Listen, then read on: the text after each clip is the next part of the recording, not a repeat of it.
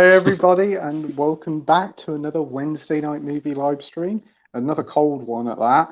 And as I hope you all enjoy this night. And tonight I'm joined by Andy from Forgotten World of Movies. I've already fucked up the lines and I've just started the stream. That's good.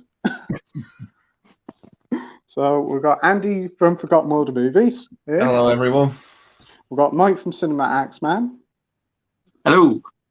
And we've got a very special guest here. We've got Nige from Rockgod 2004. Oh, very special. I like that. Good evening. Oh, brilliant. I hope you're all doing well, and I'm all looking forward to the stream. It's going to be another fun one tonight.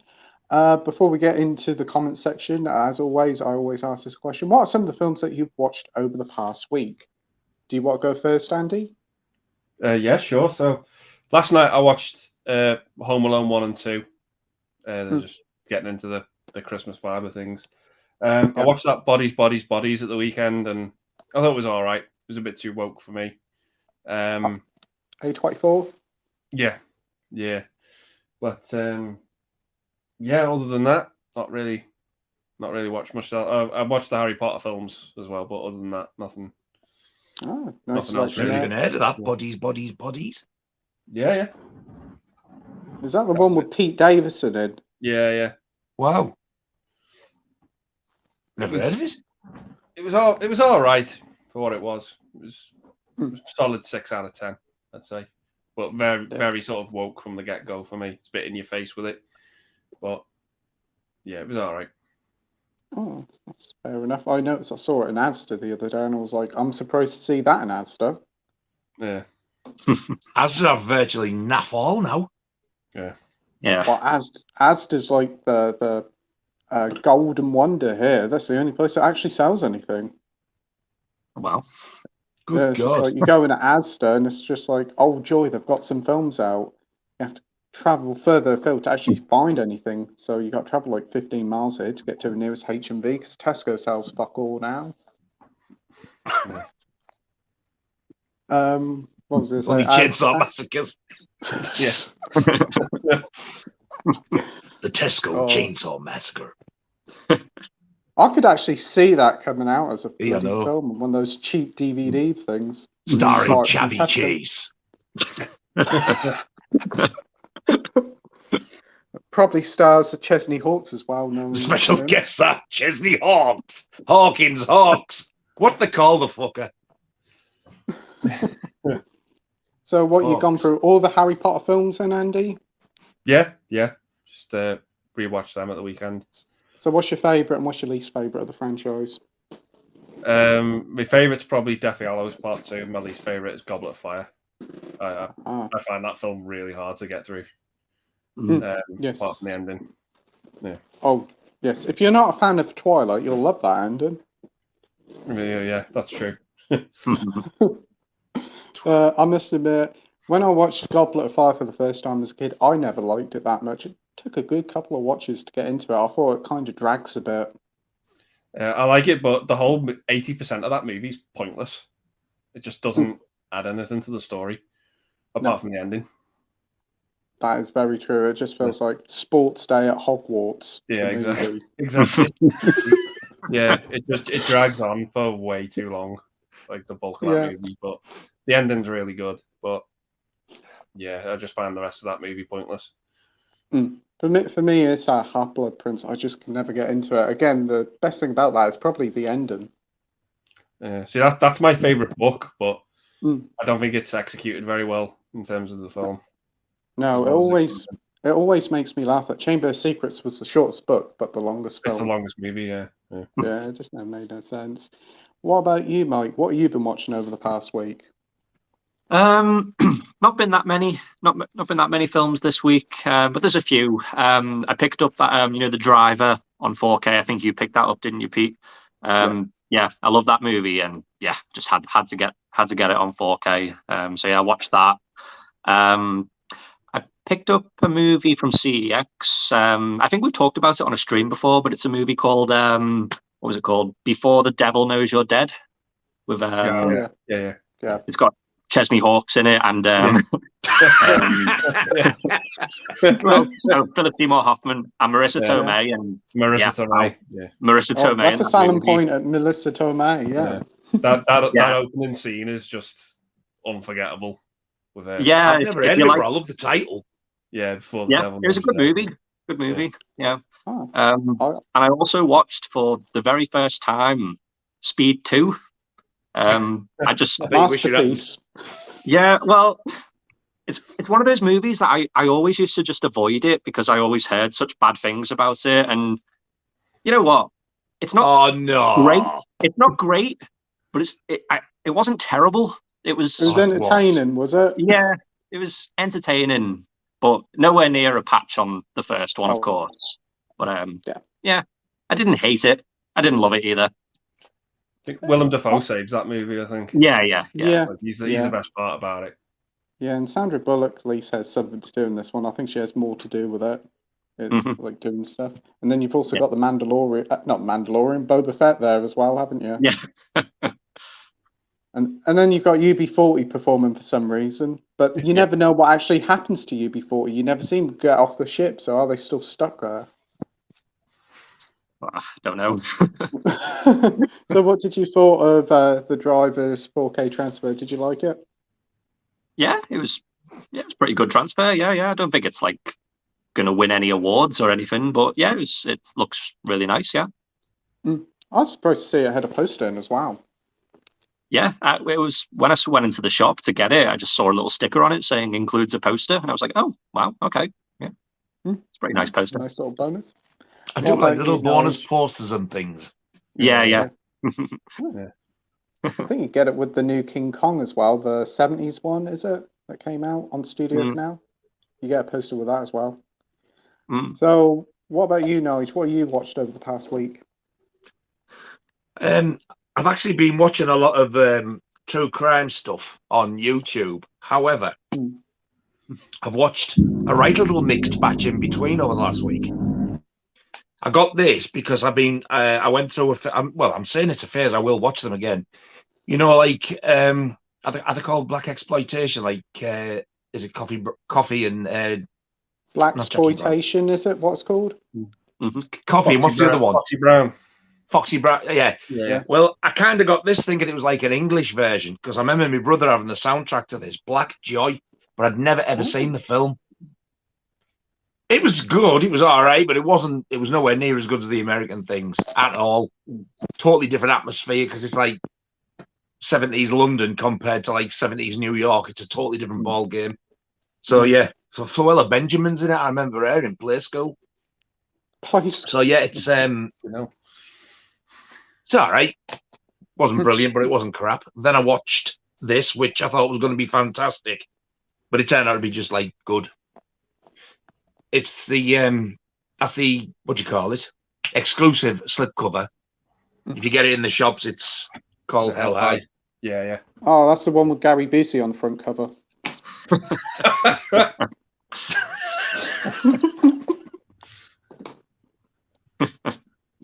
I think the mouth and teeth are too small. Yeah, that was pretty good. I think I was just a bit disappointed, so I'm not going to say it was great. Needs another rewatch though. Then I got this because this is one of the old upcoming nasties. I think this is a section 3 over here. I think it was called Strange Behavior, or it was in America, and on the nasties or in Australia, it's Dead Kids. This is really good. It's not the same story or anything, but if you like Dead and Buried, it would make a great double bill with that. But the acting and everything's really good in this. It's filmed in New Zealand, but it's set in, I think it's Boston. So it's all American actors, and they're saying, oh, Boston and Los Angeles. But you can just tell it's like over New Zealand, Australia. It's bizarre. But yeah, what a good film. I enjoyed it. And the last one, I'll give this me second view because I love this film, and the picture on this 4K is unreal. Yeah. What a film. I've always loved that film. So that's basically what I've had on this week.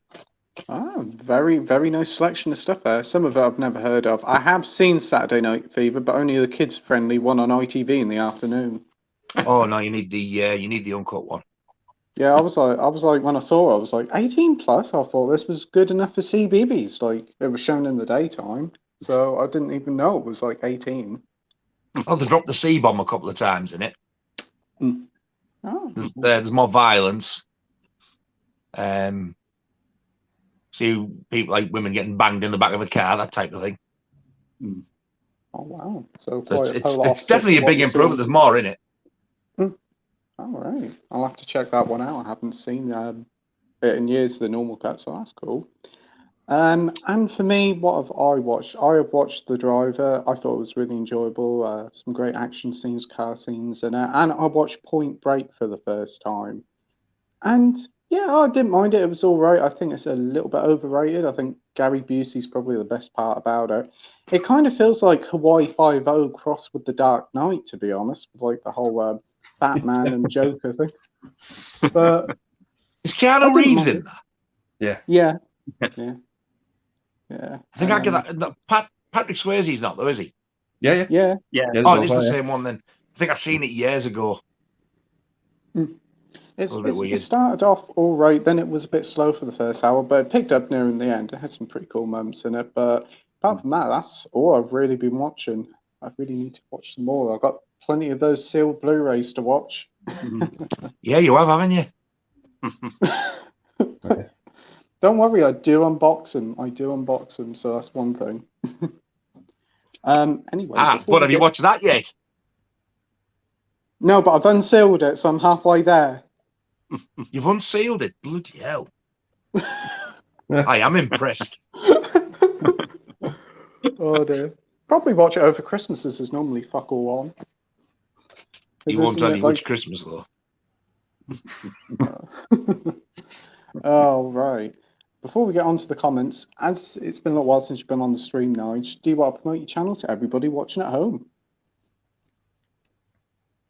Is that me? Yeah.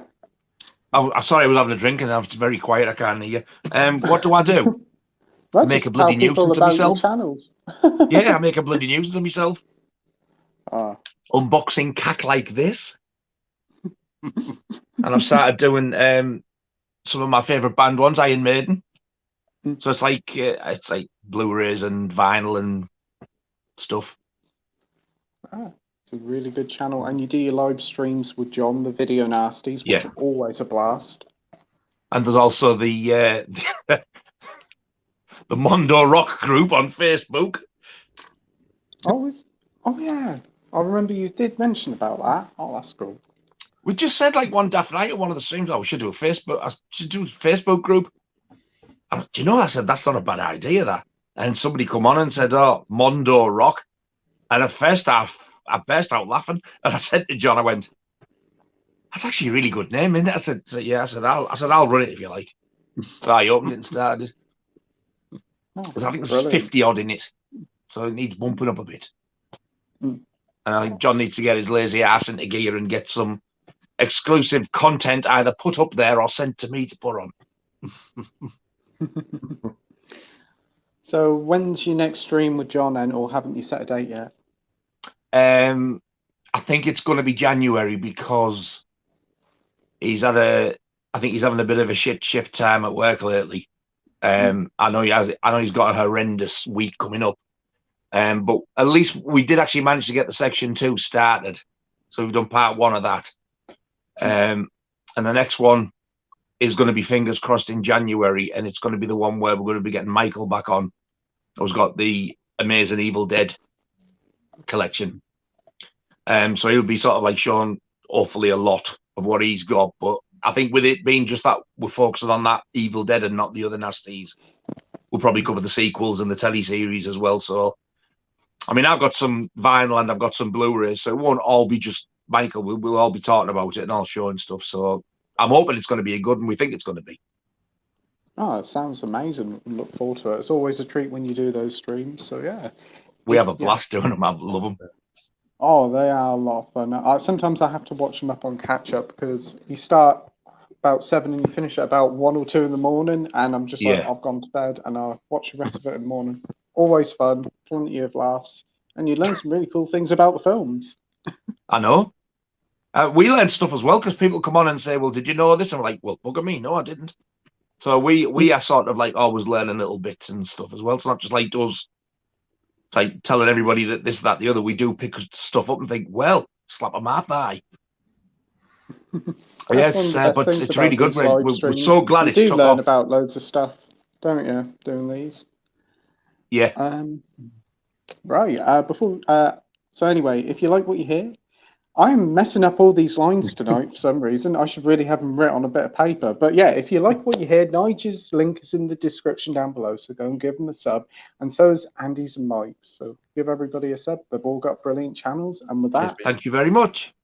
Let the stream begin. First up, we have the legendary 80s critic saying, "Good evening, gents. Looking forward to this." Good evening. Hope you're well. Evening. Hello there. We have Josh here from Classic Reviews saying, "Hello, everyone. How are we all tonight? All doing well? Hope you're well, mate." Cold. Yes, it is very cold. That's why I'm sitting near the radiator now. But the bastard's off now and I'm cold. I've warmed up now except for my nose and my feet. Oh. What two strange things to be cold. Josh says, "Watch Sam Mendes' latest film, Empire of Light, today, and I sadly wasn't a fan. Its story and characters couldn't match the production values it had. Pretty shallow film, sadly." Sam Mendes, is that the one who did 1917? Yeah. I haven't actually heard of this one yet. Is this out in cinemas soon? You guys heard of it? Not heard of it. No, can't say I have, no. Oh. Have to keep an eye out for that if that's a Sam Mendes film. We've got the viewer Drew here saying, "Hey, what's up? Hey, Drew, hope you're doing well, my friend." We have the legendaries retro 80s critics saying, "Thoughts on the Scream 6 trailer?" Oh, I haven't seen it. It's more of a teaser than anything. Nothing really happens in it. Did you see it, Andy? Yeah. I think it looks all right, to be honest. Just a shame Nev Campbell's not coming back. But yeah, that's I wasn't impressed about that, mind. No, it's not Scream without her. Yeah. No, it's not. It's not really Scream without Wes Craven, to be honest. But it looks all right. I think. Yeah, I really enjoyed 5. I thought it was a really good sort of follow-up and reboot type of thing, and the fact that those 3 were back, I was over the moon. Yeah. But yeah, there's one who's obviously not coming back, but now 2. Is Courtney Cox back? Yes, apparently so. Yeah. What's the point? We just won.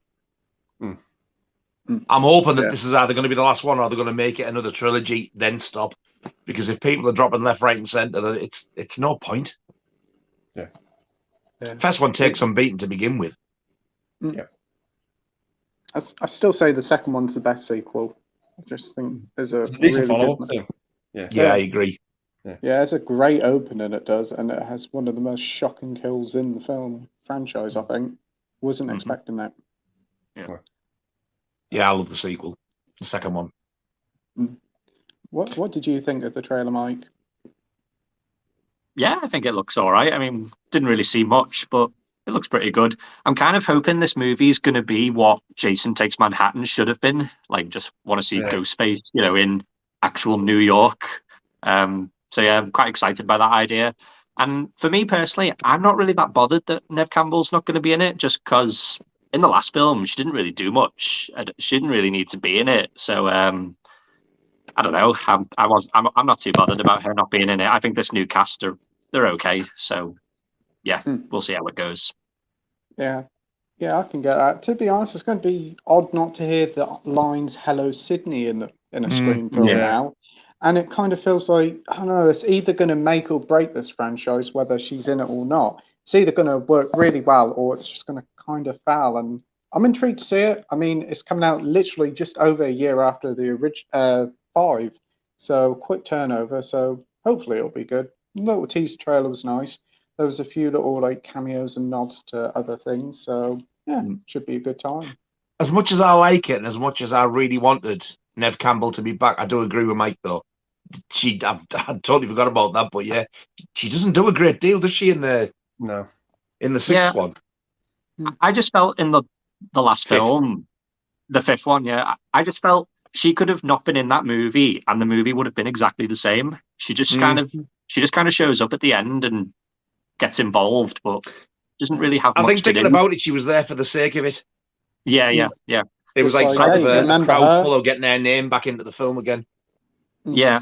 But I also think as well, like, what more can they do with her character? Like, how many times can the same character just get attacked by these Ghostface killers? Like, 5 or 6 times. So, yeah, I'm not too bothered really that she's missing out. But and how many more bloody copycat killers can they dig up? Yeah. I know. Yeah. I don't know why they don't stop selling those Scream masks where they said it. I mean, it's just like everybody seems to buy them. They seem to have plenty of them about. But I think changing it to Manhattan, that's where they're going, isn't it? Or New York. Yeah. Oh. So I didn't know that. Good. Yeah. That'd be something different, I suppose. It allows for more creative kills, I suppose. I'm going to go and have a hunt down for this trailer when we finished. Didn't even know it was out. Yeah, it just dropped today. I know there's like this little freeze frame, like a clip of the film that hit the internet a couple of weeks ago, and Ghostface has a shotgun at like a supermarket. That was going about. Did you guys see that? No, I've not seen that. Ooh. We have Edward here saying, "Evening, everyone. How's everyone doing? Hope you're all well. What's your thoughts on the teaser trailer we got for Scream 6? We just talked about that, Edward, but thanks for joining. Go back 2 minutes. Hope you're doing well, my friend. It's weird we've got the new film this year and the trailer for the sequel in the same year. Oh, yeah? Yeah. That's a bit weird. But yeah. I'm thinking 5 was out last year. It wasn't, was it? It was January, wasn't it? I think 5 came out. Well, slap on my thigh. Yeah, it was January time. Was it supposed to come out earlier 2021? Was it supposed to come out in 2021 and got delayed? So no idea. Maybe that's why we're getting a sequel so quickly. But the original and the sequel came out like a year afterwards, didn't it? Yeah, it was a year later. Yeah. So to write and direct a sequel within a year is quite impressive because that second movie is actually pretty good. For the turnover of a year, it's unbelievable. I think 3's probably the worst of the lot, and I really love that as well. Yeah. I actually like all the Scream films. I love them. Yeah.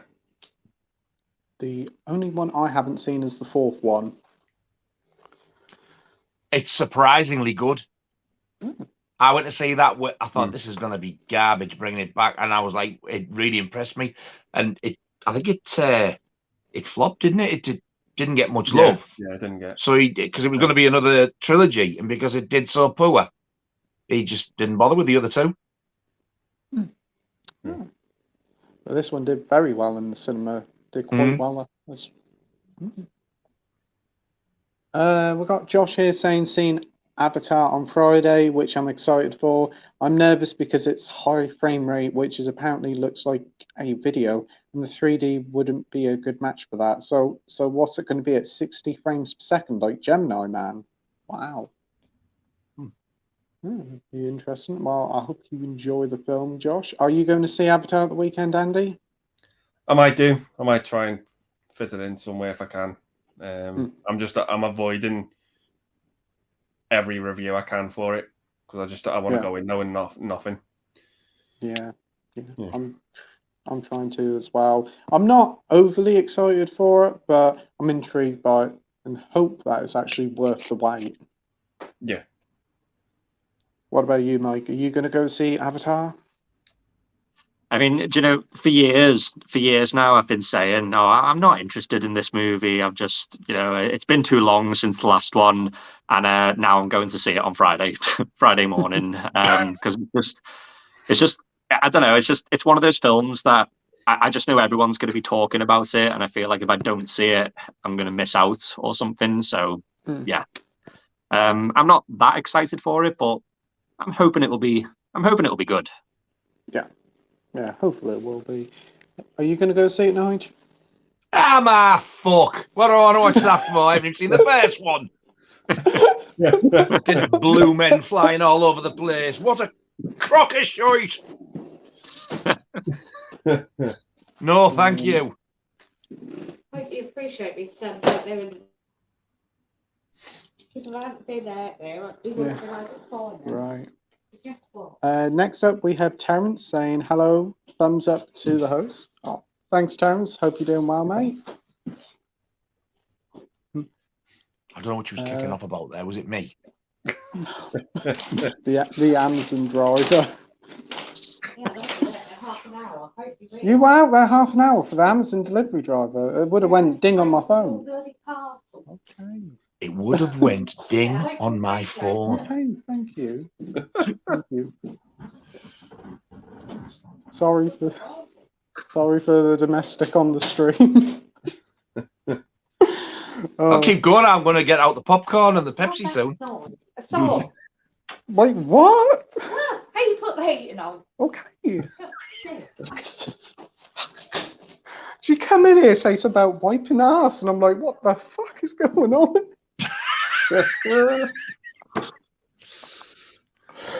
I'm ever so sorry about this. Normally it's not like this. It's just my dad eating, but wow, tonight it's all going off here. But hopefully it'll be a bit of peace and calm now. But legendary 80s expert says, are we going to see Avatar this week? Some of us are, some of us aren't. Most of yous are. I'm not. Rogue says, hi, just finished watching Federico Fellini's La Dolce Vita for the first time. Federico Fellini. That's the one. Federico Fellini. I need to fucking help him out because sometimes I'm screaming at that telly. Well, I think La Dolce Vita is a fragrance. That's right. Available You got that bit right. So that's all I know. So Ferrero Rocher Fellinissi La Dolce Vita. Yeah, I could have actually pronounced it like that, but I have a problem pronouncing Ferrero Rocher. Fuck's sake. Oh dear. So, have you guys seen this film, Andy? I am not pronouncing it. I think it's. Have you guys seen this film? And after all that, way out. No. No. You, Andy? I've not seen it, but I think it's one I've got, but not watched yet. I think it's in that pile behind me. But yeah. Mikey, you seen it? I have actually, yeah. It's very long. I think it's like 3 hours long, but yeah, it's pretty good. Is that an old film? Yeah, it's like 1950s, I think. I thought I'm actually being serious. I thought I'd heard of it. I thought La Dolce Vita. I thought I'd heard of that. No, I've never seen it though. I haven't seen it, to the surprise of nobody, but I probably won't because the first difficulty will be pronouncing the thing. We have David here saying, good evening, guys. Hope you're all well and good. Good evening, David. Hope you're well, mate. Terence says, think I might rewatch Fern Gully instead.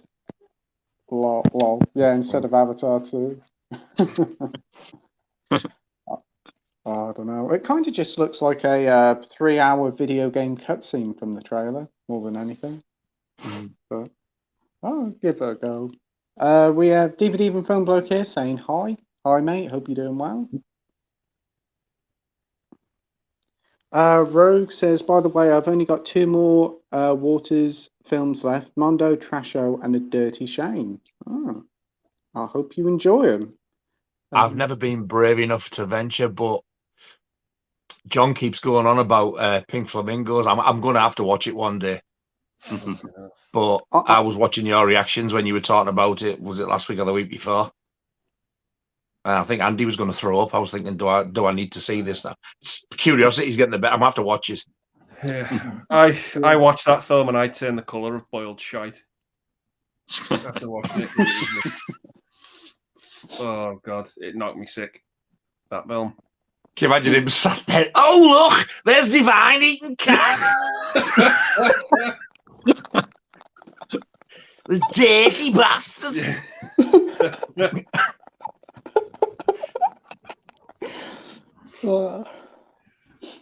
Pete watches it. Oh, dirty bastard. Oh, wow.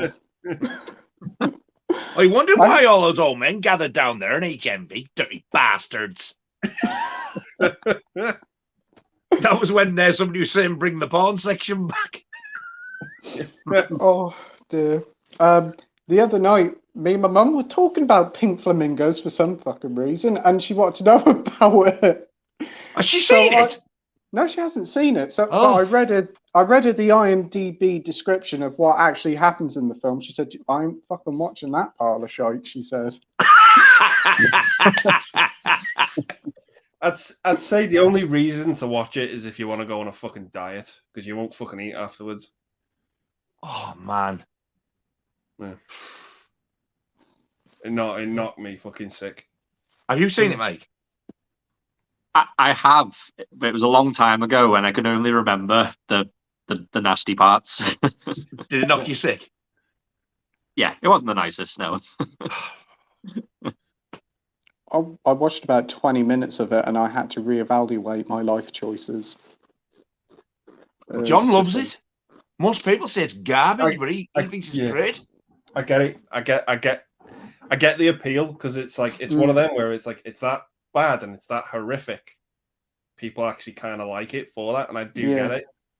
I do get it, because that's what the director was going for. Like, he was like, I want to make the most horrible, unpleasant film ever, and he fucking did it. And yeah, people see, that's the scary thing.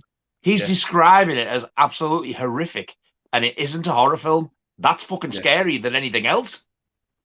Yeah, because you normally only like describe horror films like that. He's describing something that's just like, oh, like a dirty character type of thing. But to call it horrific, I'm thinking, I think I'd like to hold on to me dinner. Yeah. Didn't they used but to then show after he's going, no, watch it, you fat bastard, America. Watch it. Didn't they used to show it at drive-ins back when it first came out, and it got like a reputation to be like popular? It's got that grindhousey look, hasn't it? That driving look to it. Yeah, I've seen little clips, but I've never seen any of the nastiness. Nothing like spending a Saturday night in the car watching Pink Flamingos. It's because it's all real. It's all real. Everything you see. I know. Real. And it's I've heard. None of it's fake. It's all. When you say all, is there more happens in it than that scene? Yeah. Yeah. Oh Jesus. Yeah. Yeah. It's not just sounding grim. nice. This. It's just grim. I didn't know. I saw I saw clips of it when I was a kid, and I thought that's what the movie's going to be. And I thought, okay, she eats the dog shit at the end, and I was like, okay, I thought that's what it was going to be, but there was more stuff in it that turned me green. I was just like, no. I've never ever turned a movie off, and that was the closest I've ever come to turning a film off. Yeah. Never turned a movie off. So the Blu-ray that's been released over here, is it a Criterion? Yeah. Yeah. And is it uncut? Apparently so. I don't know. Yeah, it is fully uncut. If that's in, surely everything else will be. Yeah. I don't know. I won't be buying that, and I won't be expecting that in the stocking this year. If I get it, I'll get to see it. I'll let you know what I think. Yeah, it's definitely worth watching in full at least once. But just to say you've seen it. It's an experience, yeah. But some stuff. If you had to sit through that again or Cannibal Holocaust, which would you go for? See, I'd probably say Cannibal Holocaust because I've never seen it in full. You've never seen it? I've only seen the turtle bit. If you can stomach that, you can stomach the rest. That is the worst bit in it. Yeah. That's the only scene I've seen from Holocaust. So you'd rather watch that again than Pink Flamingos?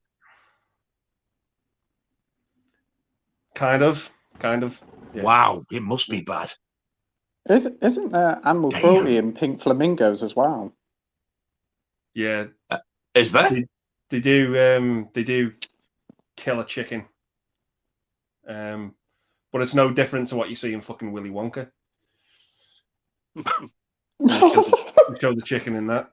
You know, it's God damn, they do, don't they? Yeah. I forgot all about that. Yeah. Oh yeah. My. That should have traumatized us all, that. Yeah. If you've seen the new Kids as well, because they kill a chicken in that as well.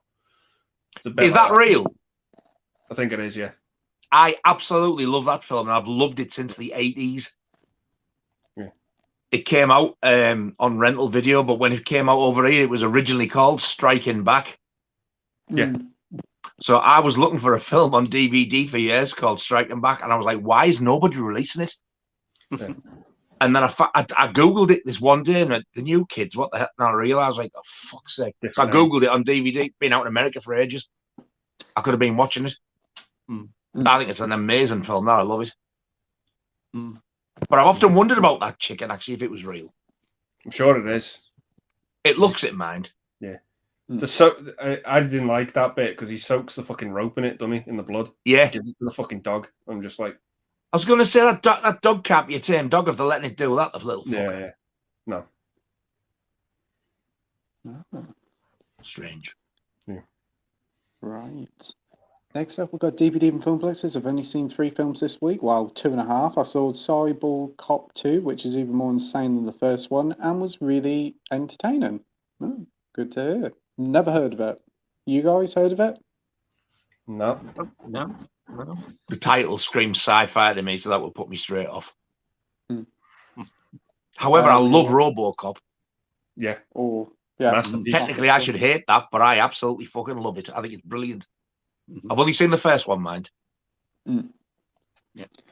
Got Boogie Cat Productions here saying, hey guys. Hey, mate. Hey, Mikey, you big handsome bastard.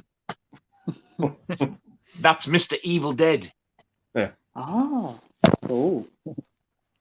We have Terence here. Just watch Hatchin', Barbarian, and Black Phone. All good movies. Great to hear. Open to watch Barbarian. Now it's hit Disney Plus, and probably going to pick up Black Phone at the weekend. Haven't heard. I do not get all the hype over Black Phone. I don't get it. Okay. I was mega disappointed because I thought it was going to be absolutely horrific and a brilliant film. And when it finished, I was like, well, that was a bit shit, wasn't it? What a letdown. That's the thing, isn't it? Hype can kill a movie. Yeah. I agree. That's the thing. What? Sorry. Hype can kill a movie. Yeah. For me, it did with 2018 Halloween as well. Yeah. Because when that came out all over America, it's amazing. What best sequel! I was like, oh, I can't wait to see this. I've always enjoyed it, but I was like, well, it wasn't all that. Halloween 2's better. Yeah. Yeah, I agree with that. I've watched it a few times now and I like it more, but I think it was the hype that spoilt it first time. Halloween Kills, I absolutely loved it. And I still haven't seen Ends yet, so don't say it. All right. I look forward to hear your opinions on Ends. Yeah, I'm looking forward to it. I'm just going to buy the 4K to go with the others. Comes out next month, it does. I was going to say, I know it's due pretty soonish. Yeah. It's your birthday next month. I might ask me for my birthday. Sounds good. Have you seen Barbarian or Hatchin' yet? No, not those two, no. Is Barbarian a horror? Oh, yeah. Supposed to be, yeah. Right. So, they're giving these titles, these films, some shit titles. Barbarian, straight away, I thought, it's a fantasy thing like Conan. Yeah. But it's only the fact I think I've seen a teaser trailer and I was like, wow, that looks brutal. And I've only just realised that was it. Yeah, it dawned on me. You've Hatchin', seen I've never heard of that one. Yeah, Andy. You've seen Barbarian. I've seen all 3 of them. Hatchin', I think, is going to be the most underrated horror film of the year because I don't think a lot of people are going to see that. But for me, it would some scenes in that creep me the fuck out in Hatchin'. Some scenes in it were like the kid in the window, in Salem's Lot. Some scenes in it. Some scenes in it. Not as scary as that, but some scenes of it were just very, very subtly reminded me of that. With this girl, it was just, it was really, really fucking creepy. I went to see Hatchin'. Open the window, you fucker. I went to see it with my ex, and she walked out. Wow! I finished it. Yeah. Right. I thought it was pretty good. But what about Barbarian? What do you think of that? Oh, I love it. Loved it. I want to see it. Barbarian. Loved it. I think that might be what you might get with what you were expecting from Black Phone. But yeah, I don't want to hype it up, but yeah, I really, really enjoyed Barbarian. I really liked the way that movie sort of took you down one path and then put you on another at times. Sold. Yeah. I'll have to watch that. Yeah, I didn't half enjoy Barbarian. I liked all three of them, to be honest. Unfortunately, Barbarian isn't going to get a physical release, Disney said. That's why they put it on Disney Plus. That's the problem. Yeah. I've got it on bootleg, but it's not the best looking Blu-ray you've ever seen. It's like watching CCTV. It's just dead jerky. Which is a shame, but I'd rather have it on Blu-ray than watch it on streaming. Yeah, Disney's missing out by keeping it on there. Yeah. I think it's something to do, though, with the fact that Disney are fucking idiots. Oh, yeah. They have been for a long while. Yeah, dicks. Ever since they bought Star Wars. Yeah, out of touch. Don't know what they're doing, to be honest. We have the legendary 80s critics saying looking forward to the new Adam Driver sci-fi film 65.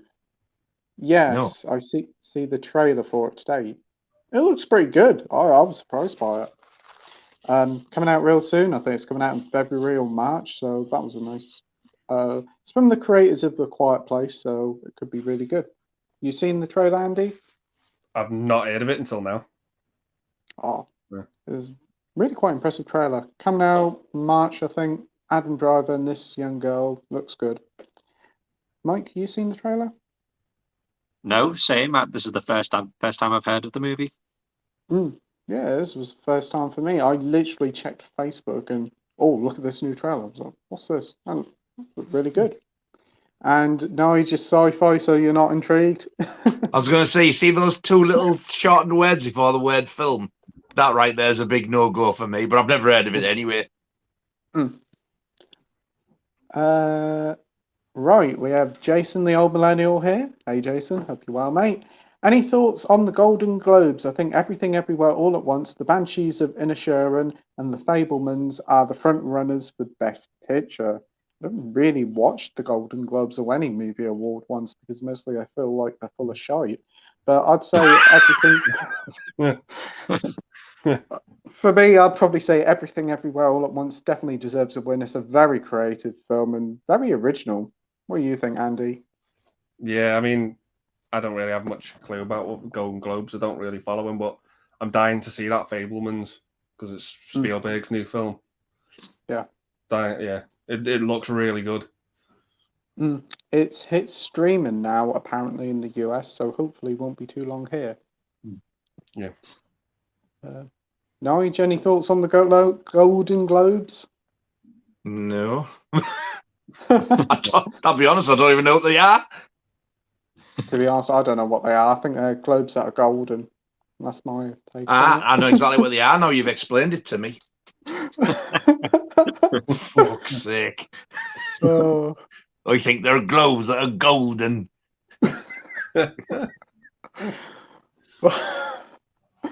What about you, Mike? Yeah, I'm the same. I don't really know too much about the Golden Globes. I've only seen one of those movies, which is Everything Everywhere All at Once. Yeah, I don't really know too much about the Golden Globes. I'm assuming it's some sort of award ceremony thing. Yeah. Half of the films that probably get nominated, nobody's ever heard of before. I was going to say I haven't heard of a single one of them. Banshee of the what? Inisherin. I was going to say you pronounce this good. Yep. Again, that's coming to Disney Plus like next week before Christmas is. And The Fabelman isn't actually coming out to the UK until next year, January or February, isn't it? They sound like the type of stuff that Criterion would release. Yeah. Like shit you've never heard of.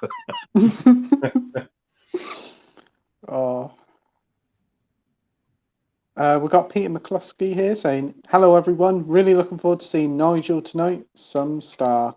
Absolutely. Oh, bless you, sir. Thank you. Oh, what a nice thing to say, bless him. He's very easily pleased. Your check's in the post for saying that. Oh, I was really looking forward to tonight's stream. I knew it was going to be plenty of laughs with you on Nige. I can't be sitting there. I can't be done with sitting there all serious, and I'd get bored, you know, when people go, "Oh, this is such a greatly made film," you know, and fuck off. Was my reply to that. One has to enjoy it, doesn't one? One does, yes. It's cold. We have to fucking warm up, have a laugh. Having a naff. I think I'm you. Having a naff. Having a I nap. mean a laugh. We've got Josh here saying Bodies is a very socially political film which can be a deterrent, but I enjoyed it for the most part. It's all right. That's that thing you held up. Yeah, bodies. Yeah, it's all right. For me it was just all right. It was watchable, but it was just all right. Yeah. Yeah, I already know what kind of happens in the film, so I'm not really that fussed about watching it. And the trailer didn't really win me over, but again, I may give it a go later on. Rogue says, I generally recommend Cecil B. Demented. It's a very good meta-comedy about the Hollywood system. It follows a group of movie terrorists trying to dismantle Hollywood who kidnaps an actress to make an underground movie. That sounds like something Tarantino would make. I've never heard of that one. Neither have I. Seen it? It's one I've got, but I've not seen yet. Yeah. You seen it, Mike? No, it's John Waters again, isn't it? Yeah. Oh, Jesus. Oh, wow. We're in for a treat there, then. Eats cat shit this time. Oh, fucking hell. That's even worse. Have you smelled cat shit? Just like different. Wash it down with a glass of your finest elephant piss. Oh. Oh, dear. Dirty bastard. I sound like I'm off for Emmerdale, I do. You do. Well, no, because them of Emmerdale sound more Manchester. You sound more like the Wurzels. I am the cider drinker. Yeah. The Wurzels were a shitty band in the 70s. Yeah. I do know what the Wurzels are. They sang Combine Harvester, yeah. Combine Harvester, wasn't it? Yeah, it's one of the few things I actually know. I love your accent. So it's taken the piss out of it in a very lovable way, because you come out with stuff and I'm just sat here pissing myself listening. I love it. I think it's fantastic. I honestly think I've got a fucking shit accent, to be fair. So don't ever think it's done in a malicious way, because it really isn't. It's the thing with living between Norfolk and Cambridge. You pick up a bit of both. DVD Even Film Bloke says, I saw the photo reconstruction of London After Midnight, a lost silent film, but a lot of photos still exist. I've heard of that. London After No. Midnight. I have heard of that. Sounds like a documentary. Something's telling me it's got there's somebody in it. I could be wrong here, but yeah, it's a silent film, but I think there's somebody in it with makeup on. It's got like either pointy teeth or a weird face and a top hat. It's like you've been bumped into you, and now you'd scare the shit out of you in the dark. I'm sure that's the one I'm thinking of. I wasn't as enriched by it as I should have. I love to see it get found. I mean, Lon Chaney in a beaver hat with the sharp teeth is iconic. I was right. It is that one. I've never seen it, but I've seen like stills, and I think, oh, you creepy fuck. It's not a bonny sight. Didn't realise it was Lon Chaney though. No. Must be Lon Chaney Senior, not the one who plays the Wolfman. It must be his father. Must be. Right. We have Josh saying about the Golden Globes were strange, saying James Cameron snuck his way in, no doubt to promote Avatar 2, and they nominated Ana de Armas for Blonde, which was so strange considering the way the film has been seen as. Yeah, Blonde was quite controversial. Haven't seen it, but I've heard not great things about it. what you guys think about Blonde being nominated. Have you seen Blonde, Andy? No, I've not seen it yet. I wanted to watch it, but then I heard it wasn't anything special, so I didn't bother. Did you see it, Mike? No, I've not seen it. I do want to see it because I do quite like the director because he did the assassination of Jesse James. I don't know, that was quite a strange movie for a lot of people. It's kind of like a Marmite type of film, but I really liked it, and I imagine Blonde will be something similar. Yeah. And have you seen it, Nige? Blonde? I've never even heard of it. It's a Netflix film, isn't it? On Netflix? I think. Yeah. It's not. Does she move in with somebody and then she sort of like starting takes drugs and stuff? Or am I thinking of a different film? It's about Marilyn Monroe, kinda. Oh no, then I haven't. We've got Video Tasties Gareth here saying hi all. Hey Gareth, hope you're well. Hey Gareth. Hey up. We've got Brett here from Walk On Always Believe. Watch your lads, hope you're good. Another cold day. I'm going to make a Bovril drink to try and warm up a little. Oh. Bovril. Bovril. I'm going to make a Bovril. Oh, I haven't had Bovril for a long time. I love that. I don't think I've ever had it. I'm Is that the gravy? Isn't that gravy stuff a bit like what you have with chicken? God. It's a hot, meaty drink. What fucking planet were you born on? So it's like gravy, Ed. Oh, can I have a bit of Bovril on me dinner? Bovril. You can tell I don't do much cooking. You don't need it. You just get a spoon of this gunk. It's kind of like the same consistency as Marmite, but it is beef. It's not like a yeast extract. So you put a spoon of it in the cup and pour boiling water on. So it's like I think Americans call it beef tea. Right.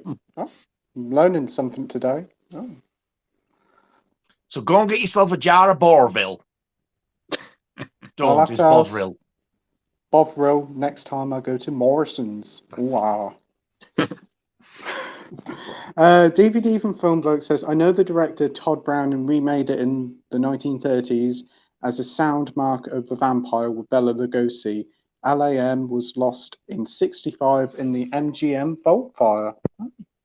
Wow. We've got Marvel Fan here saying, hey guys, how are you? Hi Marvel Fan. Watched Clerks 3 yesterday. It was a really good film. I enjoyed it, but I rented it out $4.49 HD in Amazon, but to rent it in 4K was $4.99. Not too bad. I know it was supposed to come out last week, but it's got delayed. Haven't seen it yet, but I like the first two, so I'll probably pick it up when it comes out. Have you seen Clerks 2, Andy? 3, Andy?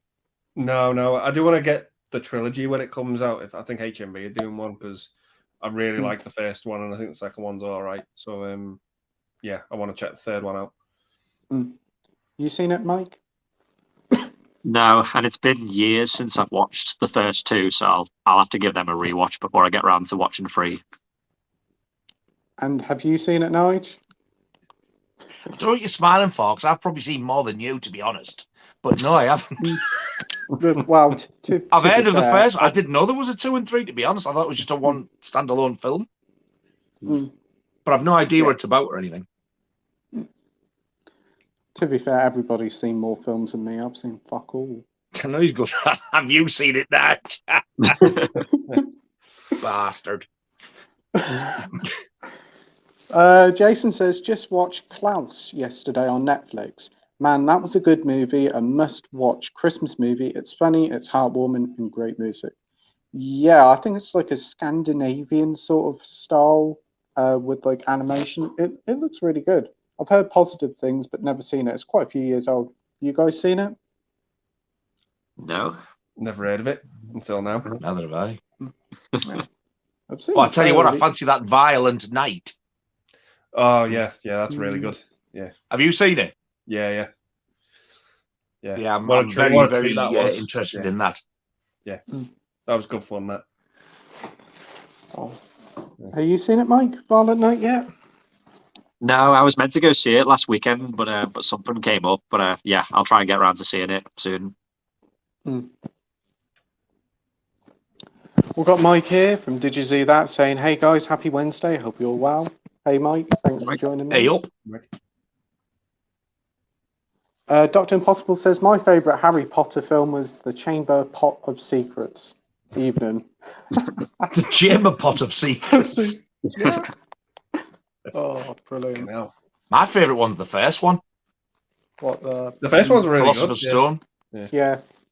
I keep thinking. I think it was because it was so different. I was dragged to the cinema to watch that. I was not impressed at all because I really did not fancy it. Didn't want to see it at all, and I absolutely loved it. And I loved the second one, and then like after that, they started to get more and more dark as they went along. Yeah. Don't get me wrong, I love them all, but I think as they go on, I start to feel a bit more depressed. Yeah. Oh yeah, definitely at the end of the Deathly Hallows Part 1. Fuck's sake. Went for a box of Kleenex quickly with that one. Fucking hell, Pete, what are you up to? Do you really need to ask? Just for the record, it's why we were late on. Sweet and innocent, me. Well, that's debatable. Marvel fan says, "I recommend watching Clerks 3. It's a really good film." Yes, I really want to watch it. Love the first two. Good fun films. Oh. I know what the tissues were for. He'd been looking at Hermione. Yeah. Hermione.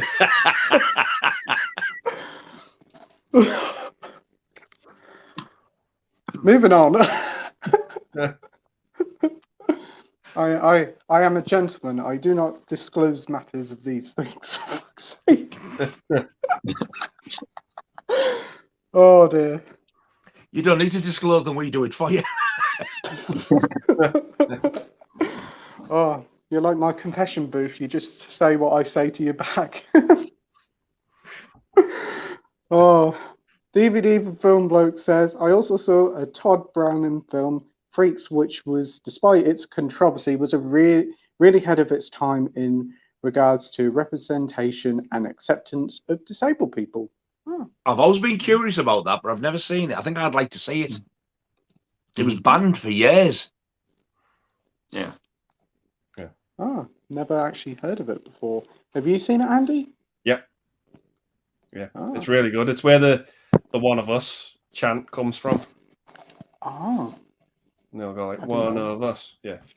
Yes, the "one of us." I never actually knew that. Oh. Yeah. You seen it, Mike? No, I've seen like clips of it and stuff, and I know about its reputation, but no, I've never seen it.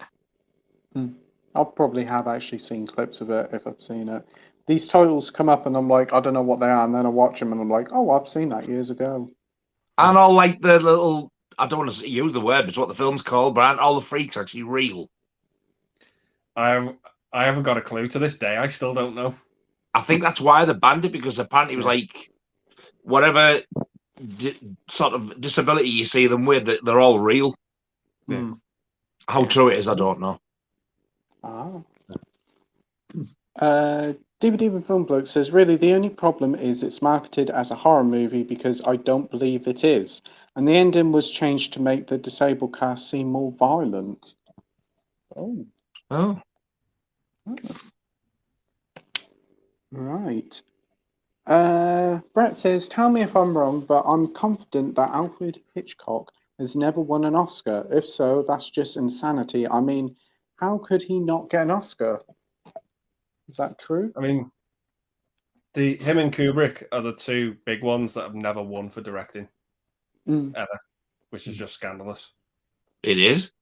Yeah, I knew Kubrick didn't. That was shocking. Some of the films he brought out. I don't know if they've won for different things like you producing or anything like that, but for directing, no. Especially Hitchcock. Oh, the two of them. Yes. Some of the stuff Hitchcock brought out, that's shocking. Brogue says, "Freaks ended Todd Browning's career, sadly." DVD from Film Bloke says, "I guess the title Freaks, which is a slur, but I think it could have worked as an intentionally ironic title." The legendary retro critic says, thoughts on Cocaine Bear? Yeah, looking forward to it. It looks like a crazy time, but could be fun. As I said last week, I hope we get a cuddly toy with a bear with like cocaine patches on his nose. What about you, Andy? What do you think? I think the trailer looks amazing. It looks like the fucking man bear pig from South Park. Absolutely nuts. Yeah. Yeah, I think it just looks like a good fun time, that film. Yeah, it's got a good cast to it. Ray Liotta's in it, which was a surprise to see. Yeah. You seen the trailer, Nige? No, I'd only heard of the film when you were on about it. I think it was last week. And I've just read it again now when it came on the screen on the telly. I thought it said Cocaine Bear till you actually said the name of the film. And I thought, what the fuck is Cocaine Bear? I've never heard of it. I must admit, when I first heard people talk about it, I thought it was like one of those straight to DVD crap things. But no, it's like it sounds really bad, doesn't it? Full big budget films coming out in cinemas. I think it's Universal bringing it out, so that was a surprise. I'll have a watch of it then. It just looks really fun. Like, it just looks like what it is on the tin. A bear swallowing a packet of cocaine, going nuts. Yeah. Winnie the Pooh on cocaine. Brilliant. Yeah. Or Yogi Bear. What about you, Mike? No, I've not seen the trailer. I think, like you guys, I've only heard the title and it just sounds really bad. But yeah, I'll have to check the trailer out. Terence says Oscars are a glorified back-slapping event, but in a Will Smith's case, a front-slapping. Yeah. Apparently, he's very remorseful now. Oh, yeah, he apologised and this, that, and the other. He's been banned for like 10 years, hasn't he, for it? Yeah. I don't know what Chris Smith has said about his apology. Chris Smith? Chris Rock? Chris Smith is somebody you know. What the hell?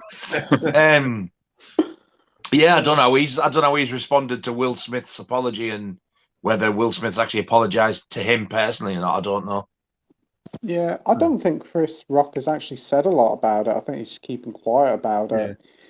It's just been brought up so much just lately, and it is like really hit his career. Because when they were talking about that, is that new film that come out, Emancipation, on Apple TV? They were saying about it and all. So I don't know, but he ain't allowed to go to the Oscars anymore for 10 years for doing it. Mike from DigiZbat says, if you had to pick a movie releasing in 2023 or 2024, what trailer teaser are you either excited or intrigued to see? I won't say the Mario movie because we've seen most of that already, the amount of trailers we've got for that just lately. I don't know what's coming out.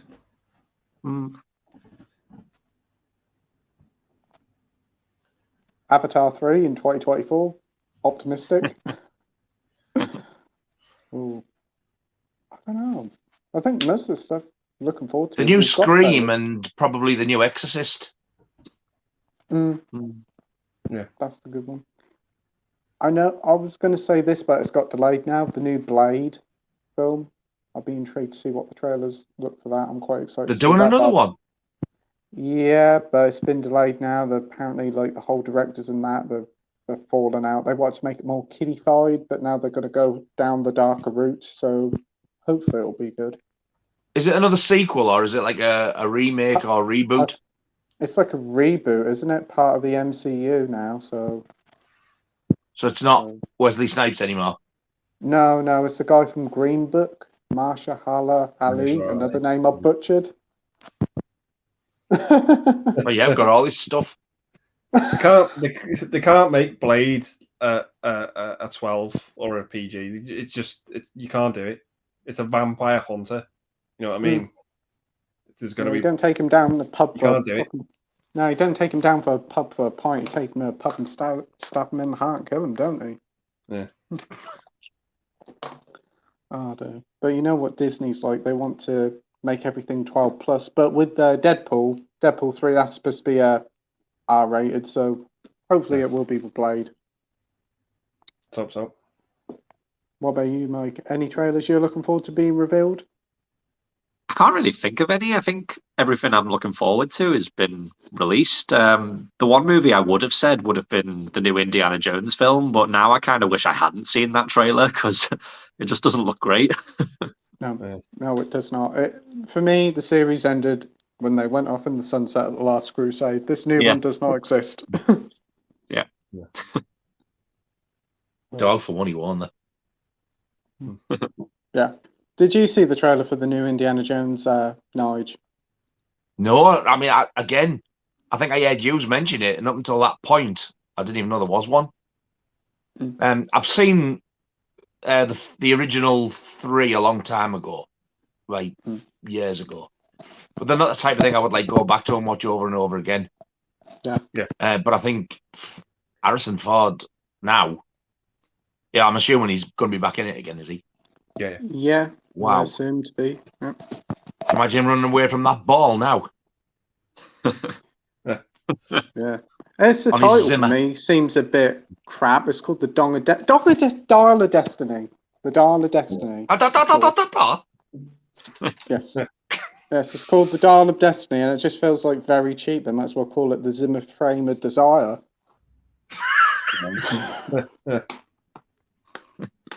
The retirement home of doom.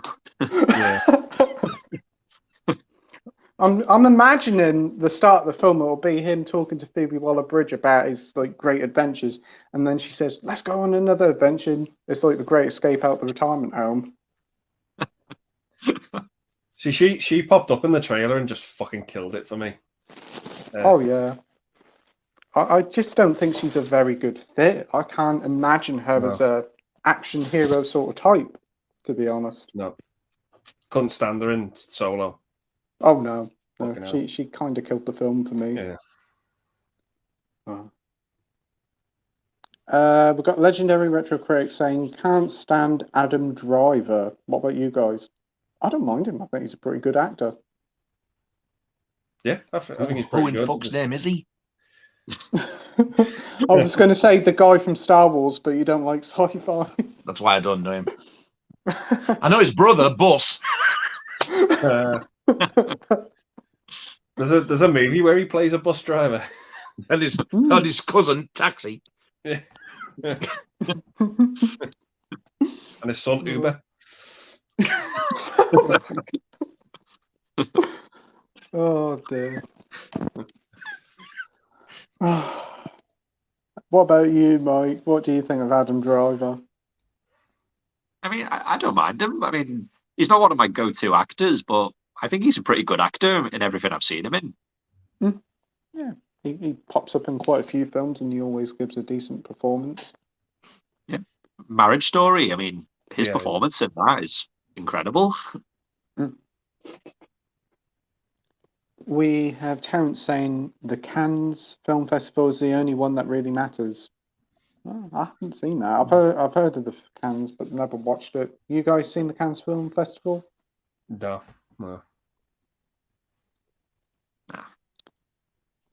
DVD from Film Bloke says to Rogue, sadly, yes, it did. I think it's a shame because I think it's ahead of its time in regards to representation.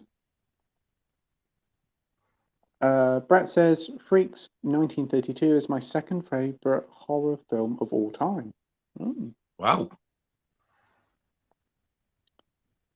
DVD from Film Bloke says to Brett, Rebecca won Best Picture in 1940, but Hitchcock never got one. Scandalous. Definitely, I do agree. He made so many wonderful films. And Terence says Kubrick never won either. Too cool for the Oscars. DVD from Film Bloke says, yeah, Saturday Night Fever got an X rating in 77-18. However, after Grease, they cut stuff out of Saturday Night Fever down to a PG. The PG version was released on VHS first in the 80s. Yeah, I kind of always classed it as a spin-off to Grease as a kid. I think they actually showed the PG cut at school when I was a kid. Rogue says it's sad that Todd Browning died as a massive alcoholic caused by him being lonely and feeling guilty for the making of Freaks, as the media kept blaming things on him, causing him to break and isolate himself. Oh, that's really sad to hear. Browning died alone at the age of 82 after being lonely for 20 years. Oh, that's awful. That's really sad. That's so sad. We've got Coro here. Hey, Coro. Any other guys whose balls are freezing off? Holy motherfucker, yeah. Very cold. I might have whittled it down to just my feet now. Everything else seems all right. My testicles have not dissolved, defrosted. Oh, but my feet, gee, Dr. Impossible says, I watched actress Karen Black perform 3 different characters in a TV drama called Trilogy of Terror. Of the 3 segments, one story stuck out for me, Amelia. The tension level in that story was great. Huh? Never heard of it. You guys seen it before? I've heard of it, but I've never seen it. The first I heard of it, I never knew what the title was, but I'd gone to bed when I was a kid. And I remember the next day when I got up, my mother had said to me, "Oh, it's a good job you didn't stay up for that film last night." I went, "Why?" And she told me part of the story. I didn't realize it was like an anthology thing, a fest. And she was telling me about one of the stories. There's a doll in one of the stories with pointy teeth. And I think it's got a knife. And at the end of it, I can't remember what the entire story was, but she said that at the end of it, Karen Black, there's a door closed and she's behind the door. And her teeth have gone like the doll, and she's got this knife, and she's just stabbing into the carpet. Now she knows that would have terrified me. So ever since she told me that, I've avoided it like the plague. But now I want to see it all these years later. You can get it on Blu-ray, but I don't know if it's over here. But I know you can definitely get it on an American import. Sounds pretty good. Yeah. You seen it, Mike? No, but it sounds interesting. I do like my horror anthologies, so yeah, I'll have to check it out. Yeah, I do. Andy, you've seen it? No, I'm the same. I'm intrigued now. Yeah. Does sound really good. DVD from Film Bloke says to Rogue, yeah, it's all MGM's fault because it should have been marketed as a horror film and the full 90 minutes cut should have been the release cut. DVD from Film Bloke continues to say, although it wasn't marketed as a horror, I don't know what a 1932 audience would have made of it. I don't really think they'd be ready for it. Probably not. Rogue says, Todd Browning had one of the most tragic lives ever. He got to the top of Hollywood and quickly fell to the rock bottom of society because of one film. Yeah, that's really heartbreaking stuff, that is. It's bizarre, isn't it? Like our film could just like ruin you like that. Yeah.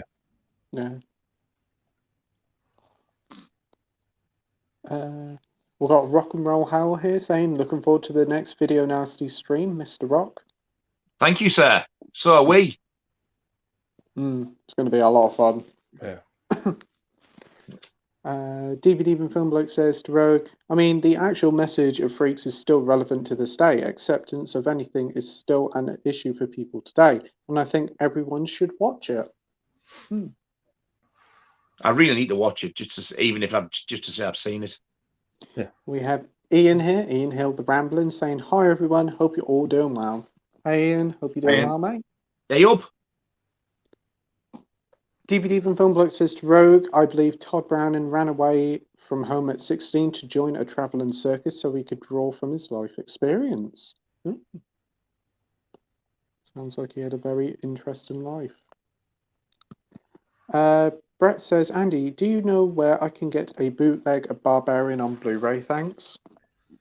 I use eCreator for Blu-rays that aren't officially released, but I wouldn't recommend buying Barbarian because it's not the best quality.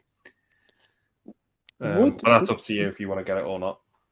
Would the Barbarian bootleg cut be a bit better now it's actually hit streaming? Will they use that from Disney Plus and just try and put it to disc. Maybe.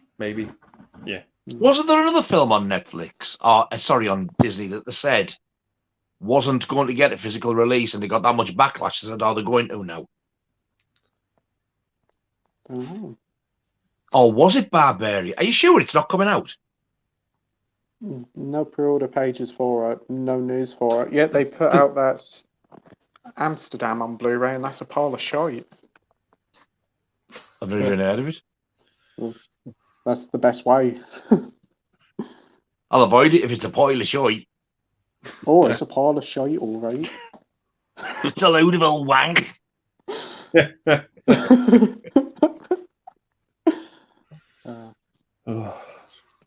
I know See How They Run. That was another one that was supposed to be getting a physical, but they didn't give it one and stuck it on Disney Plus.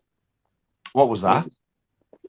See How They Run. It's like a murder mystery, sort of Wes Anderson-like thing, based on the Mousetrap play that came out a couple of months ago. That was pretty good, but again, no physical release. But they're giving the thing that's eating away in my head, that something I've read or seen something where they said there was that many people complaining they're going to release it. I'm pretty sure the film was a one-word title. That's why Barbarian is now thinking. I'm now thinking, is it that? I know it did get a bit of a. I know people did kick up a stink when it was announced it weren't getting one, so maybe it is getting one in America, but there's no pre-order pages up for it. I've checked about for it. I know that new. We'll have to keep our eye open on it, see if any of us can see it, type of thing. Because I'm sure I've read that there's something coming out that they originally said they're not giving it a physical release. I know that Disney Strange World or Strange New World that just came out in cinemas that's flopped like fuck is getting a physical release. So come on, give us Barbarian. What the hell are they playing at? The best thing is it's already got a 4K coming and a 4K steelbook, and nobody's seen the film. So like, why? No, if it flops, they'll release it to try and make some money back that way. But if it does well, no, we're not releasing that. Thick as pig shit, aren't they? Yeah. Disney just don't know what they're doing. I watched that new Willow TV show. Jeez, now that's a pile of shite again. What have they done? What? Willow TV show based on the old George Lucas George Lucas film. Yeah. Oh dear. That's another thing that's pissing me off, the amount of teleseries that they're now making out of films. That's another thing that's getting me on the job. Leave them alone. They done a new animated one for Night at the Museum. I tell a lie, I did watch that the other day, and that was a steaming pile of shite. Jeez. Dreadful. Makes the shit out of Pink Flamingos look nice and fresh. I was just going to say, it's so steaming, it's going in the next John Waters film. Oh dear. Yep, dreadful. I don't know whatever they done. Just again, leave these franchises alone, Disney. It just seems like they go through their back catalogue. Oh, what we got? Oh, let's release this. Oh, let's release that. But they fuck it up. The only one that ain't fucked up is probably Prey. I thought that was pretty good. Yeah, Prey's all right. I've heard of that. I've not seen it. I fancy that Smile as well. Yes, that's out on Boxing Day, I think. I've got the 4K of that pre-ordered. I love that film. Will anybody be open Boxing Day for us to go and buy it? H&B's open on Boxing Day. You're shitting me. Yeah, you get the Boxing Day sales, don't you? Yeah, they're open Boxing Day. They've got a big sign up in my local saying open 10 till 4 on Boxing Day. And I'm just like, wow. And you know it'll be packed. Yeah. Because when it comes to that, people are glad just to get out. Oh, yeah. Yeah. Though I wouldn't queue outside next for a Boxing Day sale. I know some people who have done that. They get tents Christmas Day about 3 o'clock in the afternoon after their Christmas dinner and sit there all night for the next sale. Fuck's sake! There's some fucking sad. Sit there in the t-shirt and shorts in this lovely weather. Oh. If I walked past and saw them, I'd have to say, "Is your fucking mum daft sitting there in this?" Yeah, I knew somebody who did it. I said, "What do you get out of it?" Oh, it's the experience. What the experience of freezing your tits off? It's that cold. What do you get out of it? Pneumonia? Yeah, I remember this was one year that it was quite heavy snow, and they were just sitting there, just like, "Yeah, this is fun." I'm just like, it's something to tell the grandkids. They said. Have you heard of Record Store Day? No. It's when they release these specific releases of vinyl. And it might be something that's been released before, but they'll stazz it up and do like a coloured vinyl. Or it might be something that hasn't been released before. Or, for instance, they've done some Fleetwood Mac stuff. So they've done Rumours, but they've done Rumours, the alternative take. So it's like different takes you've not heard before, and they put it on vinyl, and you get it on Record Store Day. Queue up overnight for that. That's in April. And the first time I queued, I actually think I must have got pneumonia because I was ill for about 7 months after it.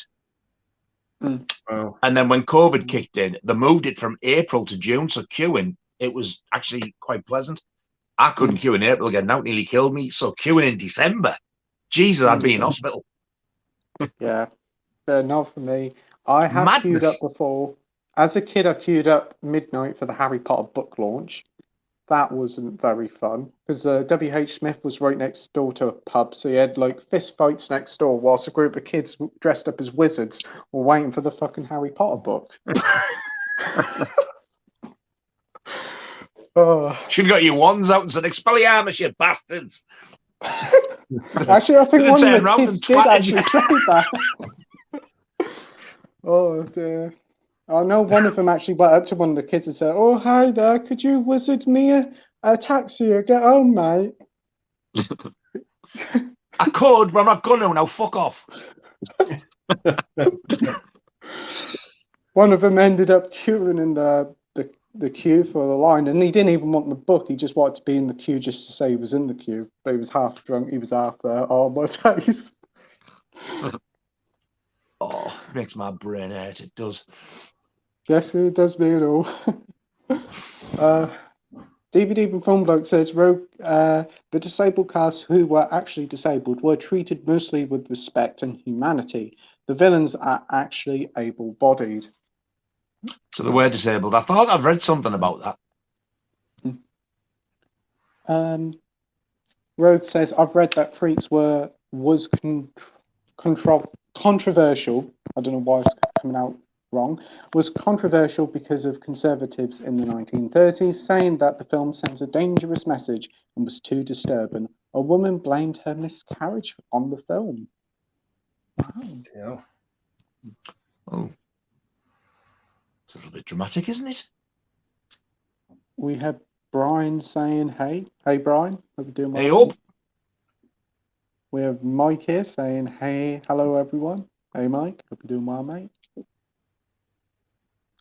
Dr. Impossible says, Jesus, Mike. Jaws 4, now Speed 2. Have some light relief with Speed 3. Just leave Jaws 4 out of this. Yeah, I'd say Jaws 4 is the better movie of the two. Jaws 4 isn't the worst Jaws film. Jaws 3 is. Yeah, I agree. Yeah. Jaws 4, yeah, it's a ridiculous storyline, but Jesus, it's entertaining. Yeah. It's a ridiculous storyline. I saw that at the but... cinema twice because I enjoyed it that much. Yeah. It's a ridiculous storyline, but all four of them are. You could even say the first one's got a ridiculous storyline. So, well, yeah, because it wouldn't jump on a boat. No. Exactly. And like, yeah, do half the shit it does really. Yeah. A shark wouldn't do the things it does in that movie. Like it wouldn't do then it. Again, can you imagine how dull the film would be if they stuck it to the real life antics of a shark? Oh yeah. Oh yeah. It's coming, and it's fucked off. It's gone for that seal. Look at that. The end. Oh. But Dr. Impossible Speed 2's a classic. Oh, so much fun. I mean, it's on a boat now. Speed 3, that's the Father Ted episode, isn't it? Ted episode, yeah. I was thinking, is there a speed? Yeah. Pat Mustard.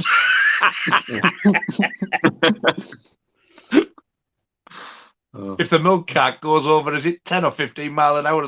Jesus. Yeah.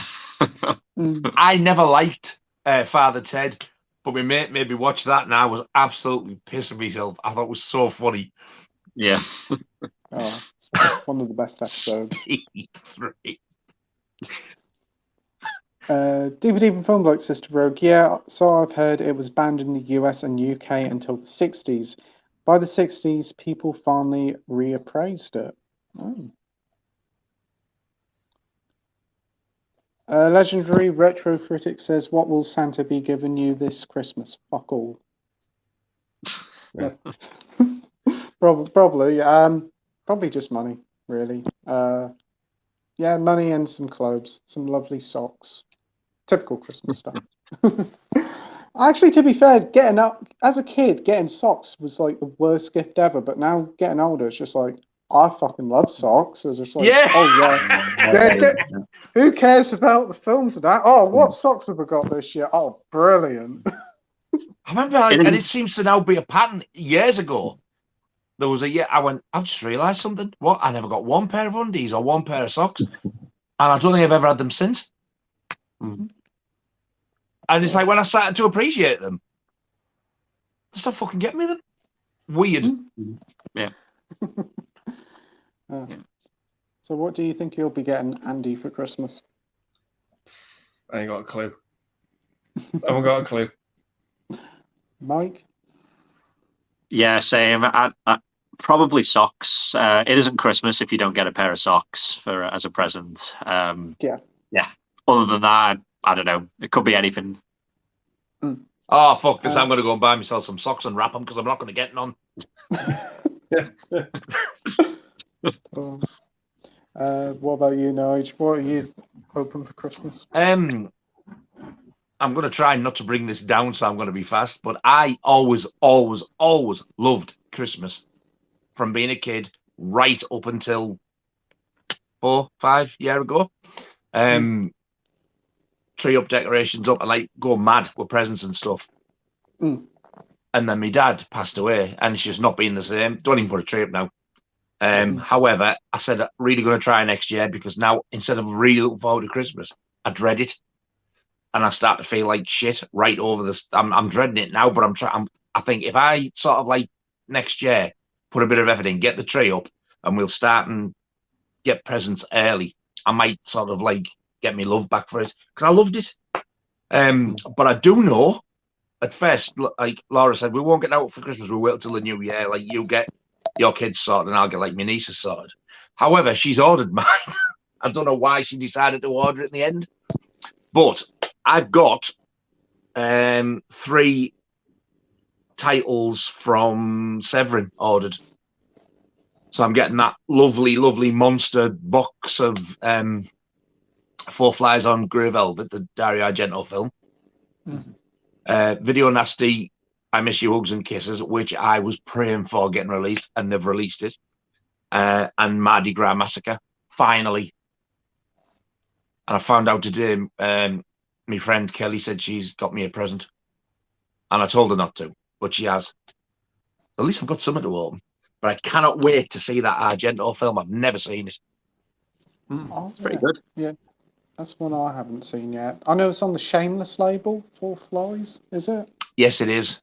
This has got 4K and Blu-ray in this one, and the soundtrack. Oh, that's a really nice release. So it's a lovely addition. That's good. Rogue says, every time I rewatch Scream 5, I increasingly dislike it. Yeah, I can get that. I wasn't the biggest fan on the reveal at the end. That's the thing that killed it for me. But I think it's I kind of guessed it. Yeah, same. The reveal, I guessed it was just the motive. That's what did it for me. I loved it, but I've only watched it once. I don't think I'll go off it because I know I did really enjoy it. However, the reveal was one of the most annoying people, I must admit. One of them. Yeah. Tried not to say that bit and slipped up. Yeah, no, I thought it was really good. I think it's getting absolutely slated, and I don't think it deserves to be slated. But then the people who are slating it will go and watch the next fucker. That's what bugs me. But if it's that bad, don't bother with the next one. DVD from Film Bloke says, I think conservatives will always hate it. It's really ahead of its time, even to this day. Take out the horror, and it's not dated at all. We have the classics Ace here saying, by Scream 10, not really the final chapter. The killer will have to resort to making the ghost face mask out of tinfoil and a bit of string. Who's the killer? Fucking Blue Peter. Here's one I made earlier. He's one I made. Oh, look at this bit of string and tinfoil. Look what I've made. Hey, you bastard. Oh dear. I'm just imagining Sophie Ellis-Bextor's mum making it because she was on Blue Peter. Oh, God, yeah, Janet Ellis. Yeah. Oh, I'm now going to show you how to make a ghost face mask. The Scream 10. Yes, for all you little terrors at home. Oh dear. You little bastards. We have Peter here saying, Rip Ryan. Okay. Well, what are you saying there, Peter? DVD from Film Bloke says, hi, the classics rate. I can see that. Yeah. They'll probably go to space for Scream 10. Yes. They probably are. I never want another horror film to do that as long as I live. Well, they'll run out of places. X should have been shelved and never seen the light of day. But the thing is, they're going to run out of place of killing people unless they can always go to Tesco, I suppose. But the only way they can go is underwater. They can only go underwater or blooming in space. I can't understand how people absolutely hate Jason Goes to Hell, but like Jason X. It is appalling. It's the only Friday film I don't like. I love the rest of them. Jason Goes to Hell included. I've always liked it. I've only seen the first 2 Fridays. I'm still working my way through them, and hopefully by the time of Halloween next year, I'll get to it. I've only just. I will admit though, Jason X has got one of the best kills. Yeah. I think I do know the nitrogen thing. Yeah. Yes. Yeah. Whoa! Well, that was brutal when I seen it. Yeah. There's 2 bits in it. I like one of them's that kill, and the other one's the bit with the sleeping bags at the end. Yeah. Yeah. That bit makes me. Did you get the Scream Factory box set? Oh yes, yeah. It's just above my head. Did you get the replacement discs? No. I think no. My ones work absolutely fine. It's not that they didn't work. Yeah. In your Jason X, you know the sleeping bag bit you're on about? Yeah. When that's happening, can you hear the victims grunt with each bang? I don't know. I can't remember. Because apparently in Jason X, those grunts were missing, and that was one of the complaints. The 3D in part 3, the beginning titles, and I was like, I must admit, because I've got a 3D telly, when it happened, I was like, that doesn't look right. They didn't come out, so they had to repress that one just for the titles. And the other one was Jason Goes to Hell. There's a bit where he goes out to the cafe to confront him, the chubby fella. Yeah. And apparently you see him go like that, and his wrist, the bone comes out in the unrated cut. It wasn't there. It's a split second. So they had to repress all 3 discs and get them sent out. Wow. So check your box set. Yeah. Because if it says unrated and that bit's not there, you haven't got the updated discs. Right. You might still be able to get them as well. Okay. I'll give it a look. I'll give it a check. Brett says to Rogue, Freaks 1932 was originally longer with a castration scene and a tongue missing scene. But that part got destroyed. The DVD was great. Also has a great documentary as well. Wow. Tongue out castration in a 1932 film. Wow. Yep. For a 30s film, that's... Oh! We've got Coral here saying, anybody watch Guillermo del Toro's Pinocchio yet? Seen a bit of it. Really good. Is that the horror one? Yeah, sort of a horror, darker one, yes. It's like claymation, and the art style's impeccable. Way better than that pile of shite that Disney brought out recently. Oh dear, that new one. Is it Robert Zemeckis who done that one? Oh my days. He is just fallen from grace, Robert Zemeckis. What is this? The Pinocchio Disney one, the Disney remake one they did. Oh, dreadful. God. Yes. Anybody else seen the Guillermo del Toro Pinocchio yet? Andy, Mike? I do want to see it, but yeah, haven't got around to it yet. The Classics Race says, and on that note, if somehow make yet another Halloween movie, they should go full circle and cast William Shatner as Michael Myers. At least they wouldn't need a mask. Oh, get a bit of white Dulux on his face. There you go, Michael. Oh, dear. DVD and Film Bloke says to Brett, yes, it was, but the studios demanded cuts. The original cut was around 90 minutes. Oh. Are we still on about Freaks? I think so, yes. I think so, yeah. Yeah. I'm learning quite a bit about this film and never even heard of it before. I think the amount of time we've been talking about it, you probably could have watched it. I know. It's not that long of a movie. Oh, I think it started on about it last week. DVD and Film Bloke says to Peter, what's happened to Ryan? Yeah, I don't know what Peter's on about. Who is Ryan? Guy who does YouTube, or used to do YouTube. I don't know what's going on. Peter says, Coral, I don't need Pinocchio when I have you. Okay. Okay, Peter. I'm quite confused there. DVD and Film Bloke says, Classics are ace. That would be awesome. Rogue says, I'm watching Avatar on Sunday in the new Odeon Lux, which opens on Friday. Oh, that's cool. Nice. Hope you have a fun time. Will you be seeing it in 3D or 4DX or whatever they call it this week? Because there's like so many different cinema experiences. Have they made this one in 3D? Yeah, I think so. Yeah, I know there's like 3D showings of it. I hope to God this means they're going to start and make 3D tellies again. That's the one thing. That was the thing that launched 3D, but will it have the same effect on it 3D this time and make people want it again? Because everything got turned 3D. I think the reason that it didn't catch on was probably like because they weren't exactly the cheapest tellies, were they? No, and you want a 3D telly, you were looking at £1,000 plus. Yeah, and whereas most people now can get a telly for like a couple of £100. And I think another thing is like the whole wearing the glasses thing for the 3D. If they can get the TV without having glasses, that'd be quite cool. But the technology is still a long way off yet. The thing is, though, the first, because we've had 2 3D tellies, and the first one was the glasses with the batteries. Now, they were a pain in the ass because they didn't last long, the batteries. And also, as soon as you turned them on, there was a little button at the top. You went like that.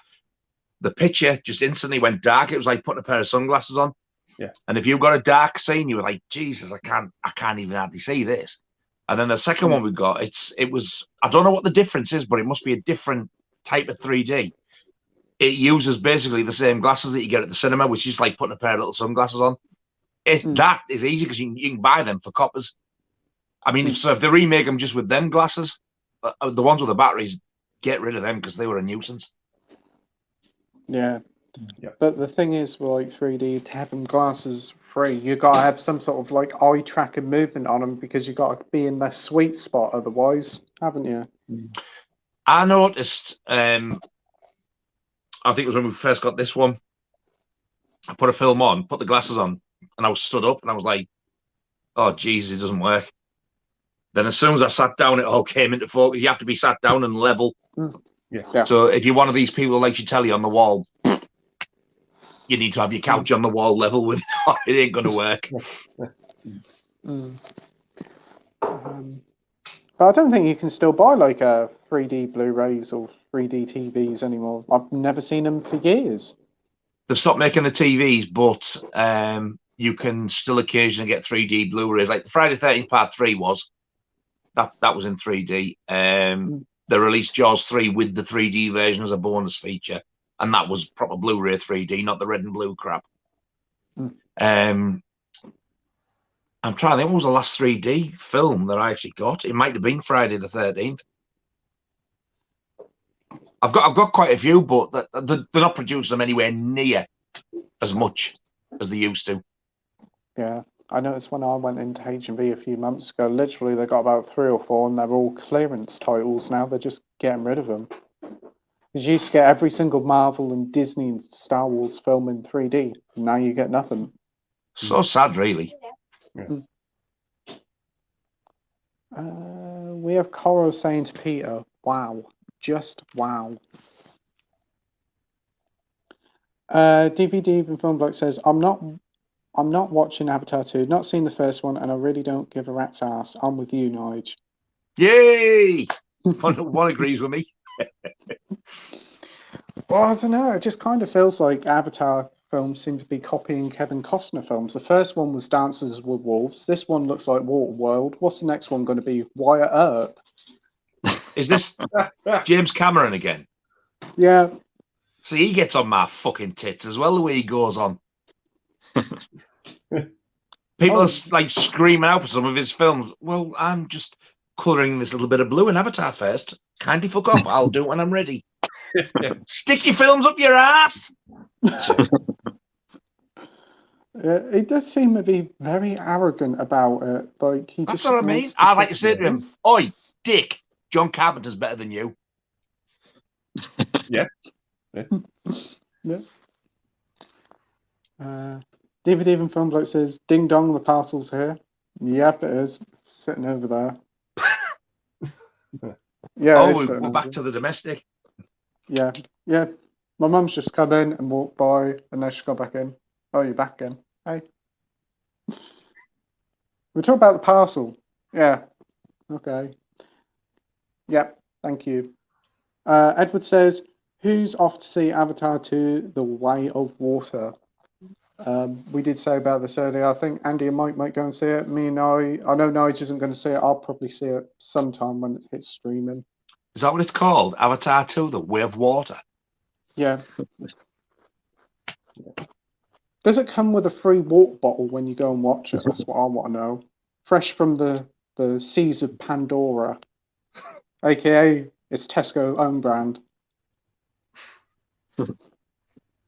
And you don't need to go to Tesco for a chainsaw massacre. The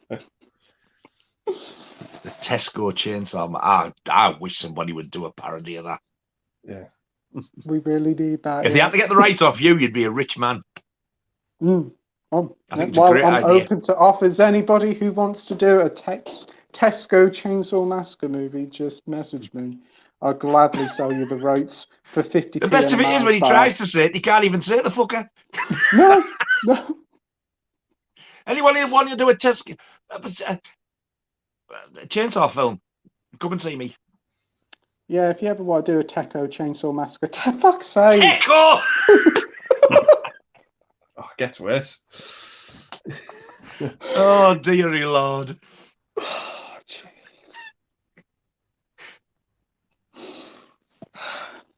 Dude, yeah, we're just going to say the T Chainsaw Massacre. That's better. TCM. Yeah, TCM, yeah. That's a TV channel, isn't it? TCM? Yeah, I think it is. Yeah.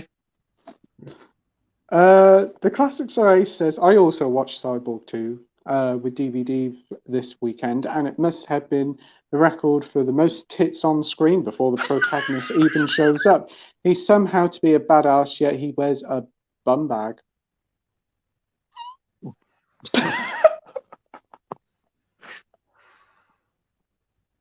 Okay, I've never heard of it, but you've kind of sold me for a reason or two.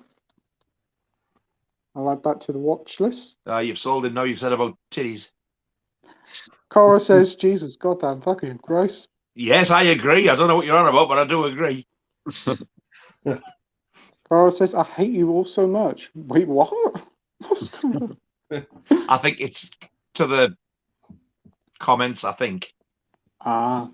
If it isn't, then fuck you! The DVD from Film Bloke says, yeah, the classics are ace, yeah. You know, we've seen so many films with tits in them, we're desensitized to them. Oh, you can never get desensitized Fuck me, look, it's catching now. You can never get desensitized to titties. The Classics Race says, I remember watching the first half of La Dolce Vita a few years ago and never caught up with the second half.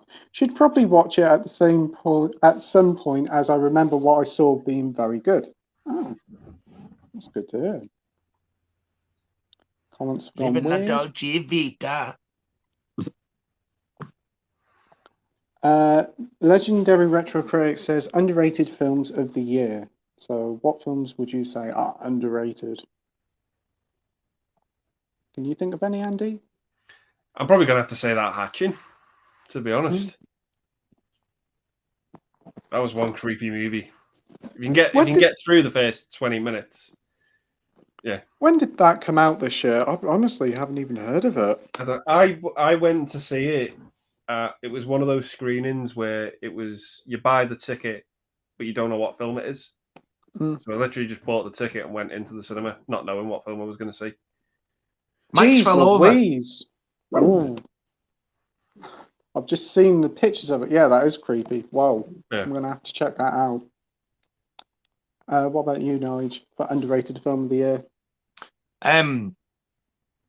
For me personally, I don't know if they're underrated or not, because I was like sort of like late to the party with them both. I'd only heard of them through seeing like videos on here, like with John and stuff, and he recommended one of them, but other people will tell me about the other one, and they absolutely blew me away.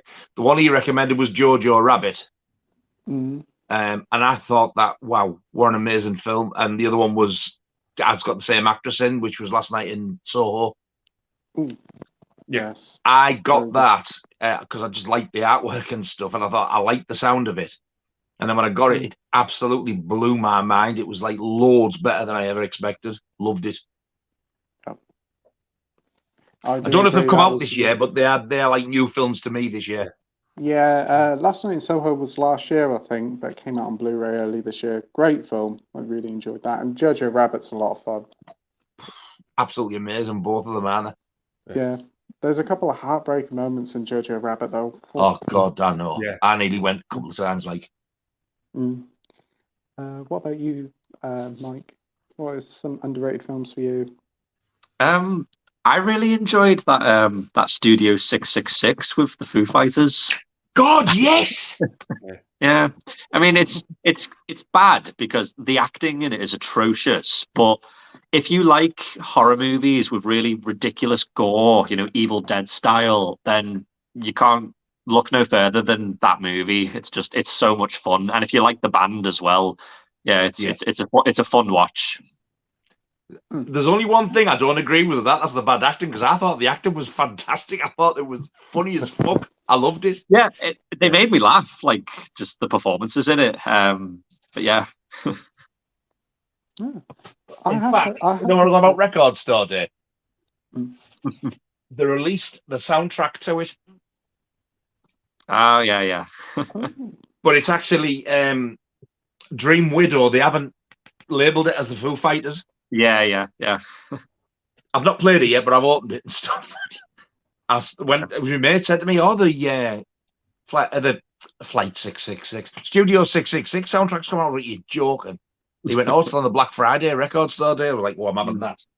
Yeah. I don't think it's actually got a physical release over here, has it? No, I got it from America. Yeah, I got it imported. Yeah. Got a nice little slipcase as well. Yeah. Yeah. It's a fun film.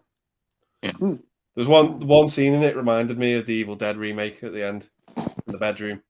Yeah. There's a bit what I didn't see coming, and I can't remember exactly what happens, but it's when they're in the studio, and all I remember is Dave Grohl like just flying, like walking in the air or something. Yeah. I can't remember. He had his guitar or he was on something, but I was absolutely pissing myself. I just didn't expect it at all. It's really funny, but it's like really gory as well. Yeah. For me, underrated film. That's hard to think. I'd probably have to say that film Men. I really enjoyed that. Alex Garland's Men, or Chippendale Rescue Rangers on Disney Plus. I wasn't expecting much with that, but that was a lot of fun. It's all right, yeah. I didn't mind it was pretty good. Yeah. Kind of felt a bit like a modern day Roger Rabbit, to be honest. Yeah. I want Roger Rabbit because I've only ever seen it once, and like when it was on 4K, I seen it on 4K. I thought, if I get that with a slip, I'm going to take a chance and get it. I did enjoy it at the time, but I've not seen it since it came out. Yeah, I'd I love bought to it see with it the slip again. this weekend. Yeah, I got it with a slip a few weeks ago. Seemed to be with a slip everywhere. I haven't seen it in years, but it's pretty easy to get hold of then. Yeah, it's on the. I think it's on the 2 for $25 at HMV. Yeah, 2 for $24 at HMV. Okay, yeah. Or 2 for $20 on Amazon, because I think that's where I got mine. Oh, if anybody wants to get me a £20 Amazon voucher for Christmas. Yeah, it terrified me as a kid, that film. Oh, yeah. Christopher Lloyd, geez, terrifying. Yeah. Scary fucker. Would you say Pearl was underrated from this year? Yeah, I enjoyed Pearl. Because I've not seen it yet, but I loved X. I thought that's another one, X. I thought that was underrated. Yeah, it's underrated. It hasn't even released over here till next year. No, the first one has, but like it got very mixed reviews, and I thought I loved it. I thought it was a great film. And I'm dying to see Pearl. The third one's coming out as well, isn't it? Yeah. Maxine, is it? That's called the third one. It's something like that, isn't it? Yeah. Because they've already released the teaser trailer for it, and it's like the shot of a helicopter flying past the Hollywood Hills, and when it passes it, instead of saying Hollywood, it's got that name. Maxine or whatever the film's called. I was like, that was clever. I think that one takes place after X, doesn't it? Yeah. I think it does. Yeah. I think this is set in the 80s. Yeah. I enjoyed both of them. And I have to say, for me as well, underrated. I really enjoyed Terrifier 2. Really enjoyed Terrifier 2. I still haven't seen it. I need to see the first one again as well to see if it's as bad as what I thought. I mean, I might watch it again and enjoy it. I do remember the gore being really good. That, see, for me, that was bad acting. Like not the clown, but the people he was like chasing. I was like, Jesus. It was really bad, but it was brutal. But like, few have said to me, like, you think that was brutal? Yeah, Terrifier. Apparently, it's really nasty. There's one scene in Terrifier 2. It just goes on and on and on, and I was just like, okay, enough's enough. But it kept going. Really? Yeah. I've heard the second one makes the first one looks like Balamori with its violence. Yeah. I do want to give them a rewatch because I know there's people who I've seen who just outright refuse to watch them because they just think they're gonna be too scary. But I thought they were entertaining as fuck. Really, really enjoyed the second one though. I thought the first one was going to be really scary because the look of that clown's face is horrific. Yeah. And then when I watched it, I was like, Jesus wept. The acting just ruined it. But then again, I shouldn't really be able to judge like that because the video nasties I watch, some of them are fucking awful. Yeah. But I enjoy them. But then again, I think as I'm watching them, I know what I'm getting into. But now I know that the acting's shit, and maybe I might enjoy it more. But I think like I need to see the first one again before I even attempt to watch the second one. I'd like to see All Hallows Eve as well, which was the first thing he was in. Yeah, I need to see that. Yeah. But I'd say don't. And that's an anthology as well, Mike. So that maybe is another one we both should hunt down. Yeah. I'd say don't watch the Terrifier movies though with acting as your forefront. Like that's not why you're going into those movies. You know, the star of those movies are the effects and Art the Clown. That's like that's like what that's the big takeaway. Yeah, they're supposed to be doing a third film that's already been announced because of how popular the second one is. So he's saying that's the big takeaway, but they're certainly the type of films not to eat your takeaway while you watch it. Yeah. So you'll be getting it back over twice. Yeah, that and Pink Flamingos, fucking hell. I would if someone said to me, which one would you rather eat your tea while watching Terrifier 2? Terrifying. Yeah, I think I would as well. Yeah, Terrifier 2. It's a bit more pleasant than Pink Flamingos. Yeah. Thing is with Terrifier, you know, it's like effects and acting, don't you? Yeah, it's all fake. Yeah. Right. Classics Away says, it just dawned on me, in the next Scream film, Ghostface should be replaced by a Silver Skull, Ashen's character. What's that? Ashens is a YouTuber, I think. But, it's gone over my head, that.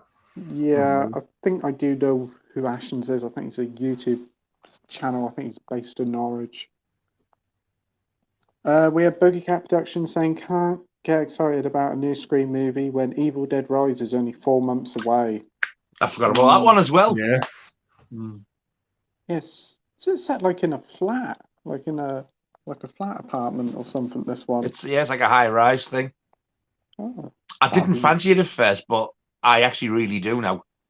That could be really good. It'd be very claustrophobic, obviously, being a high-rise building. So, bring it on. And it is going to cinema, unlike what was originally going to happen, being straight to streaming. So that's good. Hopefully, get a trailer very soon, I would have thought. Yeah. There might be one now, I'm not sure. Oh, is there? Mikey, is there a trailer? Let us know, because he'll know. He knows everything about this stuff. We've got Terence here saying Sissy, a low-key horror on Shudder, is so underrated, and so is Finnish film Hatching, both standouts of 2022. Oh, I'll have to keep an eye out for that. Isn't that the one you were about, Andy Hatchin? Yeah. It's a foreign film, but it's really good. I thought Terence was calling us a sissy then, but it's the name of the film. Yeah, I've seen that popped up on Shudder. I've never really noticed it, but yeah. Well, I recommend Hatching. Yeah. DVD and Film Book says you could always watch Pink Flamingos after period piece in order to make yourself feel better. Is that the trauma one? I think so. That's the one that DVD and Film Bloke was on about a couple of weeks ago, I think. Period, please. Does that title, is the film as bad as that title sounds? Period piece. Yeah. I'm sure DVD and Film Bloke said it's got hordes and hordes of sex in it. I'm sure he said that. I can't remember correctly, but I'm sure he'll elaborate in the comments. Rogue says, I really enjoyed Pink Flamingos. It's even better if you watch it in a group. That I can believe. Yeah. Yeah, I can. Yeah, just not with your family members, though, of course. Imagine I'm sitting down with the kids with that one. We're going to watch this David Attenborough documentary, Pink Flamingos. Oh, can I watch this Pink Flamingos about the pink birds? No, you really can't. Yeah, you won't find that on Disney Plus. Fucking Christmas Day. Unless, of course, you'd like to see Disney Plus. A big fat man dressed as a woman eat a pile of shit, then you can watch it. Yeah. Oh, dear. Yeah. God. Yeah, we're talking about Pink Flamingos, man. Yep, that film. Yep. She's just like... Make her watch it and tell us what she thinks of it. Would you like to watch it? Nah, she said no. Would you like to watch it? No, would I? Fuck, dirty bastards. Oh dear. What about watching it over Christmas? No, she just showed me a finger now. Middle finger. Okay, fair enough.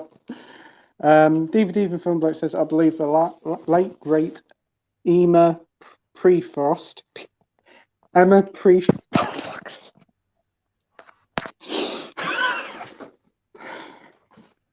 Pre-frost, as in like before you freeze something. Emma Prevost, who did a series called Reaction and Review, found Pink Flamingos funny. I could see how it could be a comedy. Yeah, I suppose so. I can't see how anybody can laugh at it from what I've been told. If only Emma was alive. And I have seen reviews online that classes it as really quite a funny and enjoyable watch. So I suppose if you go in thinking that it's a comedy, I suppose you could. But it's a film that I've heard main goal is just to discuss, and that's what it does in spades. Yeah, the Red Letter Media review of it is fucking brilliant. I fucking love that review. I will have to check out the Red Letter Media. Is that another channel? Yeah. Yeah. They do like hour-long reviews, don't they? They just sit in a chair and talk about it. They did last night. They did Teenage Mutant Ninja Turtles, the 1991. They did a review for that, and it was brilliant. But the Pink Flamingos one's great. Much as I don't like the film, their review of it is really good. It's probably better than the film. Okay. Well, yeah, it is better than the film. But yeah, there's like a bit in the movie where that divine character puts something else in her mouth and they blare it out. But it's it's my just days. Yeah. Yes, I think I know what you mean. What the fuck? Yeah. So if it's blurred out, then does that mean it's cut? It's not blurred out in the film. In the film, you see it in its entirety, but they blurred it out for their review. Oh. Yeah. They just like censored it off because they'd get hit by the ban hammer if they showed what happened, I assume. Yeah. Oh, but big time. So when you watch the film, it's actually there in all its glory, wherever it is. Yeah. Oh, yeah. Yeah. There's no shame. I'm getting fucking scared of approaching this now, you know. I've really bought it a couple of times, and Summer's always made me put it back. Yeah. There's a reason why our local HMV has never sold a single copy of it, and they wonder why. I can see me watching this, you know, and I'll video call John, and I'll say to him, "We need to talk. You've got some fucking serious issues," because he's done nothing but recommend this film. Well, all I'll say it's not for everyone. It's as bad as he's got, but I love it. I think it's great. All it is it's like her character and her son, and she puts something that belongs to her son in her mouth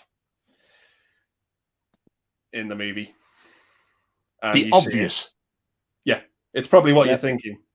Oh my lord! And it plays, it goes on, and yeah.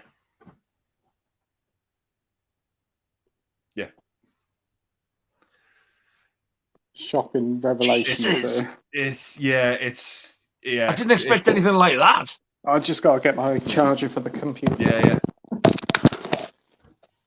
Yeah. It's horrific. It's really bad. Yeah. Damn. Did you actually buy it? Yeah. Oh yeah. Yeah, I've got it on DVD. I got it imported because there was no DVD of it here. And it was one of those movies that I knew about for the longest time. And I was like, I had this big book of like 1001 films to see before you die, and that was in there. And I was like, I've always been meaning to check it out. Bought it blind, watched it, and I've never watched it again. And how long have you had it now? Probably about 6-7 years. I wonder if the Criterion one over here's got that in, or is that cut out? Oh, it'll be in there. It'll be in it. Yeah, it should be. Yeah. So have you both seen it? I think Mike, you've seen it, haven't you, Mike? Yeah. Yeah. Have you only watched it once? Oh yeah. Once is enough, and that's it. Yeah. Damn. I'd say should have been on the nasties list by the sounds of it. I think it should have, to be honest. But it's one of them. You got to see it to believe it. But how long's it gone for? Fucking hell, too long. Are we still talking about Pink Flamingos? Yeah, it feels like about fucking 2 hours, but it's only like, I think it's about a minute, but it's just like a minute. Yeah, the shoe of Cramalor in that 1 minute. Yeah, fucking hell. I'm sure it's on YouTube. I remember I searched up for about 6 months ago when this first come up, and it was on YouTube in its entirety. Yeah, that's where I saw it, YouTube. But that was it? Quite a few years ago. Yeah. I watched up to a certain part where a guy was walking in like a park and went up to these young women with something attached to his certain parts, and that's when I switched off. Yeah, they invaded the butchers to get extra sausages.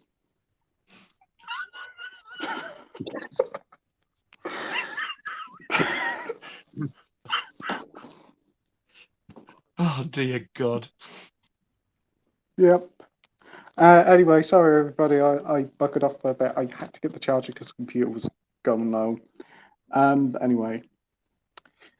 The viewer Drew says, got news to share. I saw Morbius yesterday just to see how bad it was, and the movie wasn't complete trash, but it wasn't great either. Haven't seen it yet. The bad reviews have put me off. Have you seen it, Andy? No, same as you, Pete. I'm just in no rush to get it. Maybe when it's like 50p in CX, I might pick it up, but other than that, no. That's same here. Mike, you seen it? No, not seen it. And have you seen it, Nige? Is it new? Yeah, it's like a Marvel superhero, one they got from the gutter. No. Nobody's heard of before. I won't watch that. Legendary 80s retro critic says Scarface or Donnie Brasco. Which one do you prefer? That's a good question. I've only seen one of them. Which one you've seen? Scarface. Yeah. I've seen Scarface twice. First time I seen it, I thought it was fantastic. I watched it again this year, and it wasn't as good as I remembered. I think Goodfellas is far better. I haven't seen Scarface in years, but I always used to love it. It used to be one of my favourites as a kid. My dad used to show me it a lot. But Goodfellas, that was really good. I watched that for the first time this year. But Donnie Brasco, that's the one with Johnny Depp, isn't it? Yeah. Well, Al Pacino's in both of them. Yeah, he is. Yes. Oh God, yeah, he is.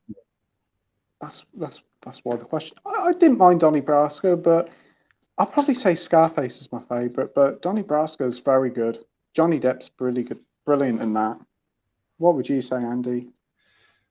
Donnie Brasco was. I think it was a one-time watch for me. Donnie Brasco, I wasn't feeling it, that movie, but I do love Scarface. But I prefer Carlito's Way to Scarface, if I'm honest. I fucking love Carlito's Way. I've always fancied that, and I've never seen it. Oh, yeah, I love it. It's amazing. Love that film. I got it on 4K, but it's one that I keep meaning to watch, but I haven't watched it yet. The end of that film is just so tense. There's a shock. Yeah. There's a shock indeed. That's got Sean Penn in as well, hasn't it? Yeah, he's a fucking tit in that film, but yeah. Oh? Yeah, he is. Sean He's Penn. just an annoying little twerp in that film. But I think I've seen trailers of him, and he does kind of come off a bit like that. So he's just such a slime ball in the movie. But it's a fucking great film, Carlito's Way. I love it. Great soundtrack. Yeah. Yeah, I'm going to have to watch that. I think I'll have to hunt it down. It's good looking 4K as well. Yeah, it's like 2 for 24 and HMV on 4K, that is. Yeah. What about you, Mike? What would you say out Scarface or Donnie Brasco? Yeah, I mean, I think they're both good movies, but I'd say Scarface is probably the more entertaining one, so I'd probably watch that one more. But like you were saying, Nige, I think it's a good film, but I don't think it's a great film. And like Andy says, I think Carlito's Way is much better. Yeah, I love that movie. Yeah, I definitely need to see that. Well, and Donnie Brasco, really, because I've actually fancied both of them. Just never seem to have got around to watching them for some reason. For me, I think Heat is better than Scarface and Donnie Brasco. I love that film. Yeah. Oh yeah, Heat. Amazing. Heat, yes. I haven't seen that either. God almighty. I'm beating you this time. Well, I've only just really seen it recently, but what a fantastic film. Oh, love it. Yeah. Wow. Rogue says John Waters calls himself the Prince of Puke and the Pope of Trash. Okay. Bless him. Yeah, I get it. Yeah. I still can't get over the pop vinyl of him, the little pop vinyl with him holding a pink flamingo. That has just sold me on getting one of them. I've been looking online for one. There's a Pink Flamingos reference, and I think in one of the Alvin and the Chipmunks movies. Is there? Yeah. Oh my! Yeah. I'm gonna have to go on kids an won't Alvin get and that the though, will they? No. Oh, No. I'm gonna have to go on an Alvin and the Chipmunks bloody marathon now to watch it. I'm sure there's a reference to Pink Flamingos in one of them films.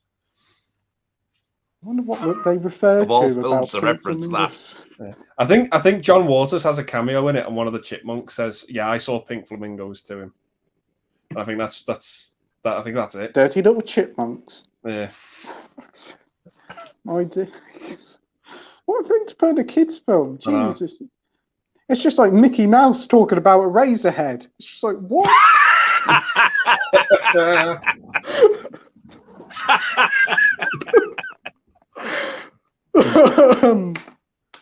Genau. Yeah. We have Danny here from This Is My Life. Hi, Pete and everyone. Hope you're doing well. What have I missed so far? Oh, quite a bit, mate. We've been chatting away, talking about all different sort of films. Hope you're doing well, Danny. Basically, Pink Flamingos and Freaks. Yeah. Yeah. And me struggling to pronounce various different words. Yes.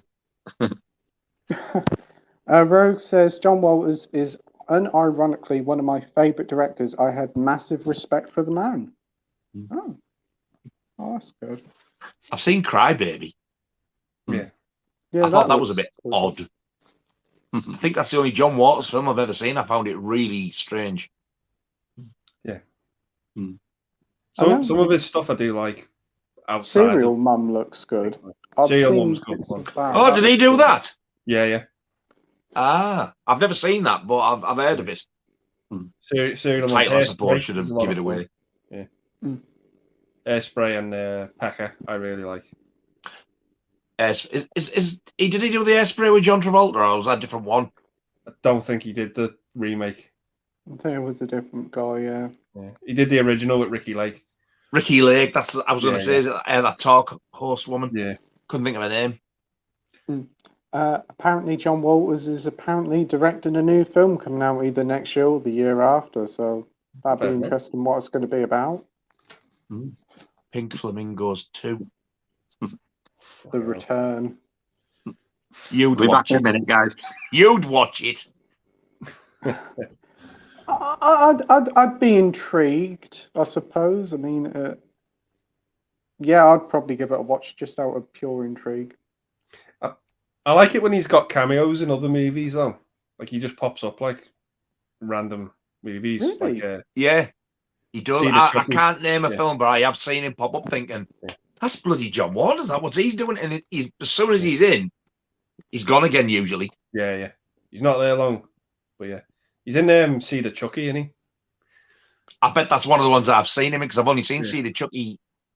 Oh, Cedar Chucky's the one where they have the kid, isn't it? Yeah. Seen it. I've got it. I've only seen it a couple of times. Yes. Yeah. He was I in bet that's My one of the Name ones Is that I'm Earl. thinking of where I've seen him, because I was shocked. I've just checked.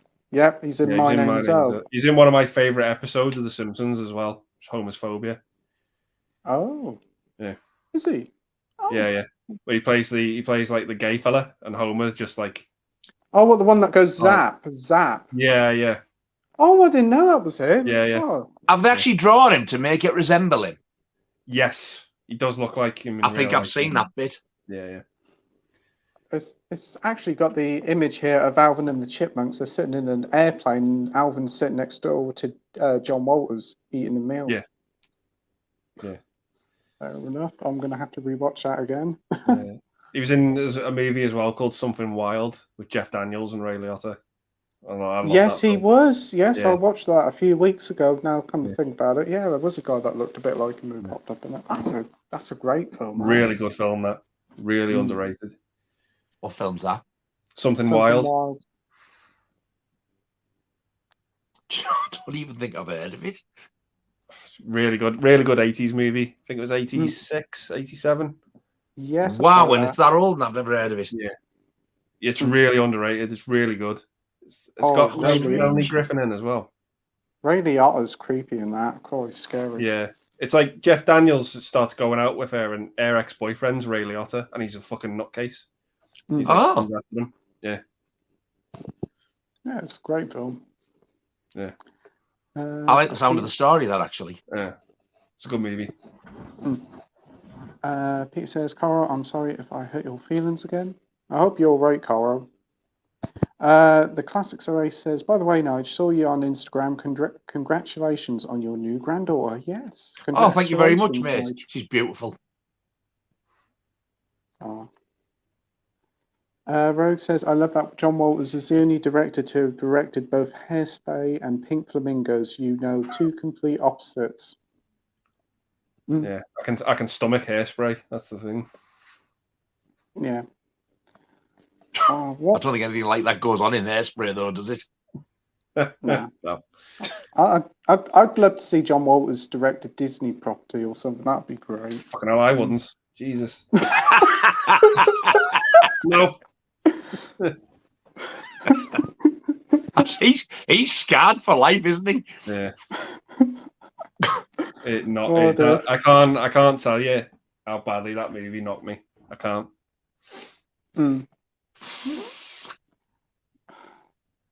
Well, I'm still contemplating on whether to experience it in full. Part of it was enough for me. It's worth doing just the once, the once, but make sure you've got back to Pink Flamingos again, Mike. Yeah. I don't know how it happened, but it just did. Yeah. all I'll say about it is make sure you've got some recovery time after. Yeah. Jesus, you're not selling this, are you? You know. Definitely won't be. I hope not. I don't. Oh God, yeah. I'm asking John if I need a bath bag. Well, the movie used to come with one, didn't it? It does in America. Yeah, you get a free bath bag with it. Yeah. Oh.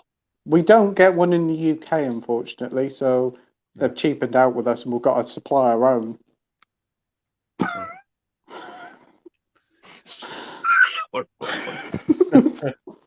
Did you get a bath bag in here? No, you tight bastards. Oh dear. Right. The legendary retro 80s critic says, Playtendoguy, are you doing any gaming stuff? Yeah. I've done an unboxing for a new game. That should be up sometime later this week, and I'm trying to work on my top 10 games of the year and probably do some more reviews eventually on down the line. And the bargain hunter got one for $5 the other day. Yeah, did. Yep, from Tesco. Mind you, apparently the game's a pile of shite, so probably I got done there. It's a PS5 one, though, isn't it? Yeah. Nobody bought it, that's why. I don't think it was possible to get any PS5 game, no matter how shit they are, for $5. I got another one the other week for $5 as well. If you go to Tesco, they have hordes of them for £5. Wow. They never put them out on the shelves, so they kind of just sell them off cheaply. You go and ask the staff member, "Hey, you got this game in?" "No, we ain't got it in." "I've got it on the app. You've got it in." "Oh, check it out." "Oh, you're right." Scan it, £5. And the woman on the phone said, who scanned it, fuck off, £5. And she had to scan it again. Yeah, £5. Wow. In game is £70, so quite a big difference. I've only got a PS4, and my gaming just stops at Spyro the Dragon and Crash Bandicoot, I'm afraid. Oh, well, they're quality.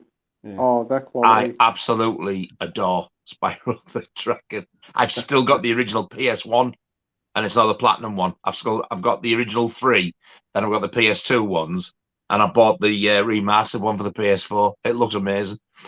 Oh, it does, yeah. It's a shame we haven't had a new Spyro game yet. They seem to be making more Crash games than anything.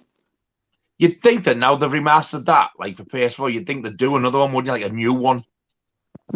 Yeah, they just keep bringing out more Crash Bandicoot. Don't get me wrong, I like Crash, but I want a new Spyro.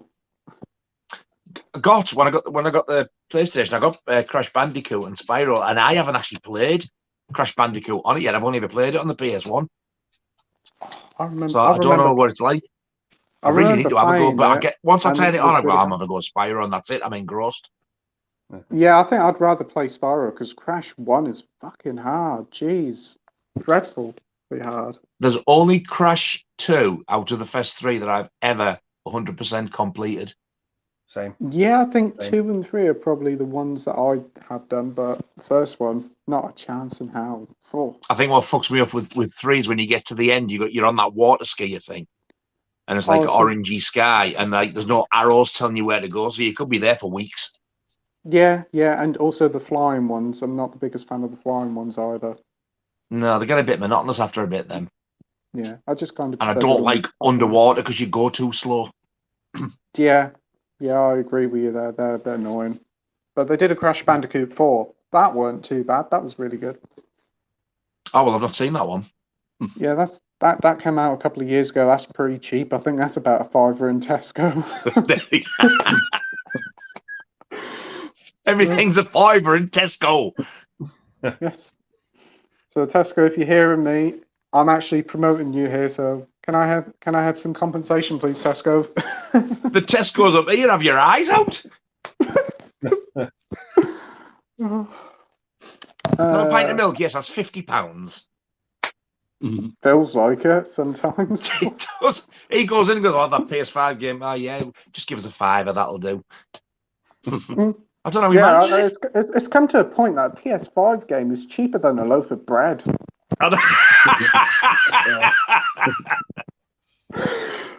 Oh, dear. I can't afford to eat, but I can certainly afford to play.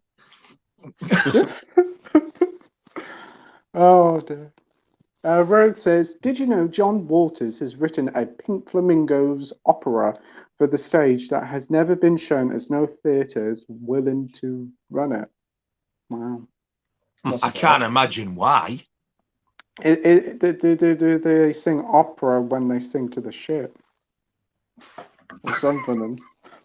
Just like, I can imagine these scenes that I've read about Pink Flamingos. They just go full opera on it. My word. We might see that on the West End sometime. Who would star in it, though? Who big name would star in it? Probably the only person they could get is probably James Corden. Oh, I doubt him. I can't abide him. Same here. Oh, dear. One useless what a piece of shit he is. Yeah. Many films have been good, and then this twat pops up and it just ruins it. Yeah. It's how horrible he is to people as well, though. Yeah. No need for it. Yeah. Who the fuck he thinks he is? I think like being him spoken years to ago. before he was famous. Wouldn't have thought so. Yeah. Years ago, I didn't mind him, but over the past 10 years, especially since he went to America, it's just all gone to his head. Yeah. He's always going on about, like, the weight thing and all that. Well, the fact of the matter is, I'm fat, and so are you, James. You are a fat bastard. If you don't like being called it, go on a diet. I know it's not easy. I've tried it, but why should everybody be nice to him when he's horrible to everybody? Yeah. Right. Yeah, because he was nasty to somebody in a pub, wasn't he, or something, in a restaurant. Yeah. Yeah. No excuse. He's nasty to every fuck about the sounds of it. What do you want? I've got a big ginger Labrador cross retriever sat in front of me looking at me. Aww. We've got Peter saying, Hatching Barbarian sounds like a terrible film. Hatching Barbarian, that sounds like a spin-off to Raising Arizona. Sounds like a 70s kids toy. It's a barbarian in an egg. Yeah. Sounds like what was it? Furbies that used to come out of an egg years ago in the 90s. Oh, they used to petrify me. Oh, fucking hell. No, they didn't go out of eggs. The Furbies were them ones, them fairy things that didn't do anything. Yeah, they just sit there. I remember I had one as a kid, and it just used to sit there. Yeah, and it went off at night when I was asleep, and it petrified me. Yeah, and it was buy another one, and they can talk together. It's like, fuck off, no. Oh, who wants to eat them two assholes wittering on? Can't understand a fucking word they say at the best of times. I remember there was one of them that used to hatch. I think it was a little bird thing. It used to come out of a shell or something. It looked like something out of fucking Alien, it did. No, that was Tamagotchi sounds like that, but that was just like a little thing you press buttons on. Yeah, they were just a lot of little dots and squares. They weren't proper real animals. So people used to love them. We have legendary retro critics say, "Do you guys collect blue movies?" I've got a few. It's not like I have a massive back catalogue of them. I think the main ones I've got are like, the older ones like Deep Throat and Debbie Does Dallas, that type of thing. The few that I've got, they're all just DVD. I don't have any on like Blu-ray or anything like that. All right, yeah. I have not got a clue. I was about to say fucking Avatar because I had no idea there. So thanks for you. So do you guys collect blue movies, Andy or Mike? I don't think I've got one called Score, but I think that's other than that I've not got anything. Yeah, I haven't. I do have two on Blu-ray. I forgot about that.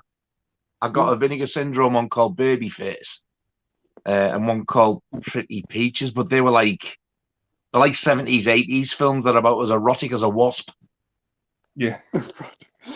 I think if people want to watch it now, they just mainly use the internet, don't they? What an analogy. I know. Oh dear. The ones I've got, I think I've seen them once. Yeah. Oh my.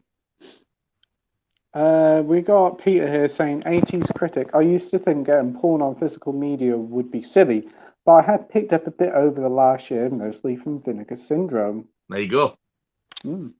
Severin do them as well, I think. Yeah, I have heard that you can get some. They do some sales on them quite recently at Vinegar Syndrome. They're just like all mainstream now. They're not. I don't think anybody bats an eyelid anymore. No, they used to sell them in H&B, didn't they? They used to have their own little corner there. Yeah, the old men, dirty bastards. They were all heavily cut, them though. Yeah. These like Vinegar Syndrome ones are like the proper fully uncut hardcore things. And the dog just stood on my foot. We've got Edward here saying, what's your thoughts on Simon Pegg, Nick Frost and Edgar Wright teasing a follow-up to The World's End? Don't really want a sequel to The World's End itself, but give us another Cornetto. Yes, please. I'll be up for that. What do you think, Andy? Yeah, I'll be up for that as well, Pete. Yeah. I like those movies. I think the first two are better than the third one. Yeah, but, I definitely agree. I think they're fun, entertaining films. The third one was a little bit of a misfire, but it was still entertaining. Paul, I think, is kind of an unofficial one. Yeah. Kind of feels like it.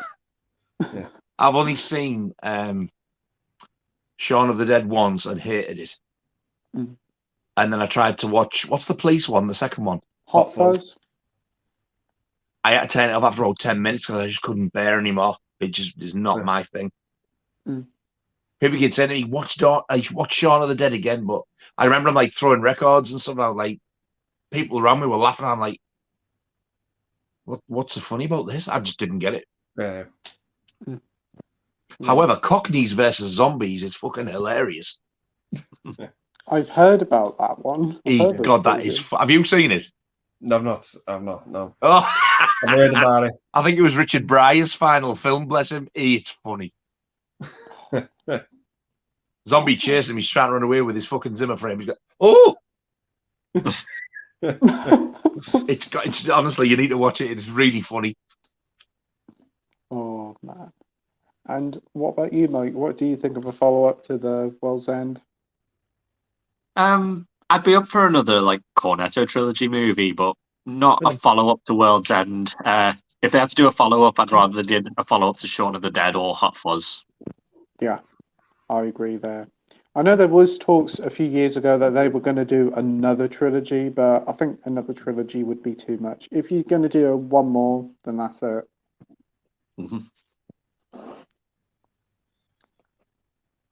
got Dr. Impossible says, well, it can't be any worse than Bring Me the Head of Alfredo, where Peckinpah told the effects crew to squirt lighter fuel in the roll of live chicken's head, buried partly in sand, then blow their heads.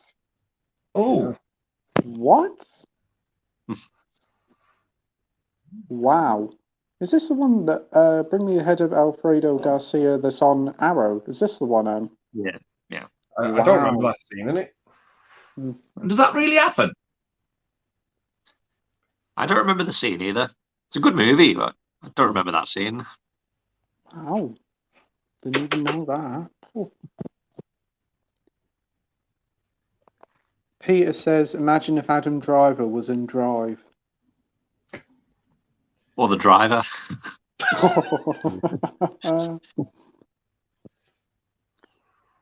DVD and Filmflix says, Disney have always been dicks. Wow, evil. Even in Walt's time. I mean, what they did to Bobby Driscoll comes to mind.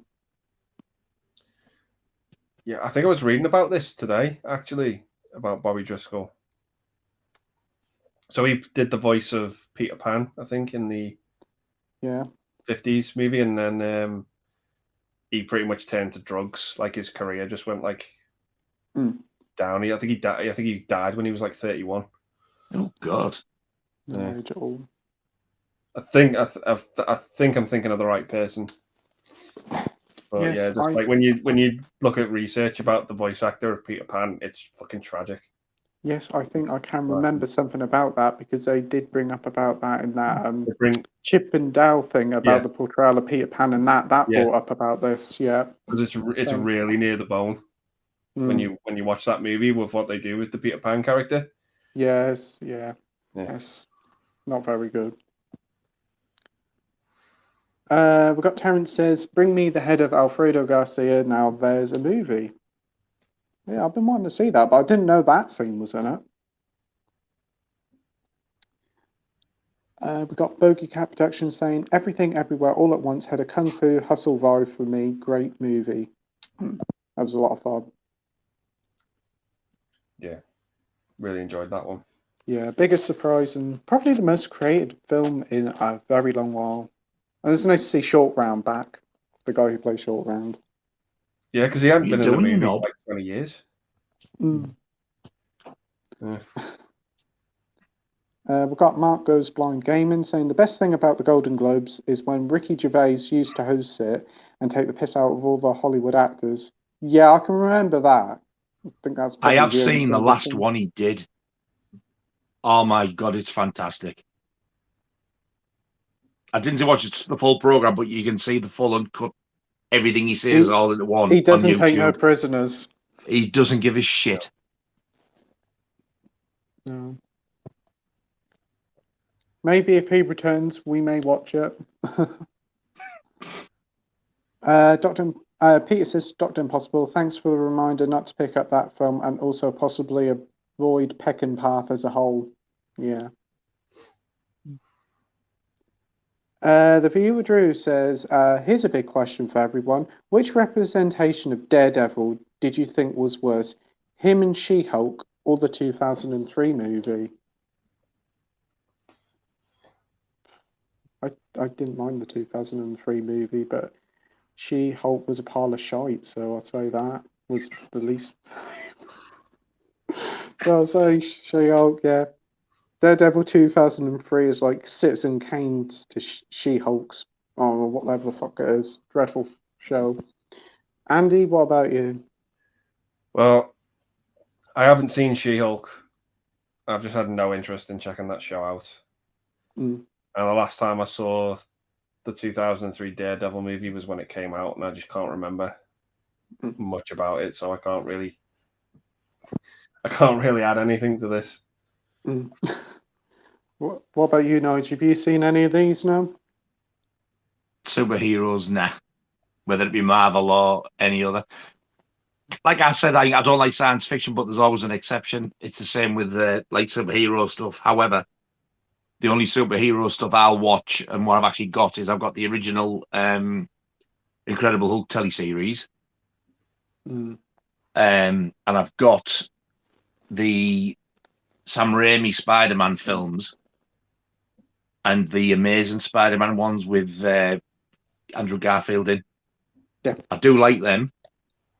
But then I watched the one with what do you call him in? Tom Holland. Tom Holland. Yeah. I hated it. He's got one of the smugglest, slappable faces I've ever seen.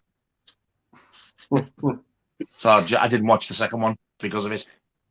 I must admit, I wasn't a big fan of Homecoming. I thought he was an annoying little prick in that, to be honest. He is, isn't he? When I first watched it. Yeah. I didn't mind the second one. I've grown to like him, but nowhere near like the other two Spider-Man. My daughter keeps she stopped now, but she was trying to tell me to watch the one where all of the Spider-Mans came into it. And when I got that Jack the Ripper Blu-ray, I give her my DVD. I said, I'll watch that when you watch Jack the Ripper, because she keeps saying to me, I'll watch it. She hasn't. So I point blank refused to watch it. I said, if you watch that, I will watch that Spider-Man one. Needless to say, I haven't watched it yet. I think you'll get something out of it. I'm not interested in all that Avengers crap and all that lot. Doesn't bother me at all. Yeah. What about you, Mike? She-Hulk or Daredevil? Do you know, I don't think I've seen... Well, I've not seen She-Hulk, and I don't think I've seen Daredevil, but I have seen that... Is it Elektra? That was kind of like a spin-off to Daredevil, and I remember that was awful. Yeah. I can't remember who it was. Was it Jennifer Lopez in it or something? I can't remember what her fucking name was who played Elektra in that. Jennifer something. Jennifer Garner. Garner, yeah. That's it. Yeah. Wasn't the porn actress called Elektra? If not, it sounds like it. Yeah. I was going to ask my dad, but I thought better not.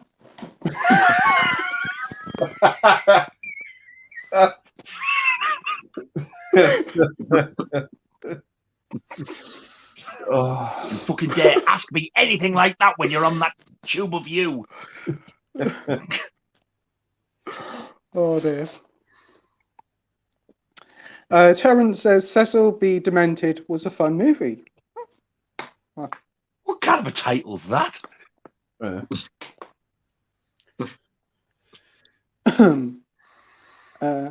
Dr. Impossible says Sam's all right with me. The Wild Bunch for me is his finest entry, but Ballad of Cable Hogue is his most reflective film about Peckerpath's inner character. The Ballad of Cable Hogue, that's the one with Jason Robards and David Warner, isn't it? Ooh. I've only seen that film once or twice, and that was like when I was a teenager. God, it's funny. Absolutely loved it. I didn't know he'd done it though, Sam Peckinpah. But I think Straw Dogs is a great film. Yeah. Again, haven't seen it, so I can't comment. But David You've not Warner, seen Straw Dogs? No, I've never seen that. That was took off the shelves for a while as well. That was a bit naughty. Did they do a remake of Straw Dogs? Yeah. I thought, yeah. I think it's Bill Skarsgård's brother. I think I might have seen the remake. I wasn't overly hot on it. James Woods, he's in it as well.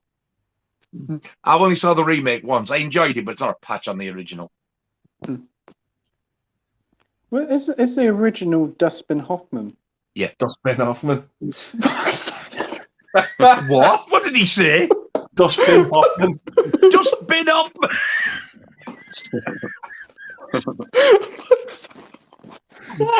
You do it. You do. You must do this on purpose, Pete. Fucking hell. Oh, tell me that I missed that one. Oh dear. Susan George. Dustbin Hoffman. Plastic cats. I mean, Straw Dogs. Oh dear. Dustbin Hoffman. Oh my god. Could write a book with all these fuck-ups up. Fuck's sake. They just come out. Jeez. I think it's because I'm thinking about it quickly and it just comes out and I don't realise what I'm saying until it comes out. Oh dear. Chevy Chase and Dustbin Hoffman in the new Tesco Chainsaw Massacre film. They sound like actors for the film, I must admit. Oh dear. Terence says, still need to see Cross of Lon. I hear it's good. Or Cross of Iron. Cross of Iron. Cross of Iron. Have you guys seen that one, Cross of Iron? No. No. I want to see it, but no. Dr. Impossible says about Cross of Iron is terrific. Peckerpath's weakest point was the Osterman weekend, though the story does have some highlights. Oh, never heard of Osterman weekend. Legendary 80s critic Retro says, do you think horror films this year was the best in years? There's been some good ones this year. It has been a good one, hasn't it? Yeah. It's been really good this year. Really good. I think the last couple of years it seems to be picking up. Yeah. Because it started to go like a bit of a stalemate for a while. And then it does this though. It goes round in sort of phases. And I think they've definitely come back with some good ones. I do think it's been quite a fresh year for horror. There seem to be more unique ideas with it than what there has been with like other Hollywood genres. So yeah, definitely do agree. What do you think, Mike? Yeah, I think so. Yeah, I mean, there's still quite a lot that I haven't seen this year, but by all accounts, there's been a lot of good ones this year. So yeah. Terence agrees, says I think it was the best year for horror movies in a long while. Yeah. X and Two Witches. Yeah, I've been meaning to get that one. Or I think that was you that said it was really good, weren't it? Yeah. Yeah, then she came in and said, "Hey, you have that back? What a load of shit." It really isn't. Stick with fucking Labyrinth. The classics are saying Ballville, aka Orville, the Duck's estranged brother. Ballville the Duck. Orville the Duck. Oh dear. DVD from Film Bloke says yes, the Wolfman was Lon Chaney Jr. His father was in London after midnight. He did his own makeup and his makeup case was shown in the film. Wow. He also was in the 25 Phantom of the Opera. Yeah, I knew that was the senior in that one. Oh, that's brilliant. I really want to see that London After Midnight now, mind. He also continues, I believe he was considered for the role of Dracula but died of throat cancer in 1930. He only did one sound film in his life. Oh, that's a shame. I tell you what, I bet he made a good Dracula him. But DVD from Film Bloke having a laugh. XD laughing. Peter says, I'm sad thinking about Ryan. What's the matter with Ryan? I hope he's okay. DVD from Film Bloke says, Lon Chaney Sr. was named the Man of 1,000 Faces. I need to watch more of his films with him in. I need to watch more silent films, full stop. I need to watch more silent films. Haven't seen many.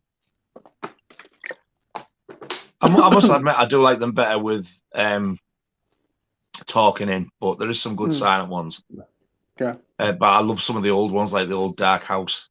I love that film. And there's one that came on the telly before, and have you seen these DVDs that Warner Brothers do in America? They're like sort of burnt to order type of thing. Okay. It's like it was how they used to do when you get Blu-rays. How they're called? I think it's Warner Archive Collection. Yeah. Oh yes. But when they were on DVD, they would burn them to order, whereas Blu-rays are proper pressed discs. And they brought this little box set out with, I think it was either 4 or 5 discs and with a load of black and white films on. And I got that for the one film that I wanted. It was called The Smiling Ghost. Oh. Ever get the chance to watch that?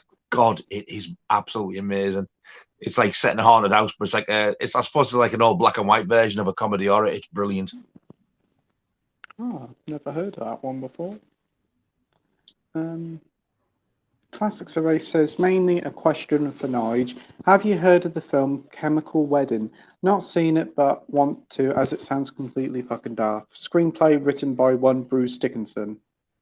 Yeah, I've heard of it. But yeah, it sounded daft, so I didn't bother watching it.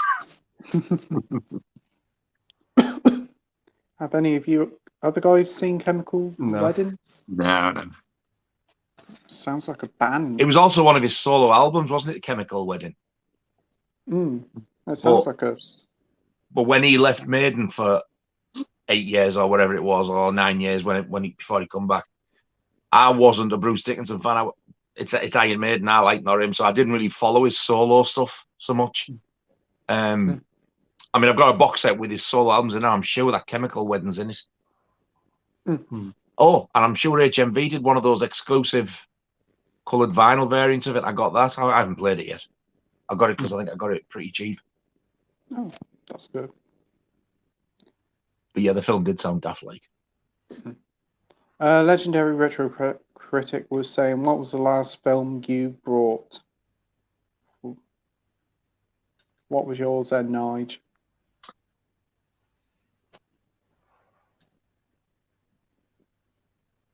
Dead Kids? Ooh. That sounds like a good film. Andy, what about you? Well, mine was actually, I bought a movie that I said I didn't want in my collection. I got that Scum on DVD for like £2, so I bought that. Oh my God, what a film that is! I know. Yeah. It's. I'm not going to watch it anytime soon, but it's just one of them really good films that I can't bring myself to watch. Was it Indicator who released it on Blu-ray? Yeah, that's the one I've got. That nice box set. Yeah. Unfortunately, it doesn't have the TV version. If it had the TV version, that would be the absolute ultimate edition. Yeah, that's a shame because I think there's 2 cuts of the film in it, but not the TV cut. The TV ones, it's like it was a play. It's a totally different thing. Like Archer, the vegetarian one, was a totally different actor. It's the guy out of Shameless who plays the main fella in Shameless, who's Archer in that. I've got a double DVD steelbook. I mean, even the covers are bigger than the Blu-ray ones, and it's actually in that. It's not as good as the film, but it's nice to have it and nice to be able to watch it. That would have been nice if they included it in there as like some sort of ultimate collection piece. I don't know whether it was because it was a BBC play, so I don't know whether they've run into copyrights and they've said, nah, probably rights issues, yeah. But I don't know if BBC have actually released it themselves. Up until that DVD coming out, they hadn't. Probably not, knowing the BBC. Or they'll stick on BritBox just for a reason for you to subscribe. I know, it's ridiculous. I mean, there's far worse out there now. You'd think they'd release it because I think it would sell. Yeah, I think a lot of people would buy it. I was just intrigued to see what the original cut was like for TV. And even if they don't want to release it, they should let them put it in that box set. Yeah. Daft. Yeah, they'd have got a bit of money out of it. It wouldn't have hurt. Exactly. What about you, Mike? What was the last film you brought? So there's a film I ordered today. It's a film called Yes, Madam, and it's like some Hong Kong action movie with Michelle Yeoh and Cynthia Rothrock. It came out on Monday, and I was going to get it on Amazon on Monday, but it sold out. It sold out really fast. So, and because it's Eureka, so you can't get it from HMV, and I didn't want to order it from Zavi, so I just had to order it from Eureka's website. But with the postal strikes, I probably won't get it until after Christmas. But yeah, that was the last one I bought. Why can't you get it from HMV? They don't sell Eureka titles. Really? Yeah, they have like a disagreement about something, but yeah, they don't sell them. Did they used to though? Yeah, I think they used to. Yeah, I was going to say, I'm sure I've seen something in there with Eureka, or I bought one. Yeah. Well, I didn't know that. It was the same with Indicator for a while. They wouldn't sell Indicator titles, but they've just started doing the Indicator again. But yeah, they had some sort of disagreement. I'm not too sure what on, but yeah, can't get them from HMV. Was Cujo on Eureka? Eureka, yeah. I've seen that in HMV. I've seen it in HMV in Norwich. So probably they're trialing them out in some places, and I'm sure I've seen Fright Night in there as well. So maybe they're trialing that out. Same with Indicator. Yeah, maybe. I'm trying to think where I got Cujo now. It was the box set I got. Oh. Might be in Amazon, Can't think. I know with like the post nowadays, it's definitely better to order off Amazon because Yeah, you probably might not get it till after Christmas. That's probably why it sold out on Amazon. Yeah. Do you know, I bet they start to think this and they'll start like putting an extra £1 or £2 on as well. I'm surprised they haven't already. They've already put up £1 the last month, I think. Yeah, that's why, because they know people are... Why are the people ordering more of us? Postage. No, I think it's because of that new shit Lord of the Rings show, because it's cost them so much.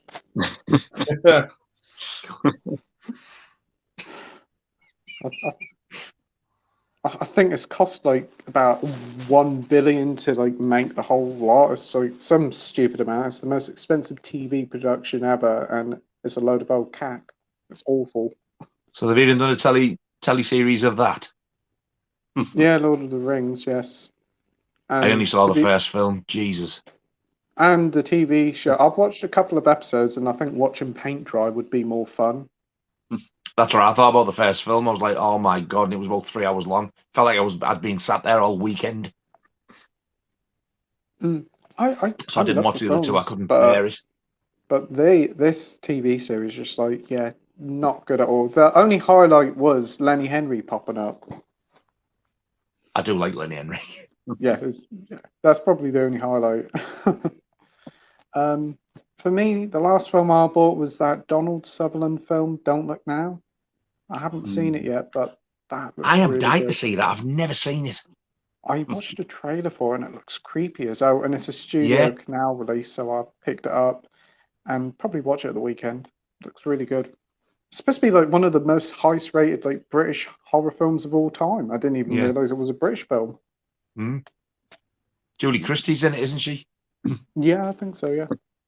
Just so you know, Pete, there's one scene in that movie that you might not want to watch it with your parents.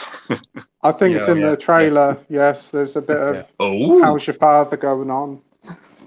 There's rumours that it was real, wasn't it? Yeah, they actually did do it. Yeah. What, so between them two main actors? Yeah. Yeah. They get it on, yeah.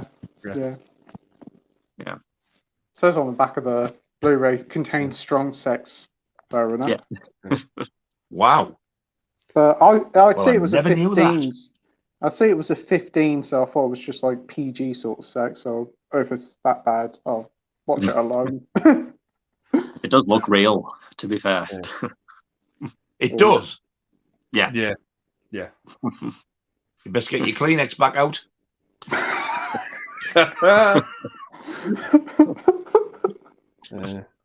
The ending of that film, though, scared the shit out of me. The way that movie ends. And you know, I think I've seen the end by accident. It spoiled it for me. Yeah. Oh, it's horrific.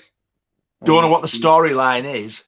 But does it involve that little character with the back facing you? Yeah. I saw that bit, and I got peeled off the ceiling, I think, after that. Oh, dear.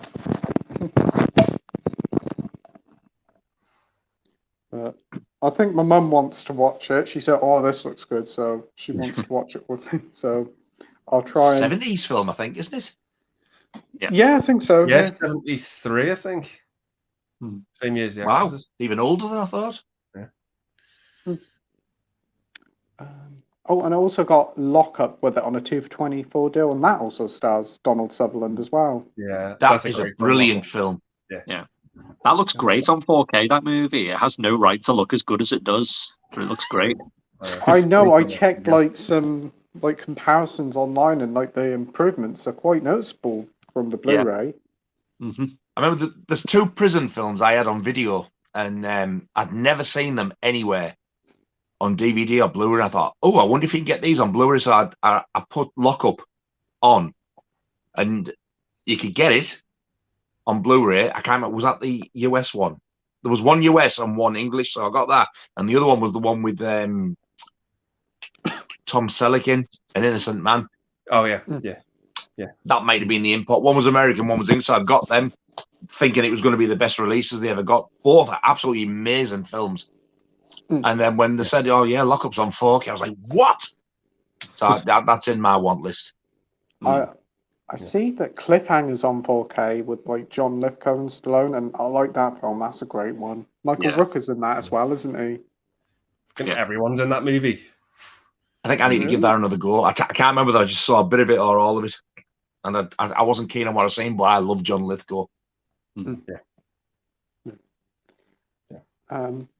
Jason, the old millennial, says, "Man, none of you have seen these movies I want to talk about." We have seen like Everything Everywhere All at Once. Apparently not.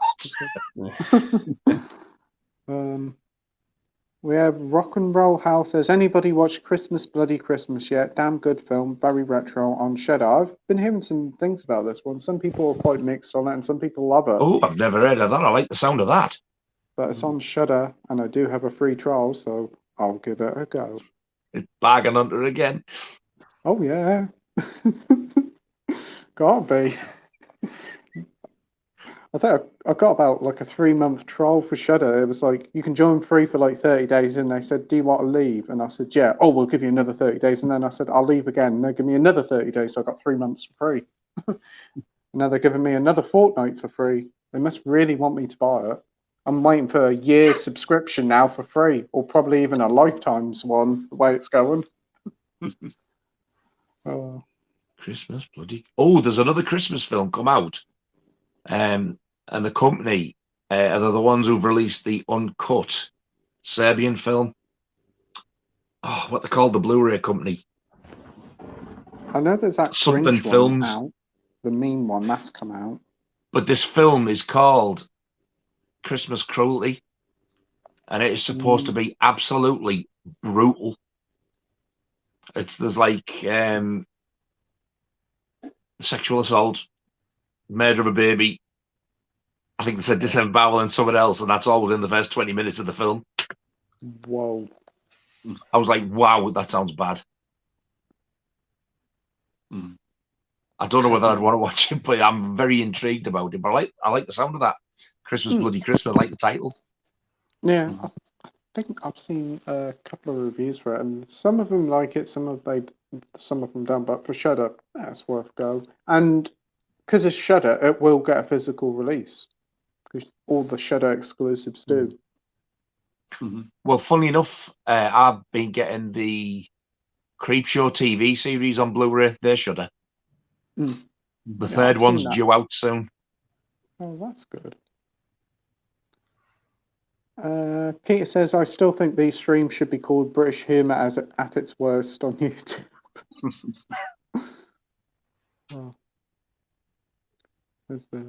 We got the Classics Array says, "Has nothing to do with the album. Apparently, it's about a guy going into a VR machine and being possessed by the spirit of Aleister Crowley. As said, completely fucking daft." Oh, that's the Chemical Wedding he's on about. Whoa. Yeah, I don't think I'll bother. Playtendoguy, dirty boy. Wait, what?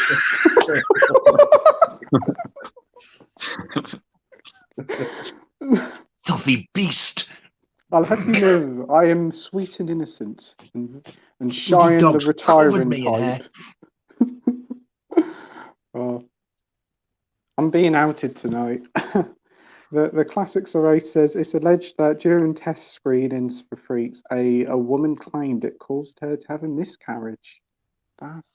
Somebody said that earlier on. Yeah, they did. Yeah, that's shocking. Must be some truth in it then, if there's more than one person, like, sort of read it somewhere. The legendary retro critic says, "Do you collect Criterions?" Andy, do you collect them? I've got a few, but I don't collect them like avidly. I only buy them if that's the only way I can get the film. I'm after. It just happens to be on Criterion. That's the only way I'll get them. Nige, what about you? I'm trying to think if I got two. I know for definite I've got one. I don't make a point of saying, "Oh, I'm going to get these Criterions." It's got to be a film I want. And I got Night of the Living Dead, the Blu-ray, because I thought I was going to get the 4K. I was like, I ain't paying 40, 50 quid for the 4K when everybody was seeing it said it. You can tell it's an upgrade, but not that much. And there's no slipcover. It's just a normal open up Blu-ray cover. Yet the Blu-ray, it's like in a slipcover and it's in like a fold out digi thing, and you get a poster and stuff. That'll do me. I didn't know Criterion charges that much for 4Ks, but they charge like 25, 26 quid for Blu-ray, so it doesn't surprise me. Yeah. They have released Watership Down on Blu-ray as well. Oh, have they? Because I know the BFI release I haven't got that one. I've just got canned. the Universal one. Because the BFI one's been completely canned now. And I'm devastated. I was really, really looking forward to it. I think that was probably one of the most releases I was excited for. Yeah, it's a real shame because I think that was just about ready to release and then they delayed it and now it's just been cancelled. I wonder if there's any physical sort of copies there made. And I wonder if they're going to try and iron out whatever these creases are. I'd love to think so.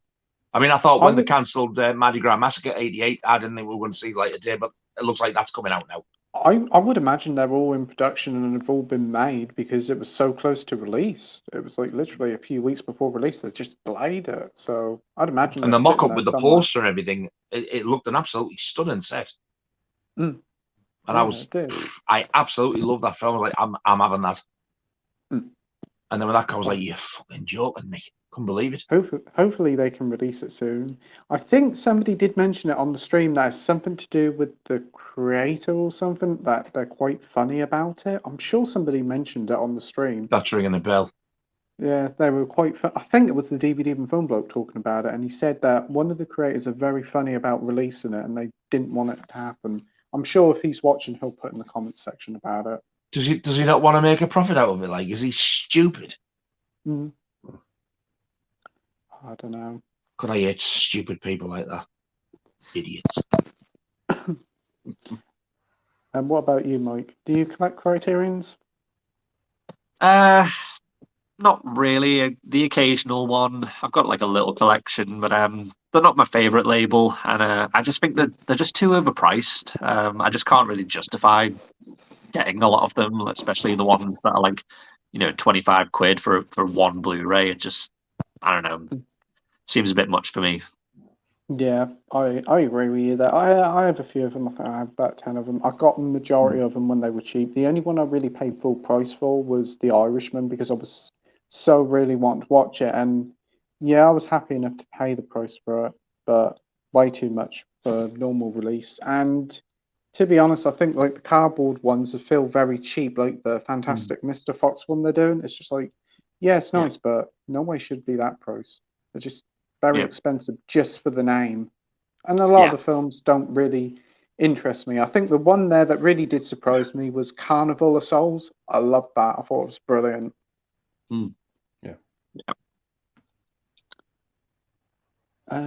Next up, we have Peter saying, Playtendo fucker did need Kleenex whilst watching Harry Potter, alright, but it wasn't for what I heard it wasn't used for, his tears, but for something completely else. Wait, what? Yes, it was for the sightings of Miss Granger. Oh, I'm saying no comment. I'm being sweet and innocent with my sweet and innocent smile. Dirty bastard's not denying it, is he? Yeah, totally did not happen. I'm sweet and innocent. Dr. Impossible says, have the four of you great men heard of Theo Angelo Opolopoulos? Sorry, Pete, but do your best. I was thinking about it when you couldn't pronounce the name. No, I haven't heard of Theo Angelopoulos, but didn't he present Dragon's Den? Angelopoulos. Angelopoulos. Angelopoulos. Wasn't that Theopathetus? That's the one. Yeah. He was a dragon, wasn't he? Yeah, that's the one. Yeah. How do you pronounce that? Theo Angelopoulos. Angelopoulos. That sounds more. Yeah, that sounds more like it. Oh, dude. Nah, never heard of him. Have you guys heard of him? Angelopoulos. Yeah, it's got to be that. And after all that, never heard of it. No. We've got Sinjin here saying, hey guys, sorry I'm late. Hope you're well. Hey Sinjin, hope you're doing well. Hey, Thanks for joining. Brett says, yes, in Freaks, they're all 100% real sideshow performers. Oh. That's probably why it was so disturbing for the time, I think. I'll be back in a minute, Pete. No worries, Andy. The Classics of Race says, Cocaine Bears, directed by Elizabeth Banks, of all people. What did she direct then? Pride and Prejudice or something? Is she an actress? I've never heard of her. Yeah, I think she's an actress, Banks. Yeah, she's an American actress. But directed me. She's got a brother called River and a sister called Money. River Banks, Money Banks. Oh, please, your fucking self. Oh, dear. Oh, yeah, Oh, brilliant. She directed that new Charlie's Angel film from a couple of years ago and movie 43. Oh, dear. Not the Charlie's Angels with air out of God. Not Drew Barrymore. Drew Barrymore. Not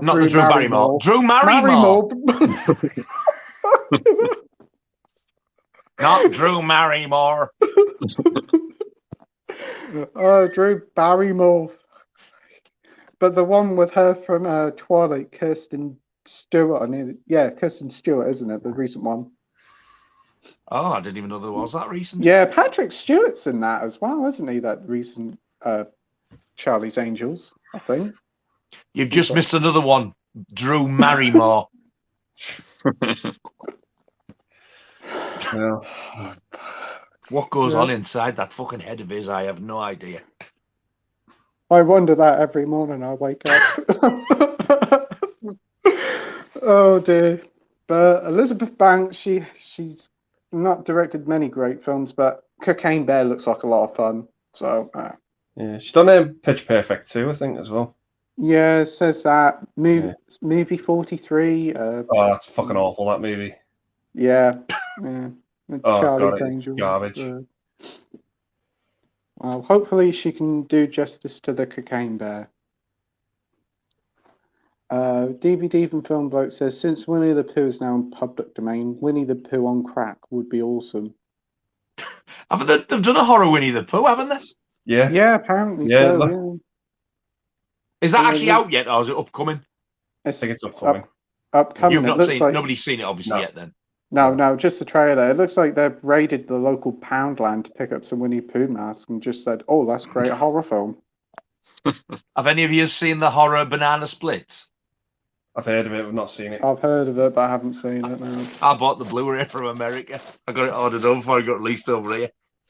It's, it was pretty good, but it's just gormless as fuck.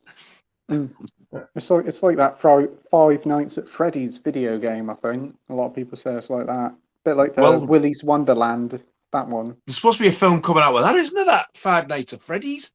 I think so, yeah. That's one creepy ass game, that is. These robots come alive. I don't think I would even dare attempt to play that. Oh, I just watched like a trailer for it and I nearly shat myself, so there you go. Exactly. Yeah. It's kind of like, you know, when people do them things where, you've got to trace around the screen like that, and then that horrible thing from The Exorcist comes. I hate shit like that. As much as I love horror films, stuff like that, they make my fucking heart stop. Oh, yeah. And that's what I imagine that Five Nights at Freddy's to be like. Oh, I'll be like pausing the game and trying to calm myself down every 5 minutes. Jeez. Can you imagine playing it on one of them VR things? Oh, that is on a VR thing as well. Oh fuck dear. That! I'd be in hospital or dead. Oh dear. There's a part in the new Resident Evil game that's set in a basement. It is absolutely terrifying just playing it normally, and that's coming to one of those VR sets. Jeez. Nah. I'd be soiling me studded leather thong every 2 seconds.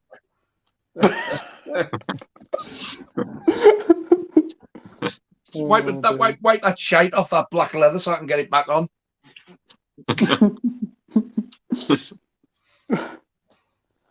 The legendary critic 80 says, what TV series are you currently watching? I'm not watching anything much but classic Coronation Street and Avatar The Legend of Aang. Been going through that, watching that. Avatar's great. Corey's a pile of shite, but there you go. That's what parents like watching. But it's quite interesting. It's like 20 years ago, so you had all the good characters on there, not all the crap ones you get now. You still got Curly Watson, the one 20 years ago. But it did used to be good, mind. Oh yeah, definitely with Jack Duckworth and all that. Oh, used to make me laugh how Jack Duckworth used to whistle.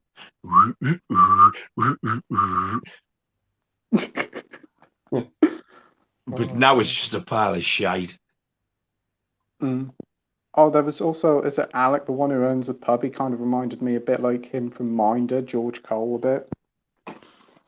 Oh, was it Alec Baldwin? No, Alec Baldwin's a fucking actor. I kind of thought it was. I was going to say Alec Guinness then as well. Gilroy. Alec Gilroy. Gilroy, yeah. That's the one. Yeah, yeah. Alec Guinness. Alec Baldwin. Got there in the end. I think I got possessed by your spirit there for a second. The only thing that really questions me with Coronation Street is still how the fuck does Steve McDonald sleep with nearly the entire population of Coronation Street?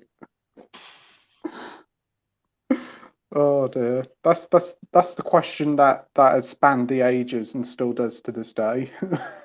I think when I used to watch it, they were both in it. Yeah, his brother Andy as well.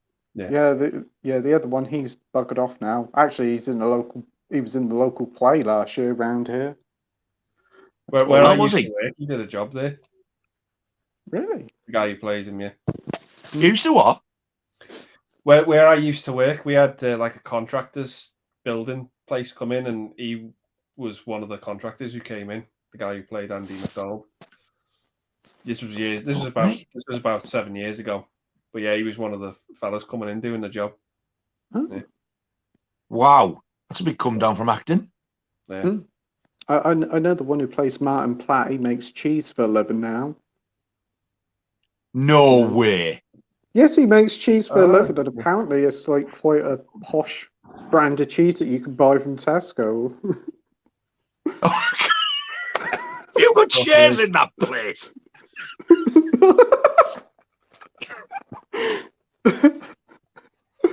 We got HMV? No, fuck that. I'm going Tesco. Oh, well, you can't buy cheese from H&V. Well, you probably might do. The way they're going. He's definitely got a thing against Asda and Aldi and Sainsbury's. Oh, Asda's a pile of shite. I hate it. Oh, give me M&S and Sainsbury's any day. Oh, I've opened a whole new can of worms here now, haven't I? Right. Bargain Hunter and his favourite shopping haunts. Yeah. 1. Tesco. Oh, before. 2. Before. Tesco. Oh dear. Moving on from the Tesco and the supermarket chat that was started off with Coronation Street. What about you, Andy? What TV series are you currently watching? Well, there's one series I'm watching from the 90s, but I've had to take a break from it because it's just too much at the minute. I've been rewatching Eurotrash. Oh God. Oh, I remember that well. Oh dear. Did you pick up the box set of that, Anne? Yeah. Oh, Picked the box out, but you're joking? It costs a fortune. Yeah, I got the box of it. Yeah. Wow. Yeah. It's I have to take a break from it because it's just fucking too much. Did you ever see The Word? Yeah, remember that with Tony Christie, was it? Tony Christian. I would do anything to be on TV. Some of them were really nasty. Yeah. It's Pink Flamingos, the fucking series.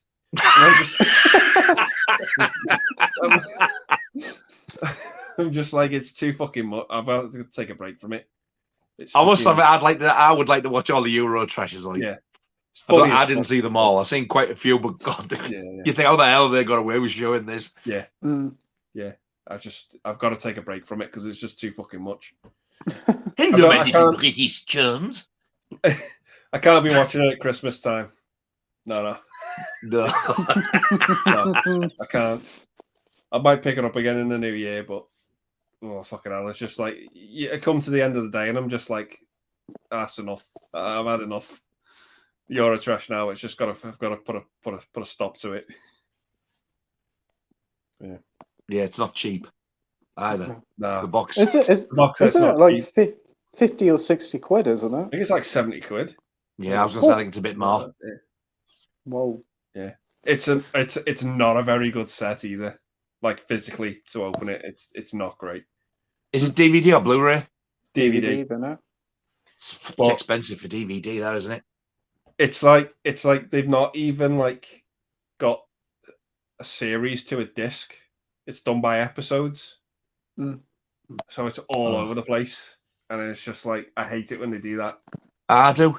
Yeah. They give you like a totally disorganized.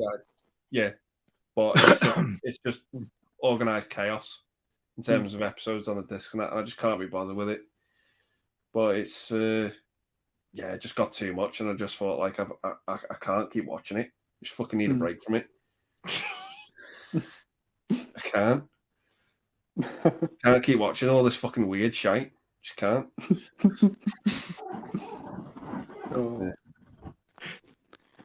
What about you, Nige? What have you been watching on TV series? A few months ago, because I don't watch many telly things, I bought the Sweeney box set.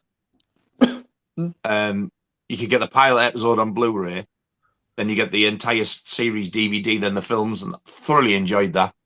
I'm getting ready to watch Wednesday, and I'm also going to rewatch this amazing comedy series that I've got on DVD as well with Windsor Davies and Donald Sinden called Never the Twain. It's so Never funny. The Twain. Yes, great Remember show.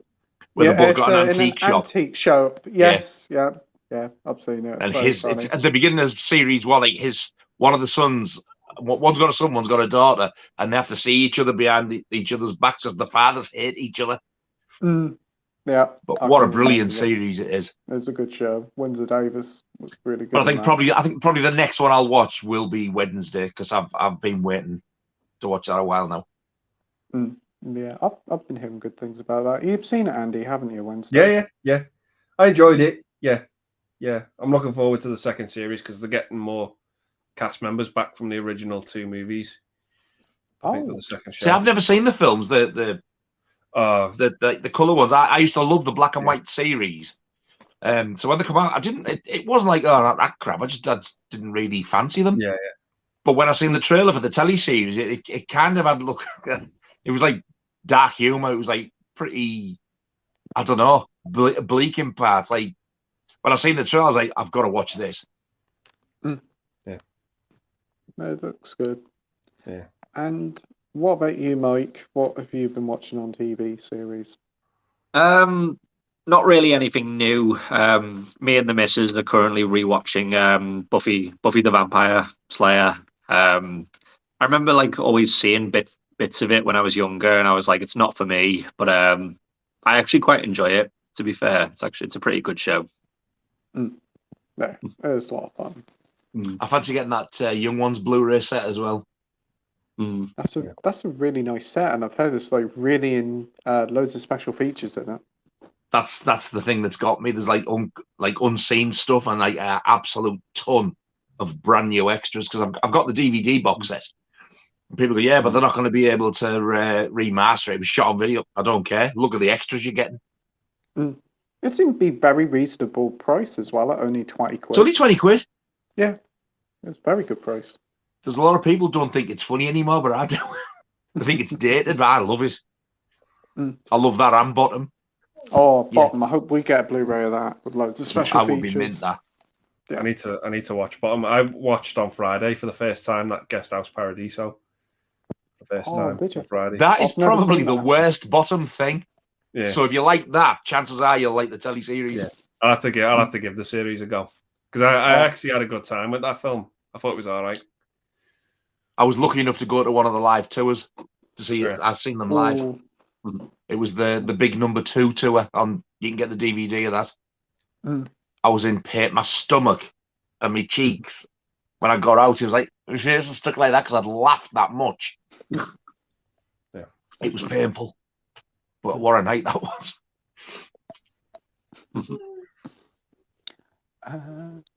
We have the classics away saying Winnie the Pooh versus the Honey Monster. I want to see it. Most of all, to see Winnie the Pooh maul and Boris Johnson to death.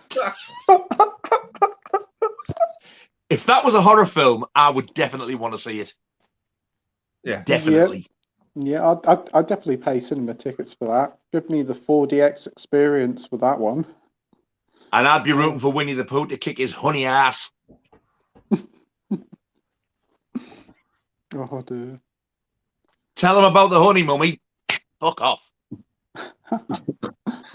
I don't think they do the Honey Monster anymore, like on the front cover of, what is it now? Sugar Puffs. Sugar Puffs, yeah.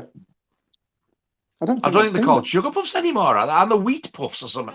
Something like that, yeah. They're not called. They definitely haven't got Sugar Puffs on anymore. No. Why can't they call them Sugar Puffs? It's like sugary name. They don't even taste like honey anymore. They taste like ass. They taste like ass. Maybe they're called ass puffs.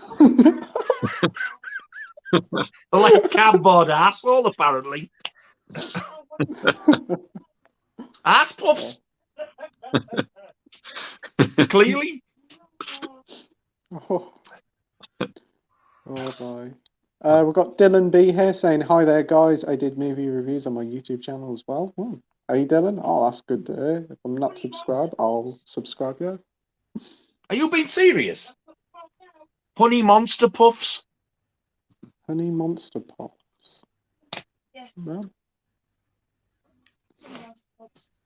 I'll have to investigate next time I'm at Tesco. Well, it won't be fucking Asda, will it? No, it bloody well won't. Oh dear, that's the car park where we are. It's dreadful. You come back, you'll just have the tyres left. Peter says... Peter says, just watch half the trailer of Cocaine Bear here now. Looks great. Yeah, I think you'd like it, Peter. It looks fun. I've got some trailers to watch, I tell you. I think you'll watch What was the other one you said, Andy? Oh, it was the one-word one, horror. You said it was brutal. Hatching? Oh, was it Hatching? Hatching? That's it. Yeah, check that out. And obviously Scream 6. Yeah, I'm glad you said that. Fucking memory. Yeah. So yeah, there's 3 trailers I need to find now. Oh, Cocaine Bear will just have you laughing. It just looks so much fun. Yeah, it just looks like a good time.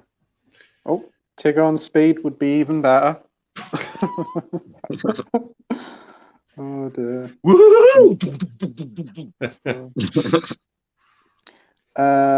Pete says darker roots. He's already back. Wait, what? The classics are ace. Fuck me, Blade Trinity was utter shite. The production values was absolutely shambles too. There's a bit where they had to CGI Wesley Snipes' eye opening as he refused to open them. Yeah, it's not a great movie, that. Yeah, right, then Wesley, open your eyes. No, I won't. Fuck's sake. Get that. I don't get that. Why he wouldn't open his eyes. That's the one with Ryan Reynolds in, isn't it, Trinity? That's the last one. Because they wouldn't bring his blue M&Ms to him. And some people still wonder why there wasn't a 4th one. No. Well, I've only ever seen the first Blade, like. I like the second one. The second one's really good. The third one was always just fine, very forgettable. Who was the woman in it? Was it Jessica Alba in it or something? Who was the woman in it? I can't remember. I can't remember. I think if somebody did a nice box set, like either Scream Factory in the States or maybe it's 88 over here, then I might be tempted. Yeah, I just got like a cheap Blu-ray trilogy box set from Amazon for like a tenner.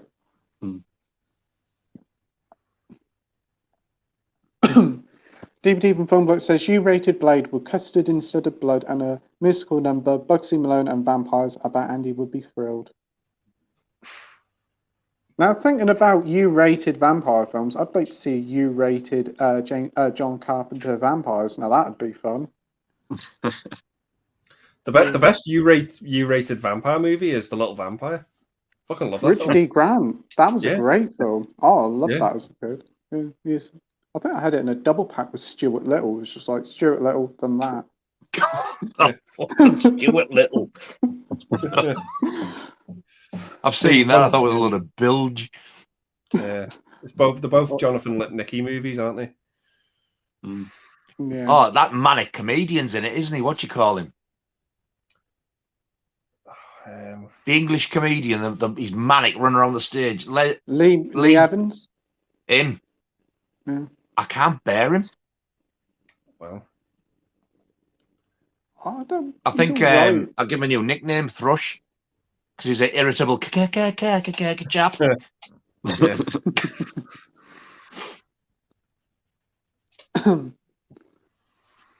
We've got Dr. Impossible saying, are you from St. Just Pete? They all talk like that down that way. Time to adopt you and return you to Cornwall. Please, Doctor, can I come to Cornwall? It'd be nice to move away from this shithole.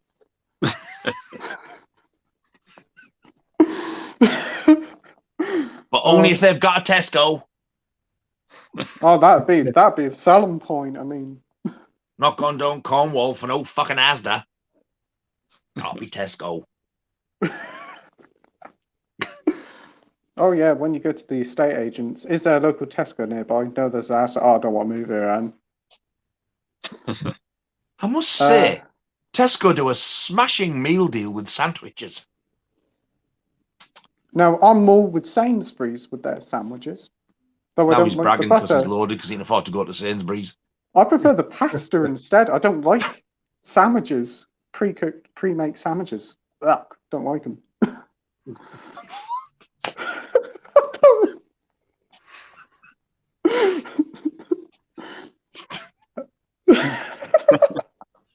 I could sit and pick his brain for about 12 hours. He fascinates me.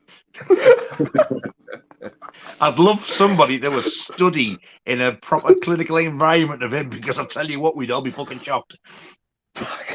My parents. I'm sure he's been dropped off from Mars or something.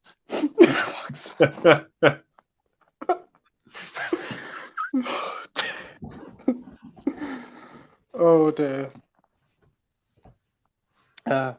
Edward says, what's your thoughts on David Craig, Daniel Craig revealing he wanted to kill... Oh dear. Edward says, what's your thought on Daniel Craig revealing he wanted to kill off Bond since Casino Royale? What's straight from the first one? Man, that's shocking. Yeah. I'm all for it. I can't stand Bond. I don't like Daniel Craig ones.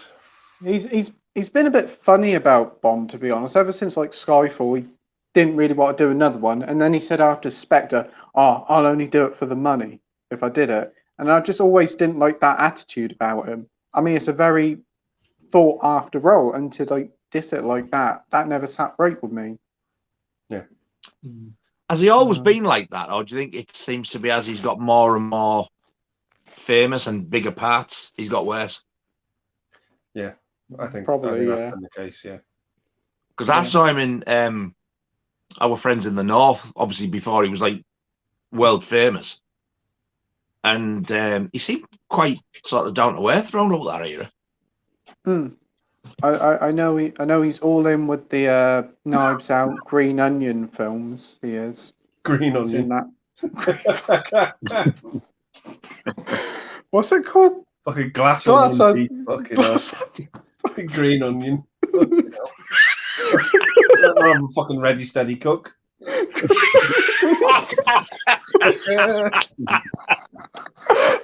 Oh God! Fucking hell. Oh dear. Word. Right, just have to put these, block these. What about you, Mike, with Daniel Craig about Bond? Oh, there's another pooch. Oh yeah. Yep. Oh. Oh, look at it. Fuck you looking at. No. Staring right into my soul. She wasn't happy then. She just like, fucking hell, get that off me.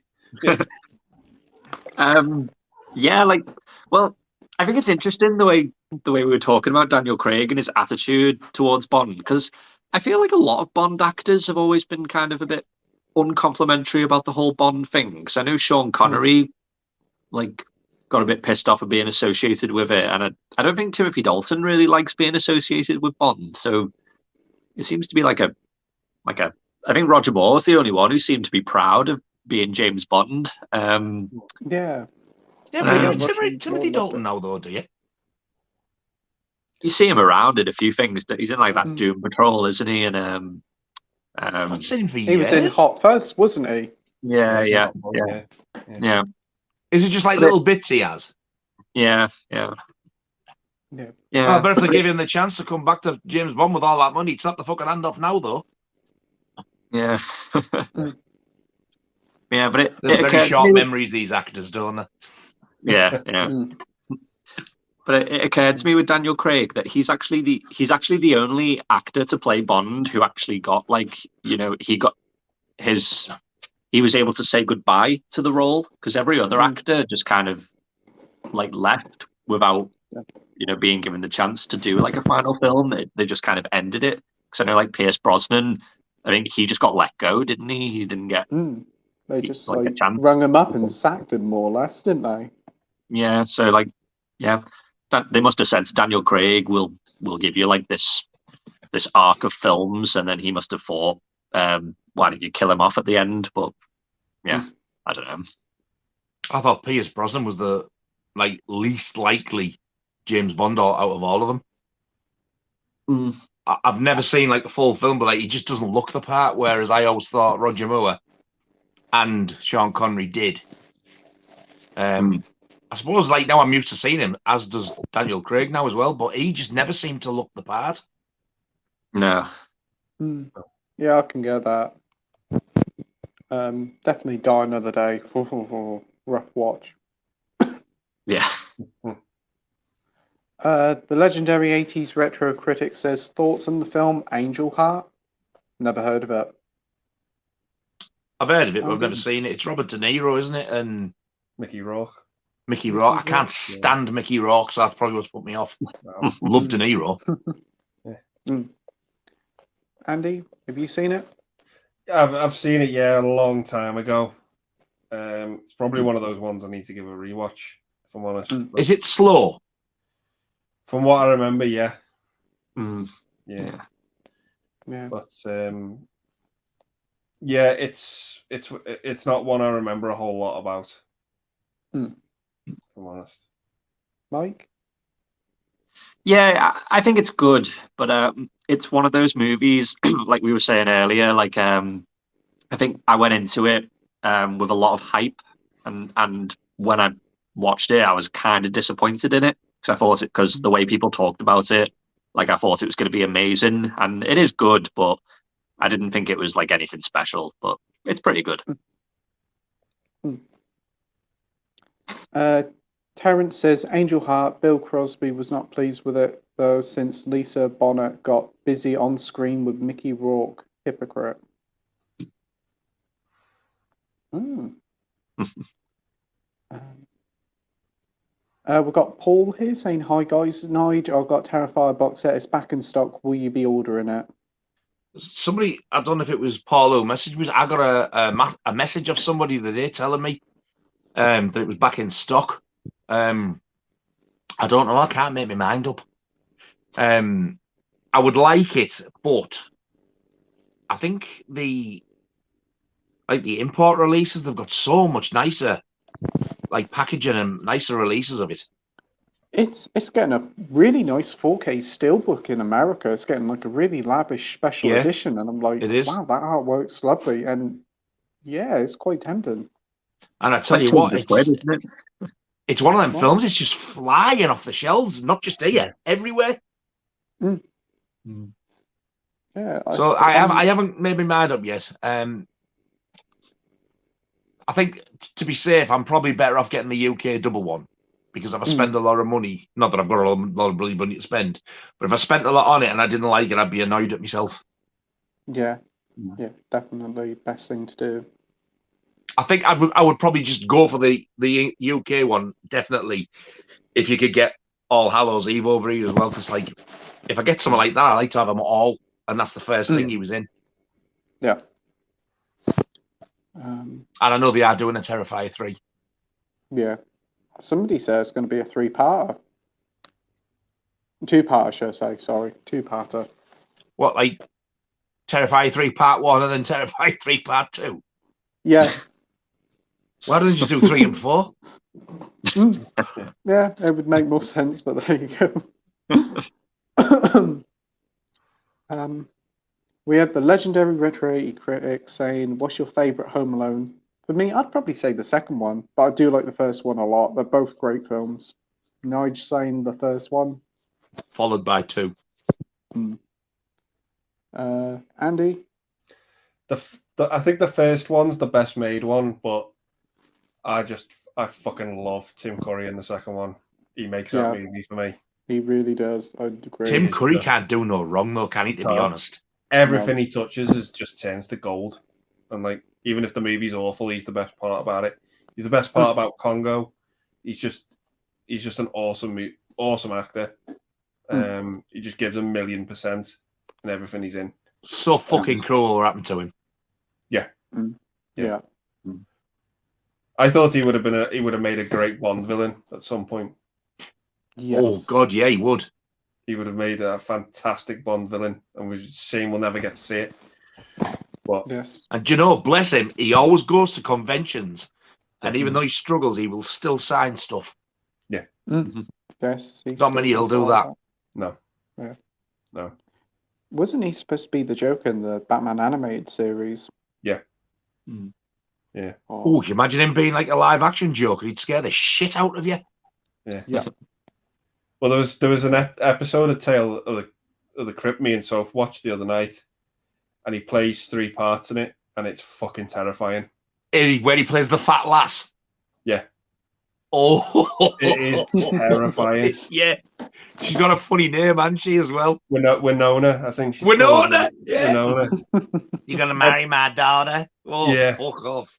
Yeah. He plays. It's horrific. Yeah. He plays the mother, the father, and the daughter. And the daughter, yeah. And it is horrific.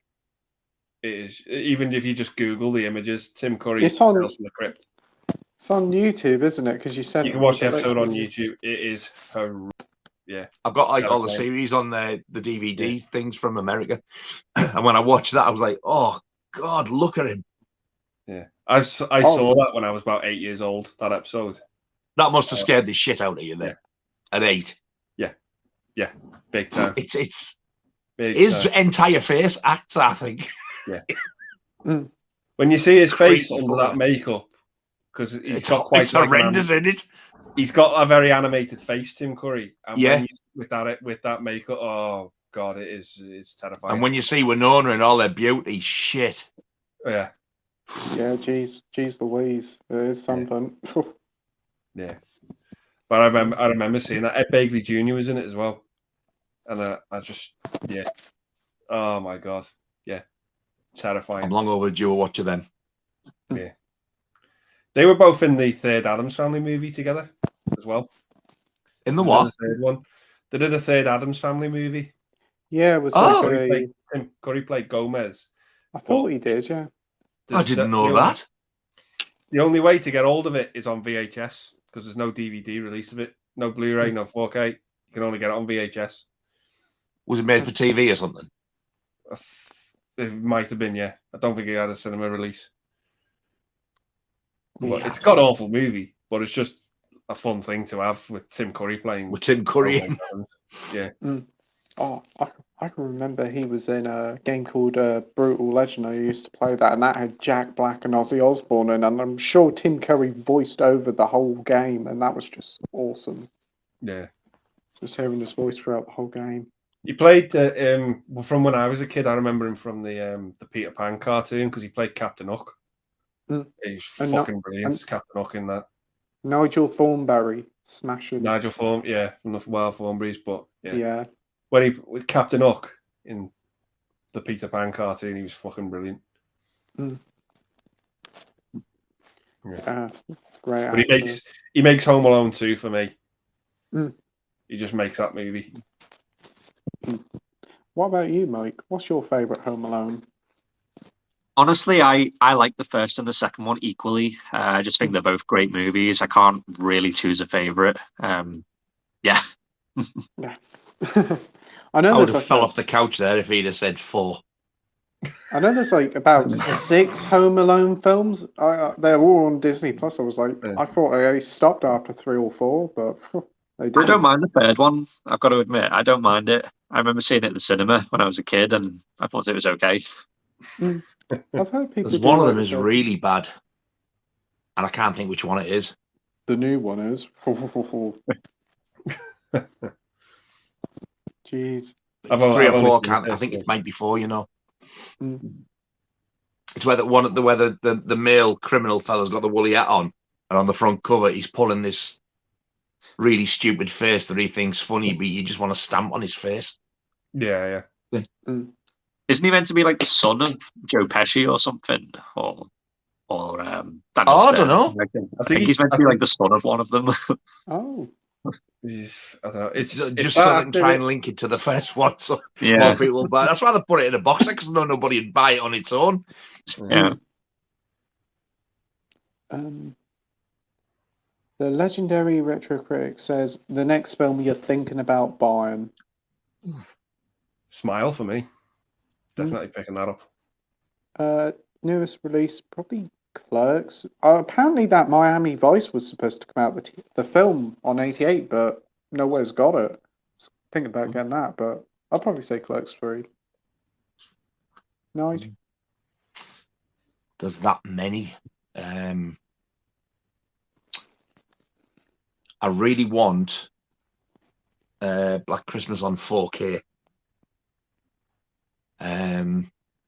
But there's stuff coming out, I think, in January as well that I want. I can't think.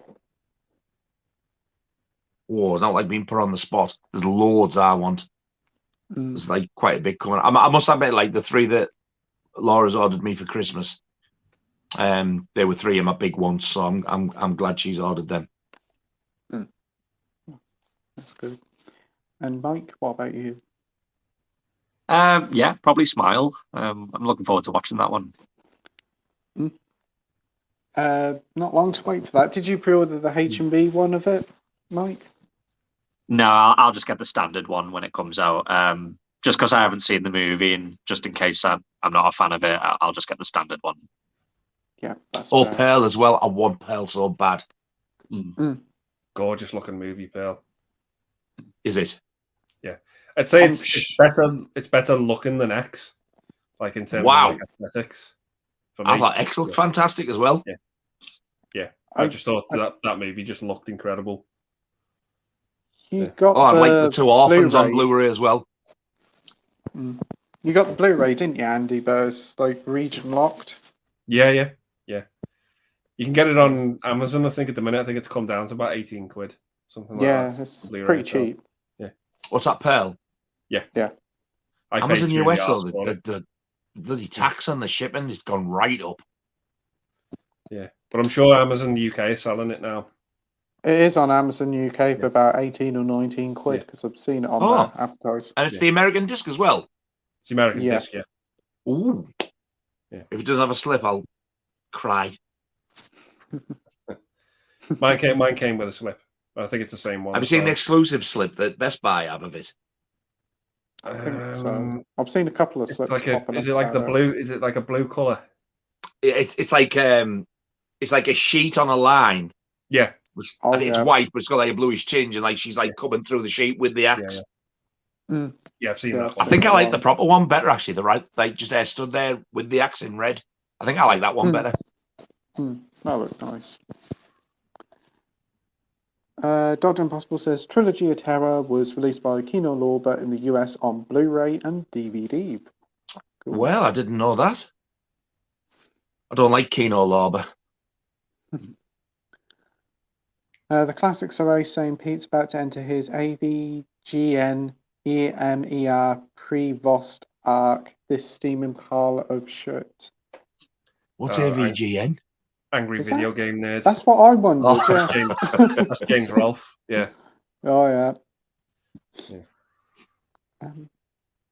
Dr. Impossible says there's a great action film called The Outfit, which I also watched this week. Robert Duvall and Karen Black plus John Don Baker. That film is heavily underrated and deserves far more credit. Is that a recent film?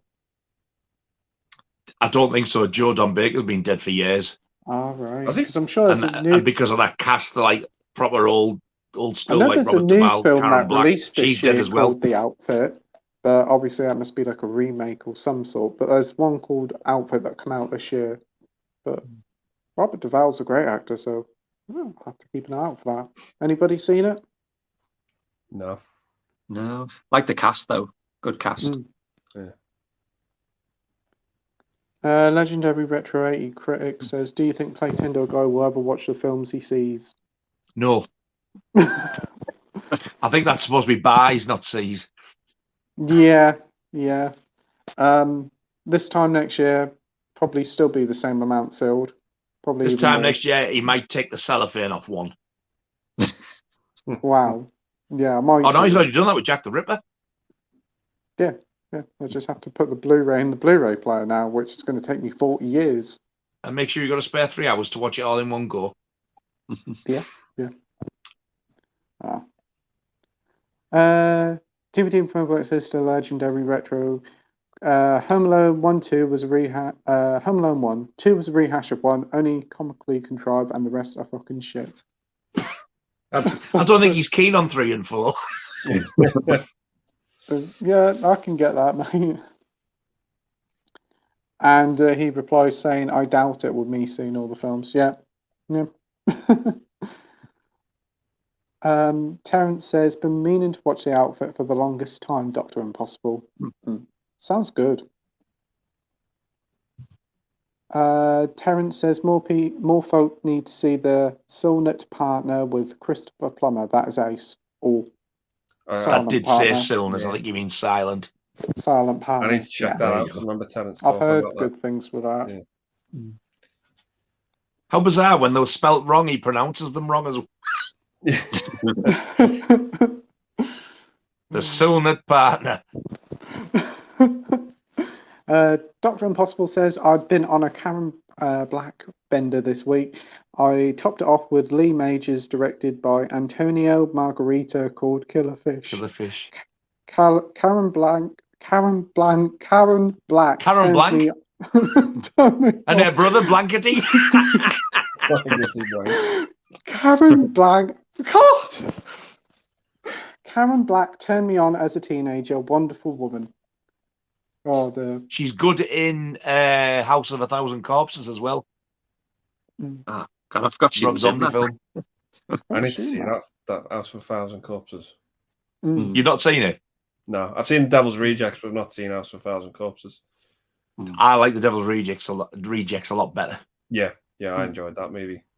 Have you seen 3 from Hell? No. Yeah. It's shit. When they knew that Sid Haig was dying, they should have that's it, let's just leave it. Because they'd ended it at the end of the Devil's Rejects, and I was like, they've made another one. How the hell are they going to do that? And when I seen it, oh God, no. I didn't even buy it. No.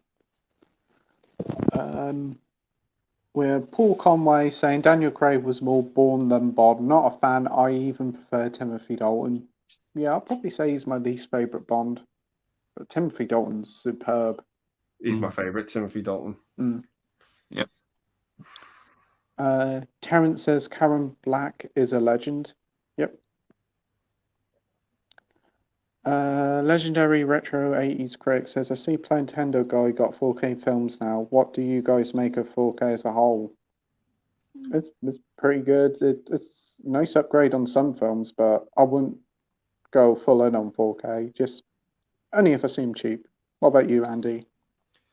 It can be hit and miss, but when it's done right, you're never going to see the film looking any better.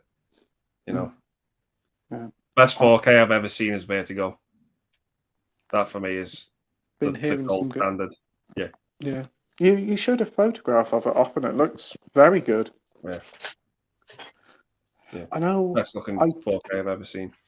I checked out the Arrow release of Croupier last night. Whoa, that looks nice. The colours on that are superb. The reds and the blacks and the details. So if that's what 4K's like, yeah, very impressed with it. What about you, Nige? What would you make of 4K as a whole? I actually totally agree with Andy. It's hit and miss. If it's good, it's excellent. I've seen some that have absolutely blown me away. They look absolutely fantastic. And I've seen others where I think, Jesus, that looks utter shit. I think the biggest one the biggest two I've been disappointed with so far is Friday the 13th. Oops, disappeared. And we're back. Friday the 13th, because it's far, far too dark. And the alleged unrated cut on Kino Lorber of Dress to Kill, because not only do they do that one word that's wrong, so therefore it's not unrated, it is absolutely grainy as hell. But then I've had others that look absolutely, wow, look at that. So it can be hit and miss. There's a lot of films worth getting, definitely. Yeah. But then there's some. Stay away. Yeah. What was it? Goodfellas. I've heard a lot of people say about that being pretty rough.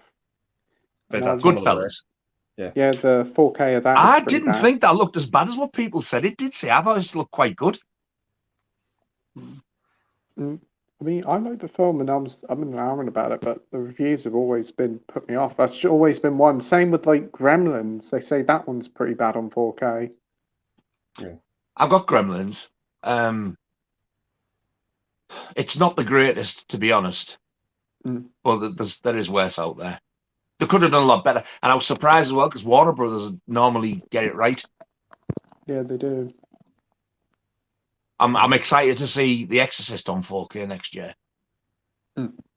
That'll be good. Mike, what about you for 4K as a whole? Yeah, I'm the same, really. I mean, 4K is like I always read reviews before I go out and buy a 4K. I have to know what other people think about the transfer before I do it, because one of my most anticipated 4Ks was that Planes, Trains and Automobiles, but then as soon as I saw people's reviews for it, I immediately changed my mind about getting it. Yeah, because some movies look great when they're done right, and then others don't as much. Whereas when you buy a Blu-ray, you're almost guaranteed to be getting an upgrade over the DVD. You don't even have to, you don't even have to read reviews for that. But with 4Ks, I think you need to be a bit more careful before you get them. Yeah, and also because of the price of them, because that Pulp Fiction one looked good, but 25 quid, no way. Yeah, I went into HMV and that Pulp Fiction, the slipcover looks gorgeous on it. It looks absolutely brilliant, but 25 quid, it's just, if it was just a bit cheaper, if it was 20 quid, I could probably justify it, but 20 quid's more reasonable as it's like an older release of a film. If it was a new film, 25, but not for that. Yeah. And the steelbook's 35, and that's way too much. Wow. Yeah. Saturday Night Fever was 20 quid, but for me that was totally worth it because it looks great. Yeah, that's a solid price for that. I mean, you get slipcover with it and both the Blu-ray and the 4K, but some releases now you just get the 4K. Yeah, and brand new release as well for 20 quid. So I thought, wow, I thought it was going to be about 25, 30. So I was very pleased, and it looks fantastic. Dr. Impossible says another great film, Terrence, and another movie heavily undervalued, Criminal. We have Edward saying, what's your favourite Paul Dano film? Paul Dano? Oh, yeah. Let's have a look. What's he done? Oh, does he mean Paul Dano, Iron Maiden? I've never heard of Paul Dano, so... Oh, he plays the Riddler in the new Batman film. He was in Little Miss so it is Sunshine. film connected. Yeah. Looking back at it, I'm probably just going to say Little Miss Sunshine. I love that film. It's such a good little film. But he's really creepy as a Riddler in the new Batman. What about you, Andy? I think mine would probably be There'll Be Blood. He's he's a fucking twerp in that film, but he's really good in it. And I really like the Brian Wilson movie, Love and Mercy. He played the younger Brian Wilson in it, and John Cusack played the older one. Oh, what the Beach Boys film is? The Beach Boys, yeah. Yes, that's a great film. Oh, I wouldn't mind watching that. Yeah, that quite a good film. That. Yeah, that came out about 5 or 6 years ago, didn't it? That's another film with Elizabeth Banks as well. She was in it as well. Yeah. It's been a while since. The drummer of the Beach Boys was connected to the Charles Manson thing, wasn't he? Yeah. Yeah. Now where's he fucked off? And now I'm back. Everybody paused, and I'm back. 4 hours. He's been for a quick Kleenex. Jeez. Yep, I won't say no. I'll be sweet and innocent. Moving on. Oh, when you said about new ones coming out as well, have you seen Second Sight? Bloody hell, there's 3 I want. Texas Chainsaw Massacre's coming out. Martin. And thankfully, they're giving us a gap, but The Hitcher. Yes. That's one of my most anticipated for next year. I've never seen The Hitcher, only the shit Oh my remake, God. And I want to watch a this film one. that is. Rutger Hauer, isn't it? Yeah. I like the remake as well with Sean Bean. Oh, I wasn't keen on the remake. I didn't like that one. But Sean Bean was all right in it, I suppose. I thought it was a great remake, but even so, it's not a patch on the original. No. What a film! Yeah, I can see that selling out fast as well. If there's like one of those collector's boxes that they do. Yeah, only 90 minutes that movie as well. It's just perfect. Yeah, perfect. I think it was the first time I saw Jennifer Jason Leigh as well, and she's fantastic in it. Yeah, Nash. Yeah. What about you, Mike? What is your favourite Paul Dano film? Do you know, he's one of those actors who I feel like every time I see him, I just fucking hate him. I just want to punch him because, like, you know, like you were saying, Andy, he's a twerp in There Will Be Blood. He's a little shit in 12 Years a Slave. Yeah, he is. Yeah. He's a little prick. It's the first time I've heard him swear. He's normally the quiet little polite one. Now the beast's been released. Yeah, but he's also a little shit in Prisoners. I remember there's one scene in Prisoners where he takes his dog out for a walk and then he just pulls it up by its lead, you know, to like hang it. And it's just like, what the fuck are you doing, you bastard? He's not one of my favorite actors, but I'd have to go with you, Pete. I'd have to say Little Miss Sunshine, because I love that movie. I think the first time I actually saw I met Robert Englund. Ah, nice. Oh, wow. That's great. I think don't want to piss it off, Mike, but and Steve Harris. Ah, nice. I met Robert Englund as well. He's such a lovely fella, isn't he? Yeah, it's great. Would you go to Sheffield by any chance in 2015 to see him? Robert Englund? Yeah. No, I saw him in Birmingham about a couple of years ago. Because when I went out, that Amanda Wiss was with him, who played Tina. Oh yeah. I think she was at Birmingham as well. I didn't go and see her. I wasn't that bothered by her, but yeah, she was lovely as well. I got me Nightmare on Elm Street box signed by the pair of them. Oh, nice. What a fucking expensive day that was. Yeah. I can imagine. I bet they're expensive for an autograph, because some of these autographs are like a couple of £100. I know some of these are like Tom Hiddleston is. Somebody said it. Oh, wasn't that bad. No, once you got your ticket, you could take stuff like that. I think it was about a £5 or a £10 per autograph or something. I think it was a £5. That's not too bad. Oh, was it more? It might have been 20. Oh, it might have been 20, actually, thinking about it, yeah. And the queue was fucking huge. I got there, though, and he was lovely.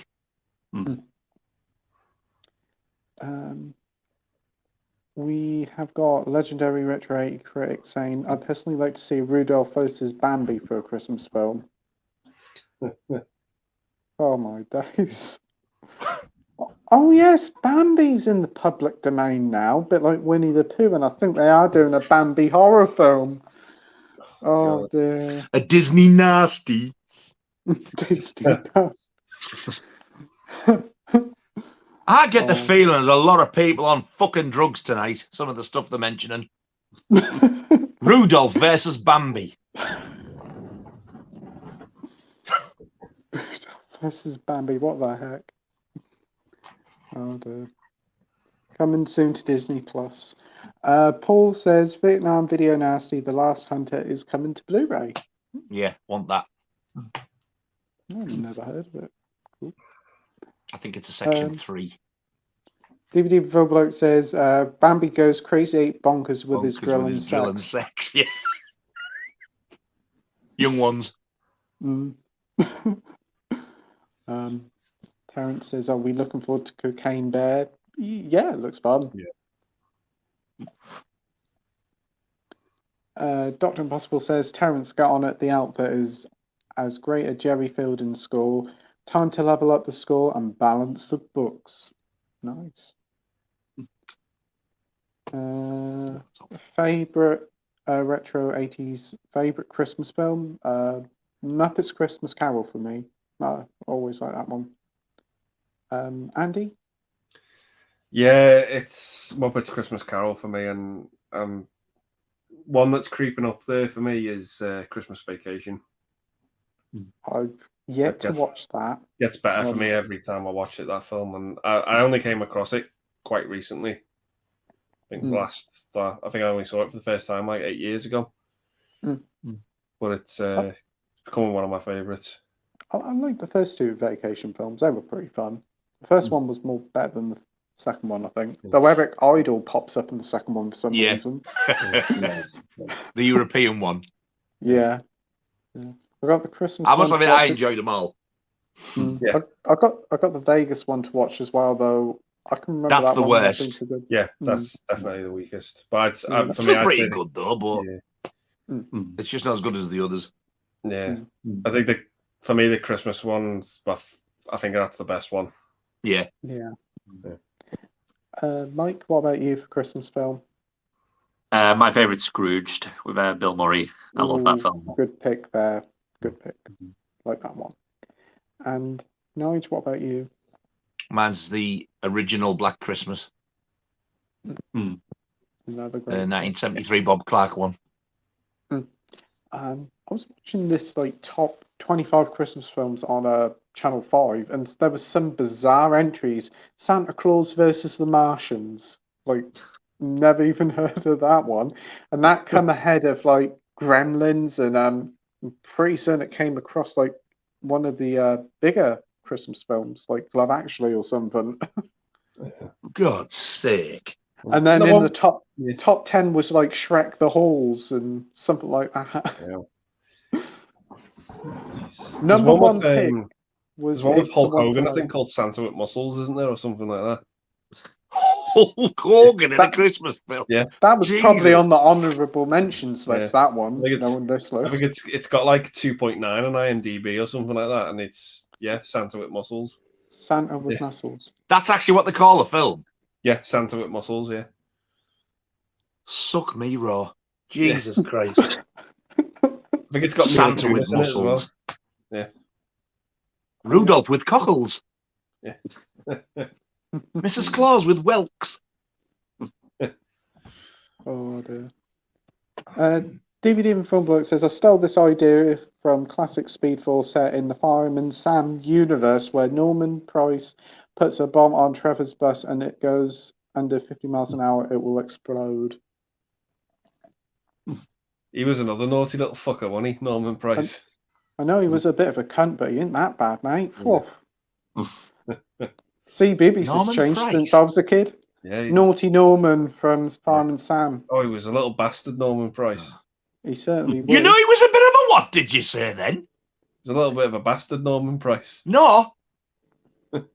Pete, what did you call him? He's a bit of a what? Oh, he's a little cunt. I have been deliberately not trying to say that word. Thinking it's my favourite word. And then he goes, fuck me, man. Oh dear. Keith said it on your live stream, and I've seen everybody, you three and John all went, oh, when he said, I was like, oh, fuck, he's overstepped the mark there. And then you come out with it. Oh, right, cunt, there, I'm having a go. It's my favourite word, that, you cunt. You could have told me. Oh. Oh. Right, we've got Edward saying, what's your thoughts on Guillermo del Toro's Pinocchio? I watched half of it. Pretty good, really enjoying it. Looking forward to watching the rest. The rest of you guys haven't seen it, have you? No. Nah. Plan on seeing it, though. Have you got these questions on a Wheel of Fortune or something? Because they keep coming back. We've got Andy here saying, hey up, lads, for me, England. Hey, Andy. Ditto, hello. Oh, he said, for me, England, we're seriously never going to win that fame against France with the ref. Oh, football, World Cup. Yeah. I don't give a flying fuck. I hate soccer. I'm not a fan of football either, but did you watch the game, Andy? Yeah, I will say this, though. That ref was a cunt. That ref was a cunt? Not a fan. Yeah, I've heard a lot of people hate him for his decision. He just couldn't do his job. Right, Mike, there's only you to say it. Let's have a cunt fest. You cannot be the only one out of four of us to go, oh, no, I'm sorry, I draw the line. I don't like that word. Okay, well, I'll just say Harry Kane was a cunt for missing that second penalty. That deserves a round of applause. Yeah, I tell you, I hope it's not me. Have I influenced you? I brought the beast out in you because he was usually so quiet. You'd have been a cunt if you didn't say cunt there.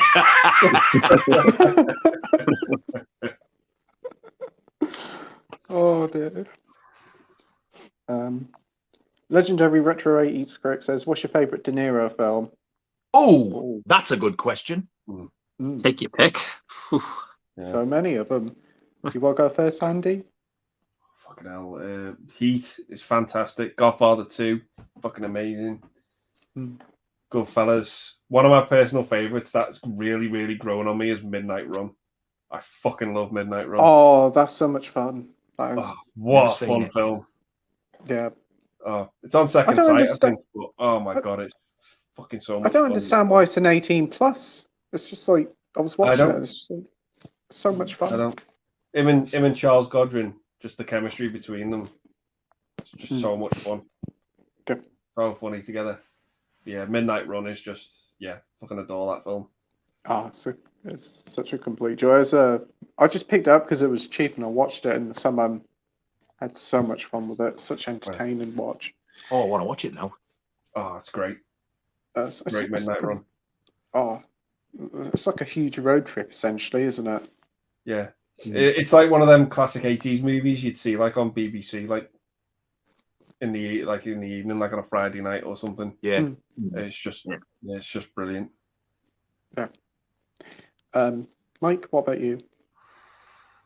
Yeah, I'm trying to think of something that, like, not one of the usual ones. There's one called The Mission with him and Jeremy Irons. That's a really good movie.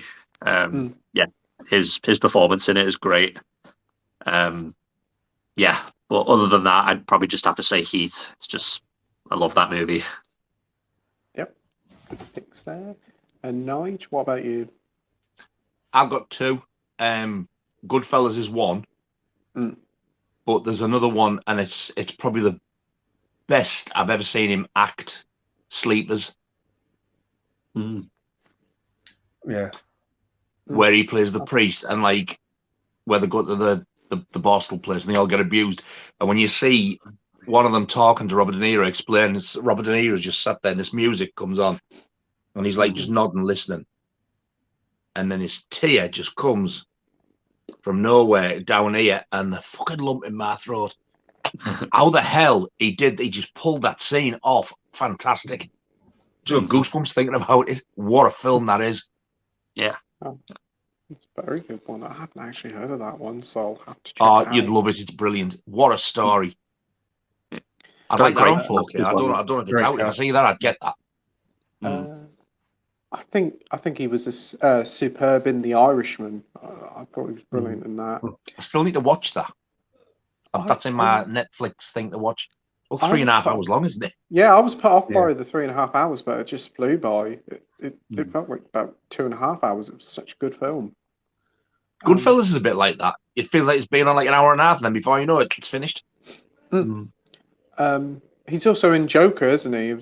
I didn't mind him in Joker. Lovely. Untouchables as well. Yeah. He's good. Oh God, yeah. I've only ever seen that once. Mary Shelley's Frankenstein. I like that film, and he's good in there as the Frankenstein monster. Yeah, there's one he directed as well that he's in, Bronx Tale. I fucking love that film as well. Oh wow, Bronx Tale. I haven't Tale. seen that one. And he directed it as well. Yeah, I'm just like fucking unbelievable. Oh God, I didn't know he directed it, but I haven't seen that for years. That is a brilliant film. Yeah. Jackie Brown as well, the Quentin Tarantino one. I do like that. Oh God, yeah, he's fantastic in that as well. He can play so many different patterns. You can play a priest, then you can play a fucking psychopath, and then you can play somebody in Jackie Brown who's just like thick as pig shit. And then he can play a gangster. He's amazing. And then he's in Dirty Grandpa. Oh dear. Is he? Yeah. Oh, he must need the money. What's it? Kate Beard as well. Oh, yeah. That's another cracker. Yeah. We got Echo here saying hello. Hello, Echo. Hi. Oh, it's Art the Clown. We've got Terence saying still buzzing about De Niro in The Irishman. Yeah, he's fantastic in that. And Joe. Oh, I'm gonna have to watch this one. I'm gonna have to like start it at a sensible time so I can watch it all. Because wasn't Joe Pesci retired from acting and returned came out? To the Irishman? Came out retirement specifically for it. Wow. He's to see so the three of them together in a movie, because the three of them haven't been in a movie together, I think, until The Irishman, was just a fucking treat. Pacino. Is Ray Liotta in it? No. Who's the three? Oh, it's De Niro, Pacino, and Pesci. Yeah. Oh, Pacino, you said, didn't you? Yeah, Pacino, Yeah, I forgot he was the third. Oh, God. I'm definitely going to watch this. And then you've got, isn't Everybody Loves Raymond in it as well? What's his name? Yeah, Ray Liotta's in it. Yeah. Oh, you fucker. Stephen Graham's in it as well. Yes, he is, yeah. Harvey Keitel. Yeah, Harvey Keitel. Wow. I haven't seen him in for anything for a while. Yeah. What a cast. Such a great film.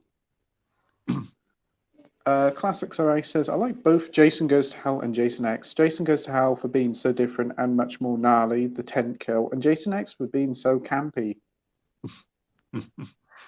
It's too science fiction-y for me. It's Jason in space, for Christ's sake. Yeah. that tent kill though in Jason Goes to Hell is fucking brilliant. I love the tent kill. Would you put Chewbacca and R2-D2 in Camp fucking Crystal Lake? No, you wouldn't. He doesn't belong up there. He's down here slaughtering what he does best. Dr. Impossible says, Jackknife with De Niro was a very measured performance, but I also like De Niro in Falling in Love with Meryl Streep. Did a few films together then, didn't they? Yeah, they have done. See, there's another direction in his acting, something else even different again. Yeah, I'm sure he did like a romantic film called It's Complicated, and he did like one called The Intern with Anne Hathaway or something. Yeah, he's in Silver Linings Playbook as well. I quite like that film. He is. And he's in Joy, isn't it, with Jennifer Lawrence? Joy, yeah. He plays the mafia parts so well that I actually thought that he had mafia links like Frank Sinatra did. Yeah. I thought there's no way in hell he can act that without hanging around with them and knowing what they're actually really like. Absolutely mind-blowing. He's so good in them sort of films. I can't believe we haven't said Casino either. No. Shit, yeah. Yeah. I want that so badly with the slipcover. I haven't bought the 4K because I want the slipcover. I keep looking for the slipcover. All I keep finding is just the normal edition. Like one day I'll find it. Didn't John find it in the H&V? No, the 4K chef found one on eBay, just the slipcover. I think he paid £4 for it. Wow. I'm glad he's got it, but I'm fucking gutted I haven't, because I keep looking for eBay and I can't find it, so I don't know how the hell he got it, because I look regular.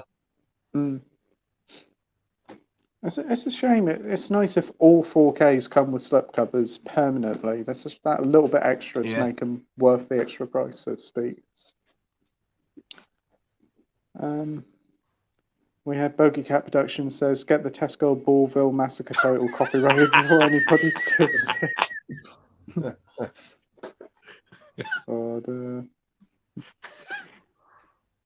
The Classics RA says, my favourite bit in Jason X is the scene with the captain yelling, it's okay, he only wanted his machete back. Cut to his scream in the distance. I must admit, when he said that, he only wanted his machete back, I was sat there going, stupid cunt. How naive can you fucking be? The Classics RA says, I had the unrated cut of Jason Goes to Hell, but it's the Panther DVD, and it's the open matte for some reason, but easiest way I could get it unrated. Oh. The unrated versions, I love it. I think it's fantastic. Massive, massive improvement on the R-rated one. The tent scene. Oh, it is brutal. Yeah, it is. Yeah. I'll have to, once I finally get round to watching the 8 in my collection, that'll probably take me 8 years. I'll get round to it. Have you got the box set, Pete? I just got the 8 film box set that they released in this country. Well, when it gets to Jason Goes to Hell, make sure we get the unrated one. Make sure it does say unrated. I know there's like this American import, this region 3 that comes with that Jason X, and I think it's Freddy versus Jason, so I don't know whether that's unrated or not. Is that a Blu-ray? Yeah. Jesus, isn't that hard to find now? Because that was the only way you could get them in the States, wasn't it, at one point? I'm pretty certain it's on eBay, and it's like a regular listing for about 15 to 20 quid, brand new. It's probably come down now since the release of the Scream Factory box. But check if you need the unrated one though, because it's so much better. I'll keep an eye out for that.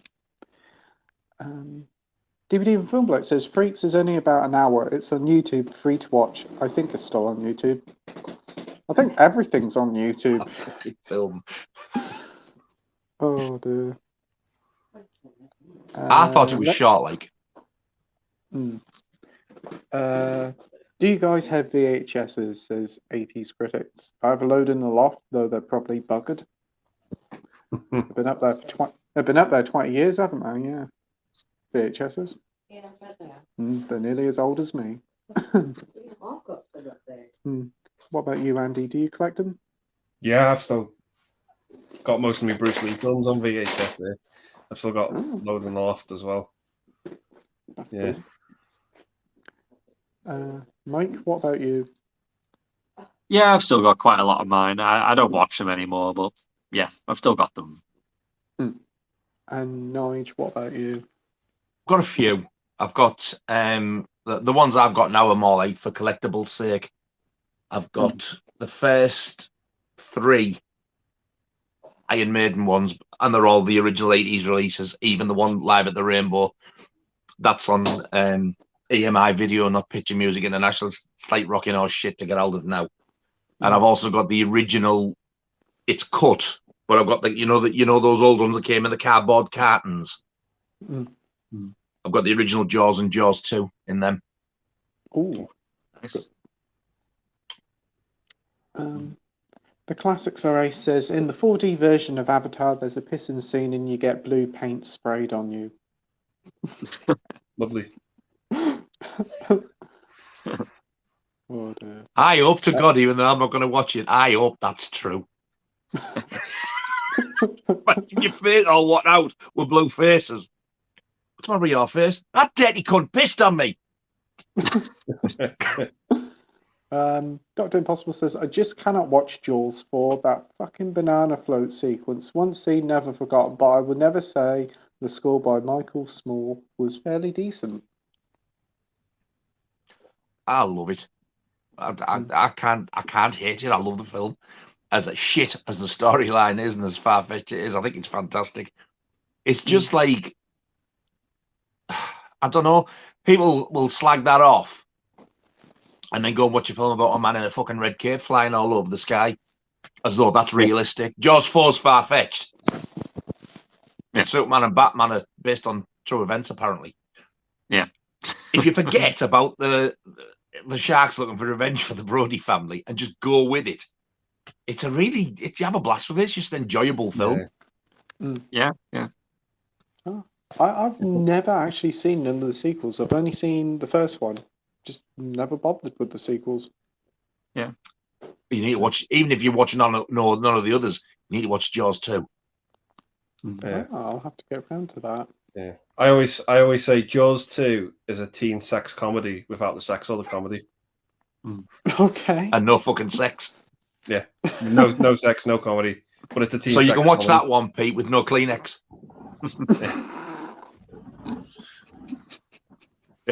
I fucking love Jaws 2. It's brilliant.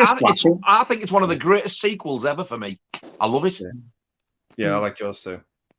3 is god awful. 3's worse than 4 for me. Which one's the one with Michael Jaws Caine 3 in 3D, it improves it by a million. It's just fantastic. Yeah. The film itself is shit, but it keeps you interested looking at the effects. Yeah. I am gonna do me Jaws video soon, because when I was gonna do either the Jaws or the Maiden ones, and like use like 2 of each with the lad you had on last time, I thought, fuck's sake. Then somebody messaged me, and I've got another Jaws thing sent to me. Michael, the Evil Dead lad, has sent me something that I didn't have, so I was waiting for that to turn up. So now I've got that. I'm going to do the Jaws one, but I'll do the sequels as well. Oh, sounds good. DVD and Film Bloke does have VHS, but it's not permanently set up. Cool.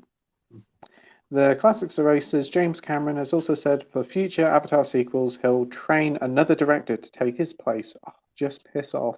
Yes, I wish he would. The best film James Cameron ever done is Piranha fucking 2. Oh, and Terminator 2. I do like that.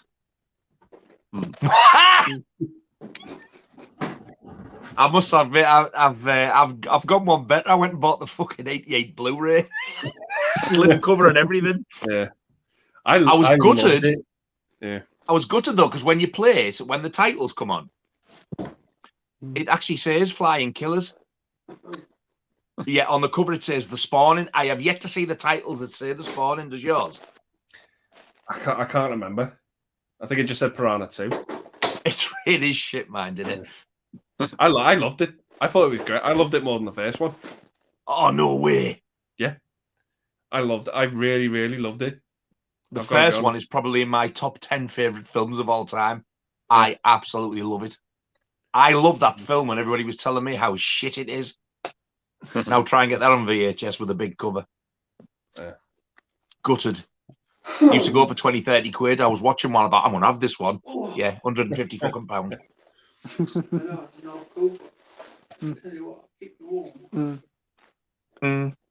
Yeah. DVD and Film Bloke says James Cameron has wasted his life on these Avatar films. He'll go insane if 2 tanks.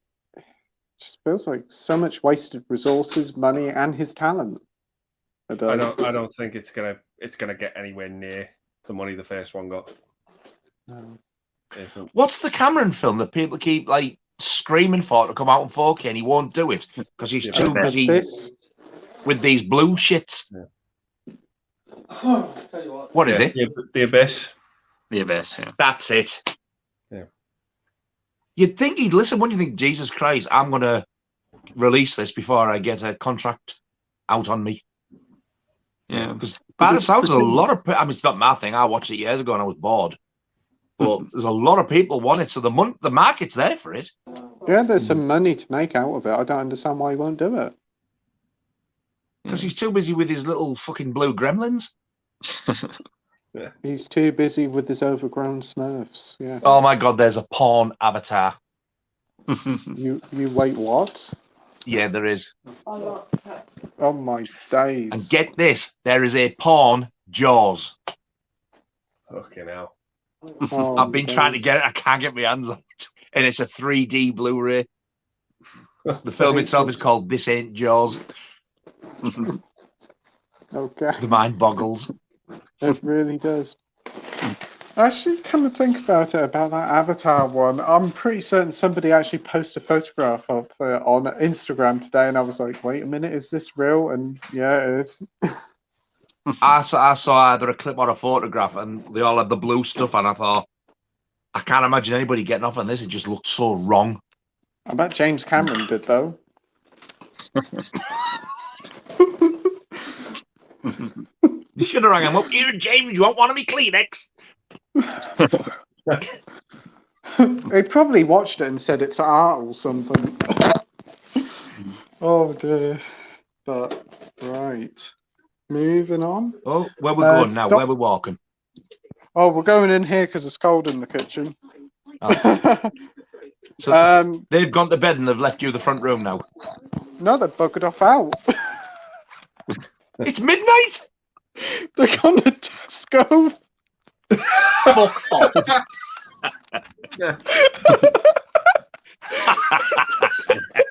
They've gone to Tesco.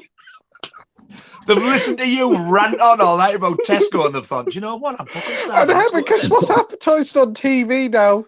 Fucking Tesco. Oh, Christ. Oh, dear. Oh. They've gone for a reduced bread loaf and a £5 PlayStation game. Oh, dear. Pete, now's the time to watch Boogie Nights. Yeah. They're going to be Tesco for 3 hours. I want to watch it. Fucking love that film. I've got it, but I've hidden it up because of my dad, and now I can't find the fucker. He's got it, but he hasn't seen it. Oh dear. My dad thought it was like a Strictly Come Dancing spin-off or something because it's called Boogie Nights. You'd never heard of it before. Did he watch it? No, he didn't watch it. He said, "Oh, well, we'll have to watch that one night with the as a family watch along." I said, "Yeah."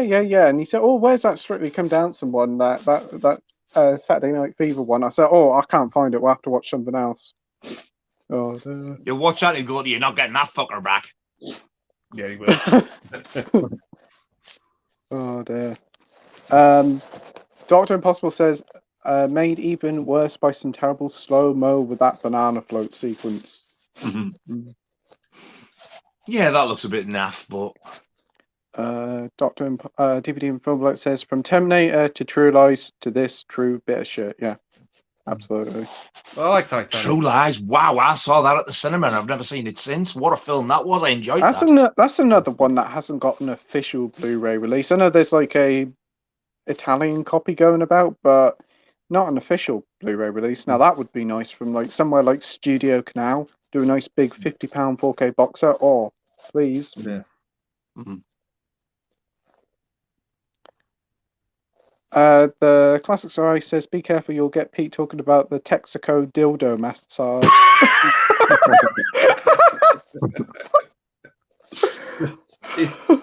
You just dildo massage is fucking hilarious. Oh, I'll tell you what, the fucking t-shirts we could get made for you. Oh no. Texaco dildo massage starring Dustin Hoffman. The Texaco dildo massage. Oh dear. With Chevy Chase. Yes.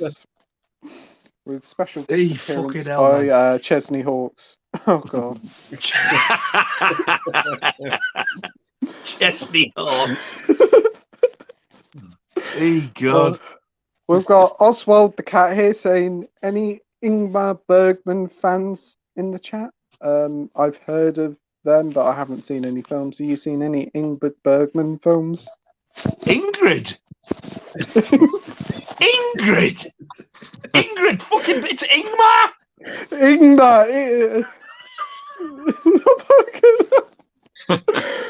I can't fucking cope with him.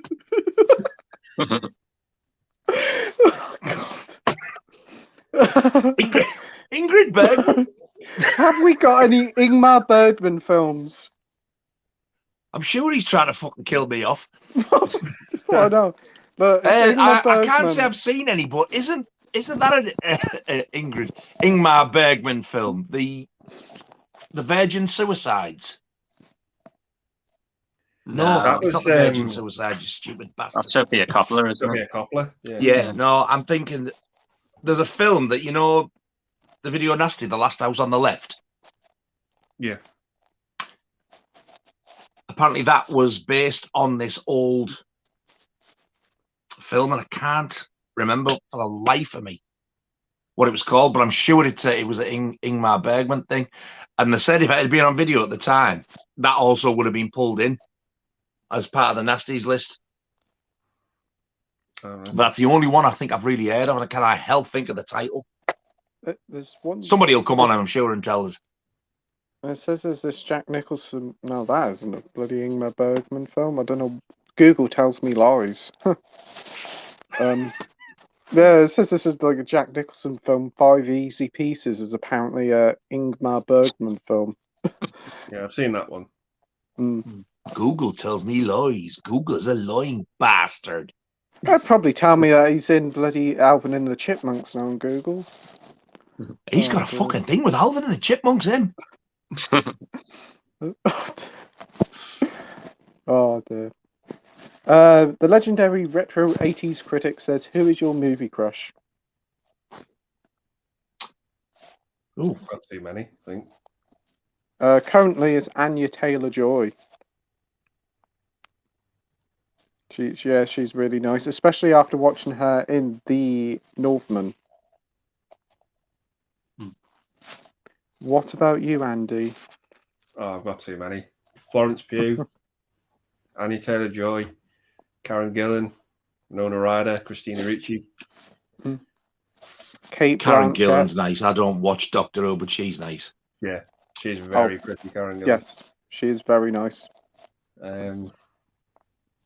Yeah, Jodie Comer. Yeah, there's some of mine. Too many. There's quite a few, yeah. What about you, Mike? I'm just going to say one person, and it was after watching that film that I just remembered about her. But Marissa Tomei, she looks better now than when she was younger. Yeah. She still looks great, and it sounded like he said Marissa Toenail. Marissa Toenail.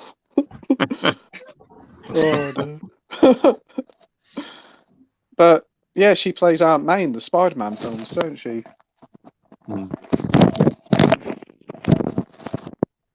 One of the best things about the new Spider-Man films. I wouldn't know. And My Cousin Vinny as well. Yeah. What about you, Nige? Movie crushes? Bloody hell. At the risk of sounding like a dirty old perv, who's in X and Wednesday. Oh, Jenna Ortega. Ortega. She's a bonny lass. Yeah. It used to be Susan George.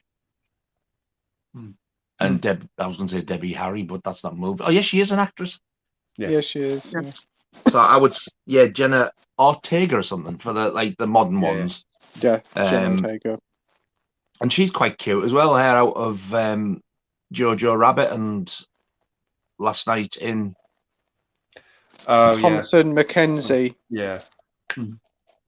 She's quite cute as well. But yeah, like when it was like Susan George was like, she was married. Do you know she was married to? Do you know Susan George is by any chance? I might be able to show you the photo of Ronnie because she's in this Jack the Ripper. Yeah, I do. Not a great photo, but that's her in the middle. Yeah, I do recognise her. Yeah. She was married to that prick out of Jaws 3, Simon McCorkindale, who wanted to kill the shark. Yeah. He died, didn't he? Cancer a few years back. Yeah. DVD and Film Bloke says that fairy chick from Wizards. Only classics will get what I'm on about. Is that the computer game movie Wizards? Oh yeah, the one that basically advertised the Super Mario Brothers 3. Yeah. Legendary Retro Critic says Pulp Fiction or Reserved. I think I mean Reservoir Dogs. Reserved Dogs.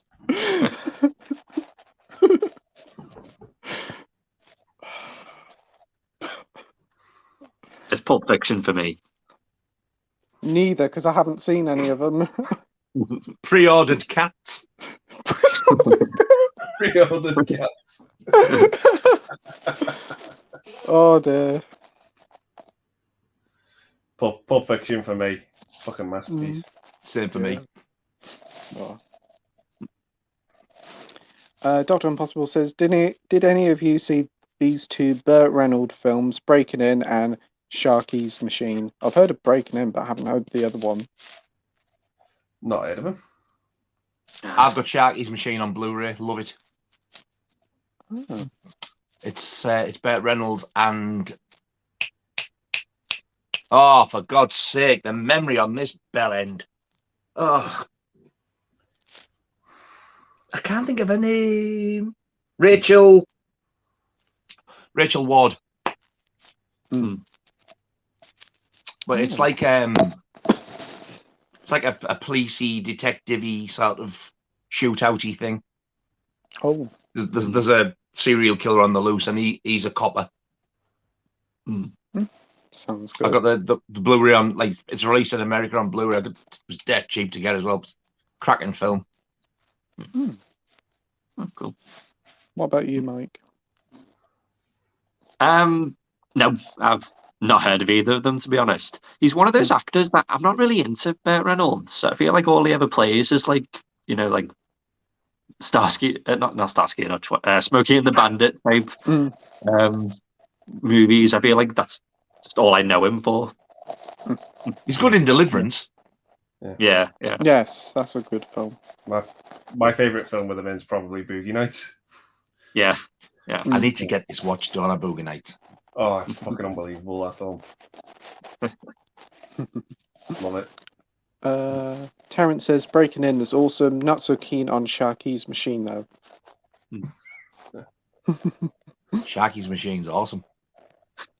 DVD and Film Bloke says Pulp Fiction. Classics Array says interested in seeing Breaking In as it's a Bill Forsyth film. After he moved to Hollywood, his career sort of fell apart after that. Oh, I've never heard of that one. Breaking In. I'm surprised you didn't say Bruce. Yeah. Yes. Bruce Forsyth.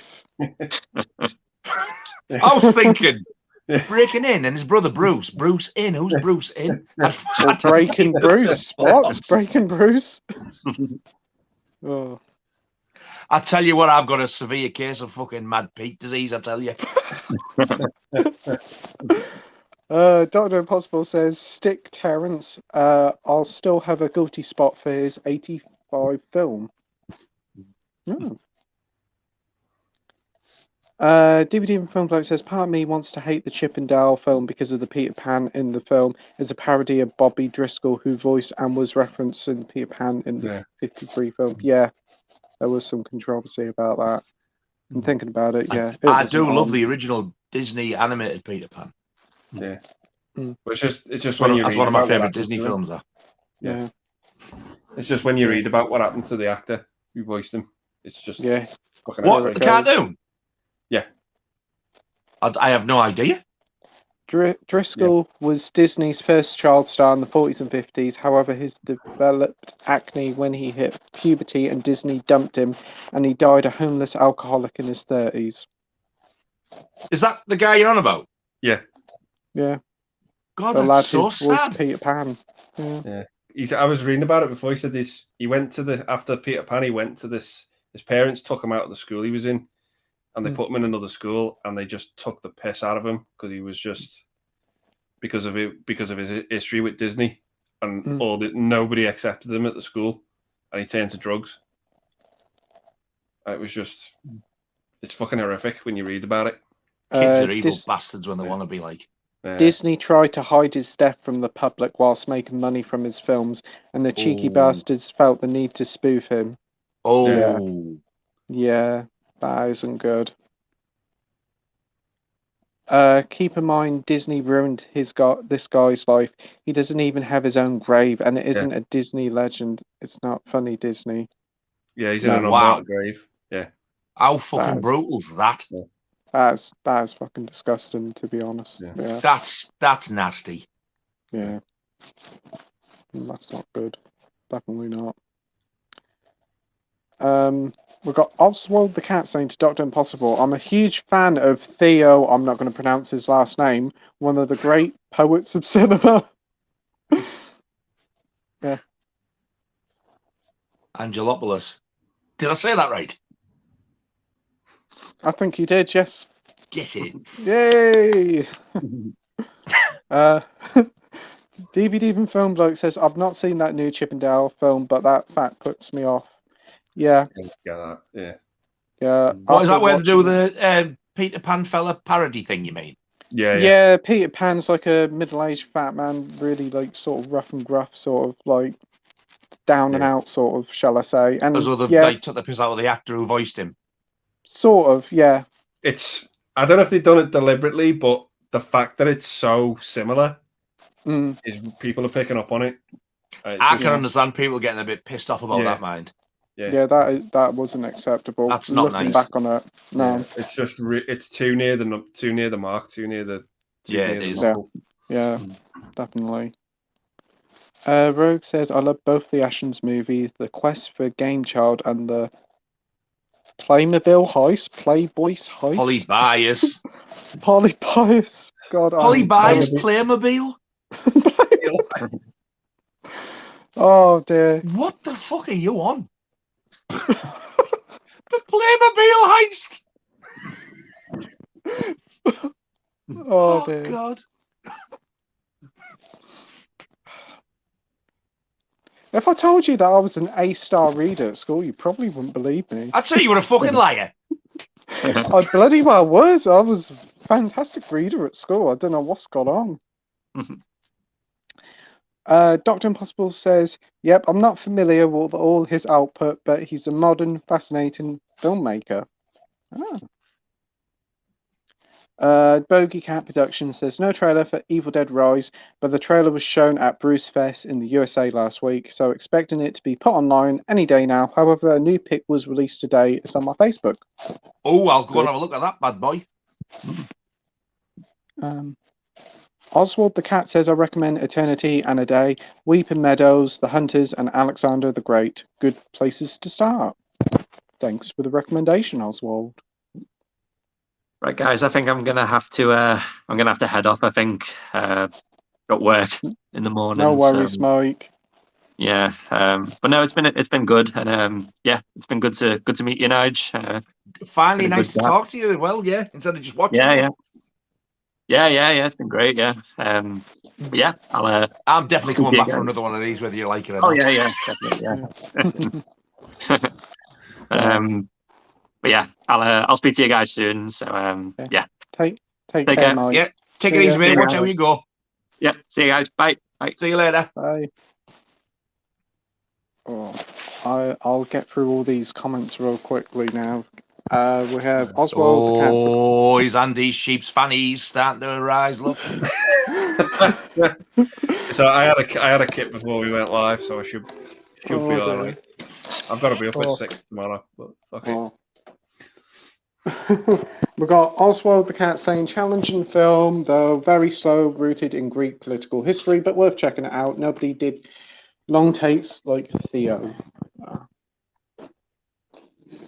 DVD and Film Bloke says period piece is the worst film I've seen in my life, hands down. It's basically this guy's film, really unsexy, I might add, and there's nothing good about it.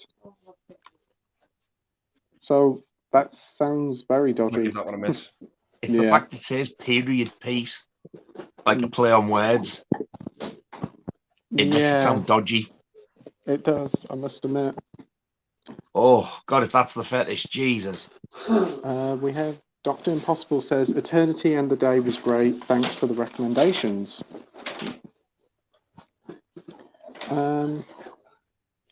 We have Rogue saying, at heart, John Waters is a comedy director. Some of the dialogue in Pink Flamingos is hilarious. Incredible, should I say. So he's getting me intrigued again now. We've got Jason here saying, one of my favourite films I saw this year that wasn't a brand new release is The Empty Man. Oh, yes, I remember you said about that. It's on Disney Plus, isn't it? Yeah, I think it is. I know Jason was talking about this. I need to check this out, The Empty Man. I'll have to keep an eye out for it as well. I've added it to my watch list.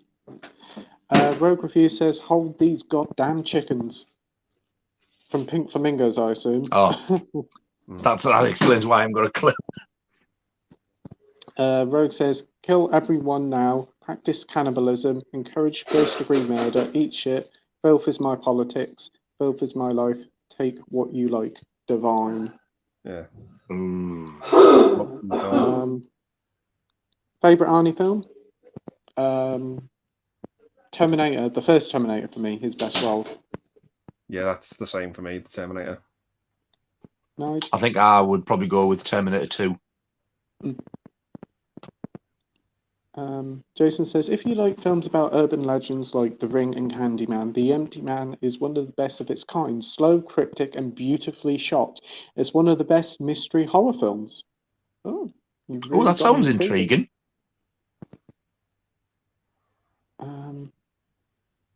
Dr. Impossible says, what's the most poetic film you've ever seen?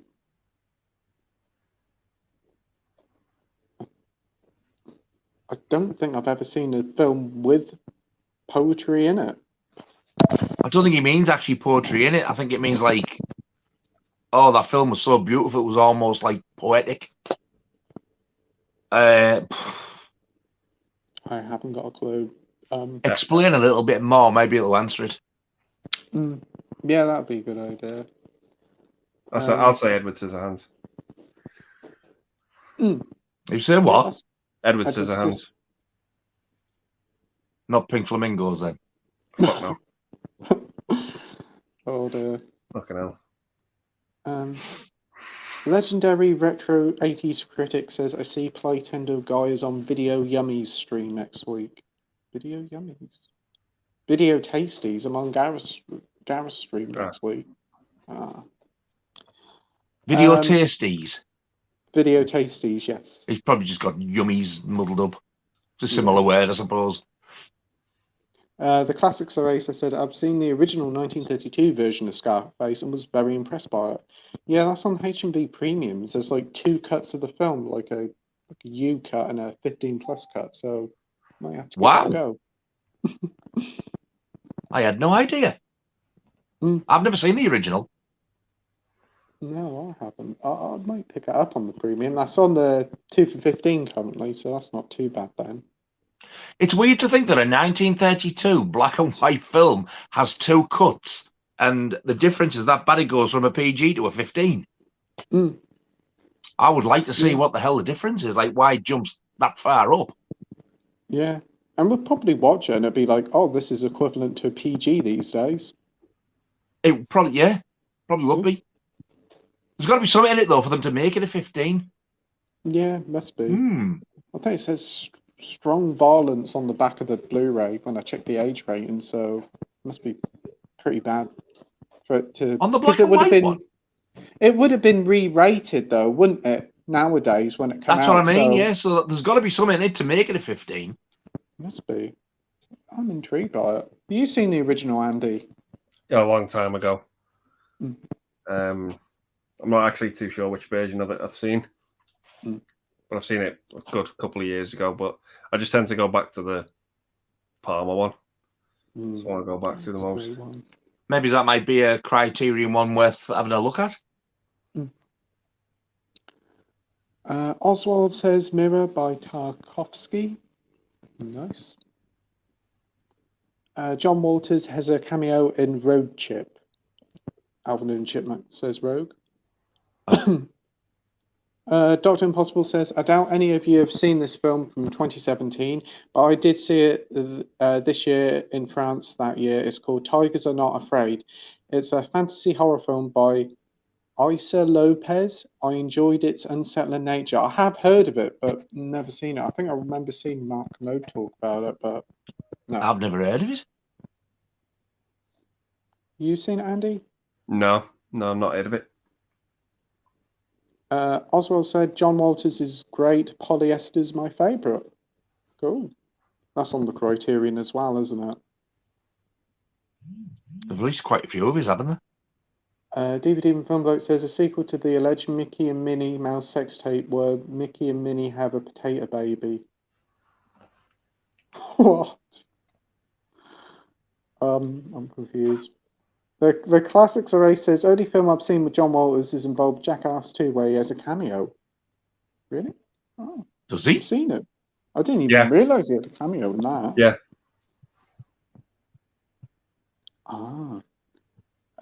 Pete says, got a message from 88 Films now asking about Street Fighter that I ordered from them, but now can't be sent. They're trying to relicense it and have the release back.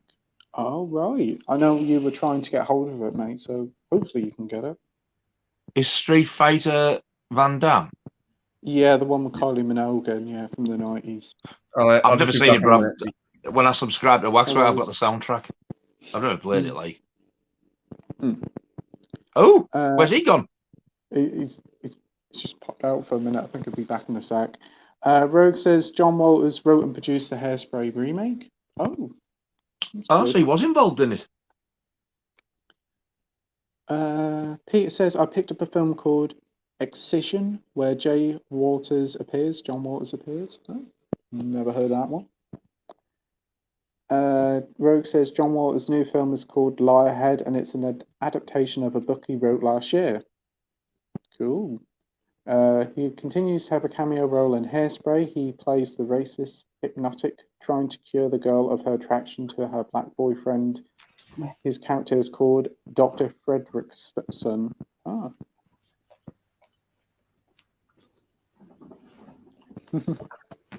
Come on. DVD from Film Bloke says, unreleased John Walters film Divine shoves the Disney castle up her ass. Oh my word. Bogey Cat Production says, fuck Evil Dead Rise, I want to see Pink Flamingos more. Oh. Dr. Impossible says, cry baby for me, I still like Walters films coupled with Serial Mum. Classics Array says, here in the UK, don't want Corden. They stick him in the USA, just put him in Guantanamo Bay. Or put him on the Bermuda Triangle instead. Also, they're getting sick of him in America as well. I think so, yeah. DVD from Film Bloke says, yeah, James Corden is a great piece of work. Something I will always find funny is when James Corden dad wrote to Mark Commode after he called him annoying. There should be a law allowing you to run over James Corden. Yes, I remember. Oh, Pooch number 3, look. Yeah. DVD from Film Bloke says, speaking of blue movies, have you ever heard of Let My Puppets Come, Nige? It's a puppet porno from the 70s. Oh my days. No. I don't know whether I want to see it or whether I never want to hear about that again. I think I have seen. I think I've heard DVD and Film Bloke talk about it a couple of times on other streams. I've never heard of it, but wow. I would like to see Abel Ferrara, who did The Driller Killer. He did one, and I think it was Vinegar Syndrome released it with this like amazing slipcover called 9 Lives of a Wet Pussy. And it's like you can't get it now. I would have liked that had I known at the time. Joe says Rockgod is a legend. Swears like a nun with Tourette's. Hey, I'm toning the fucker down. Edward says, "What's your thoughts on Muppets Christmas Carol extended version with the song put back in?" Maybe you guys watched it yet? I haven't seen it yet, but I will watch it next week on Gareth's watch along. I've never seen the film at all. It's only been on the VHS, but it was cut from the DVD then Blu-ray, so it's nice to see him put it back on the. Is he a spaniel or a lab? What you say? Is he a lab? Yeah. Oh. He's hello. Oh, look at his face. Just looking at his balls now. A black lab. He is gorgeous, like. Yeah, he's 3 in March, I think. 3? Yeah. You know, he's just gone 2.5 now. Oh, he's still a young pup. Hey? Oh. She-Hulk is woke and awful. Great, annoying it's in the extras and not the main version for Muppets. Dr. Impossible says, "What's your favourite quote from a Western film? It's a hell of a thing killing a man. Oh, over I went taking the poncho with me. Yeah, the cape was my idea." From a Western? I do have to agree with Dr. Impossible for "It's a hell of a thing killing a man" out of Unforgiven. That is a great line. So I'll go with that. I don't really watch many Westerns, so I can't think of one. The best of it is I bought one not so long ago, but I've only seen it once.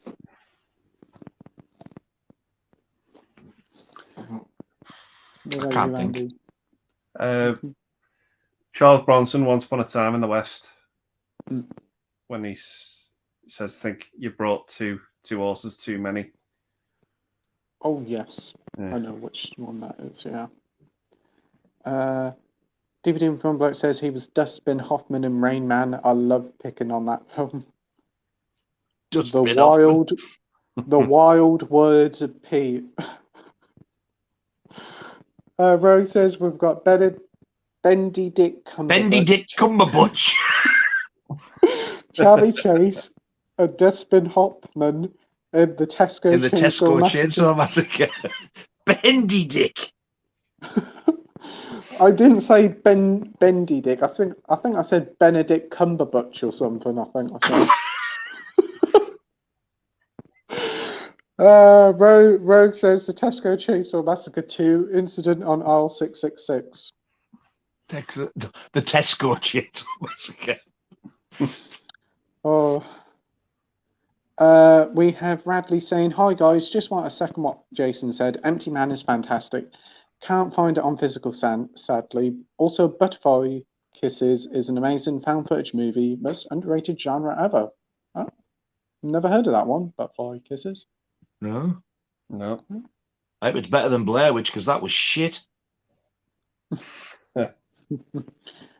Coro says to Dr. Impossible, from Once Upon a Time in the West, there's a crazy story harmonica for 2 reasons. One, nobody around these parts got the guts to wear those dusters except Chain Man.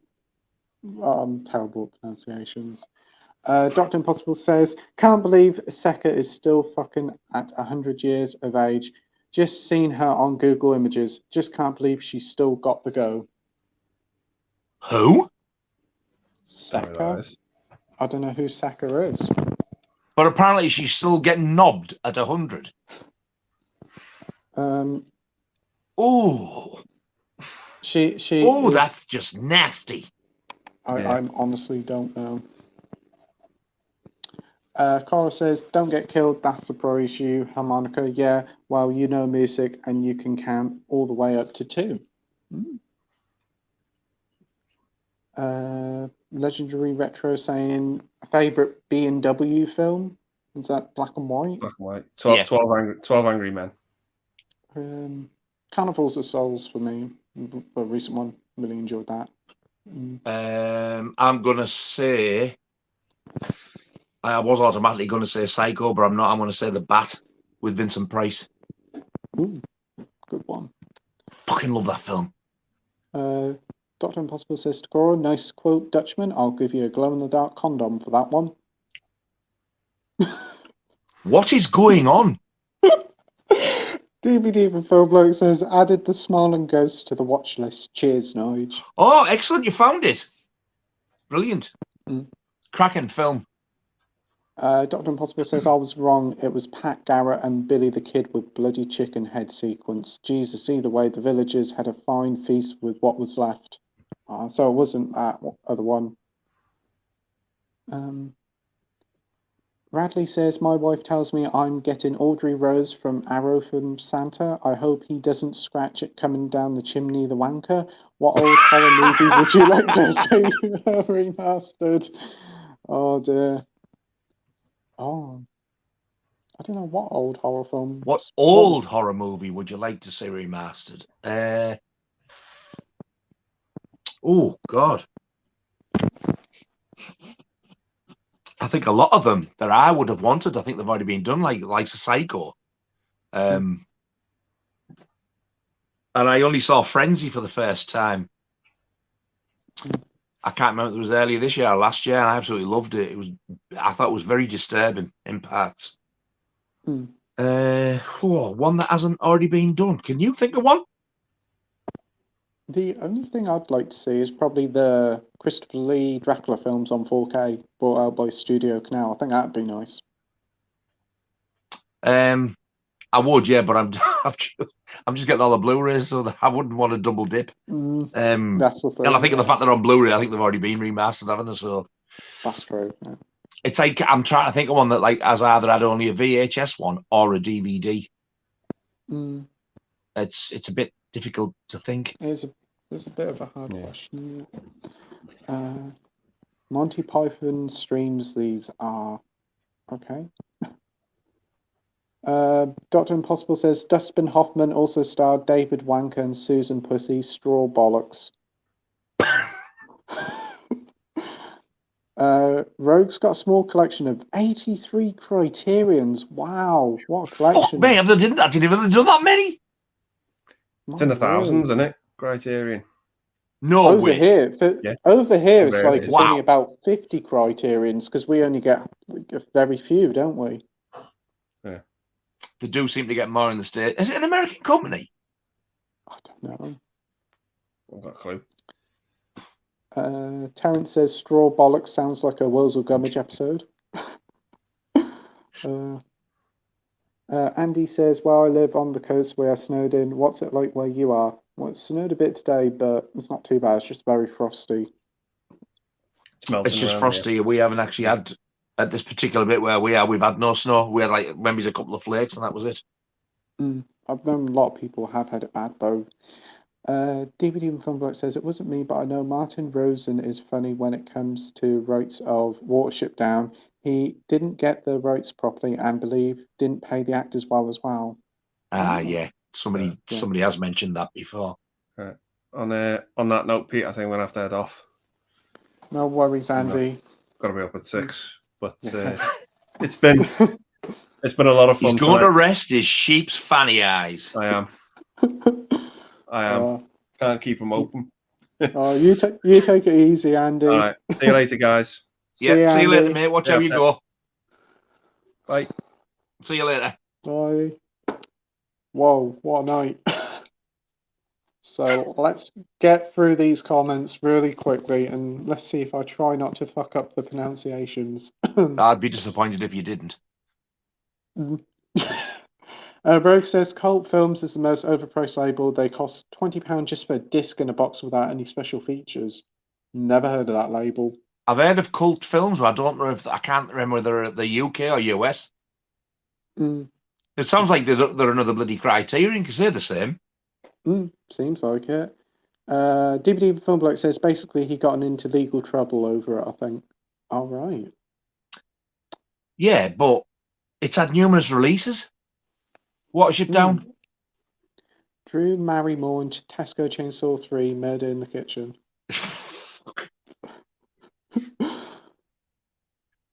DVD with Film Bloke says, what next, Pete? Malcolm McDighole? McDighole. No, McDowell. Malcolm McDowell, yes. Rogue's got the whole franchise written out here, he has. Malcolm McDowell. Tesco Chainsaw Massacre 4 closing time.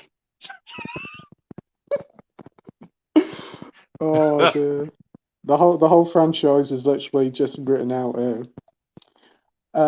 Terence says, always feel a bit melancholy hearing the final bars of the Coronation Street theme classic. Yeah.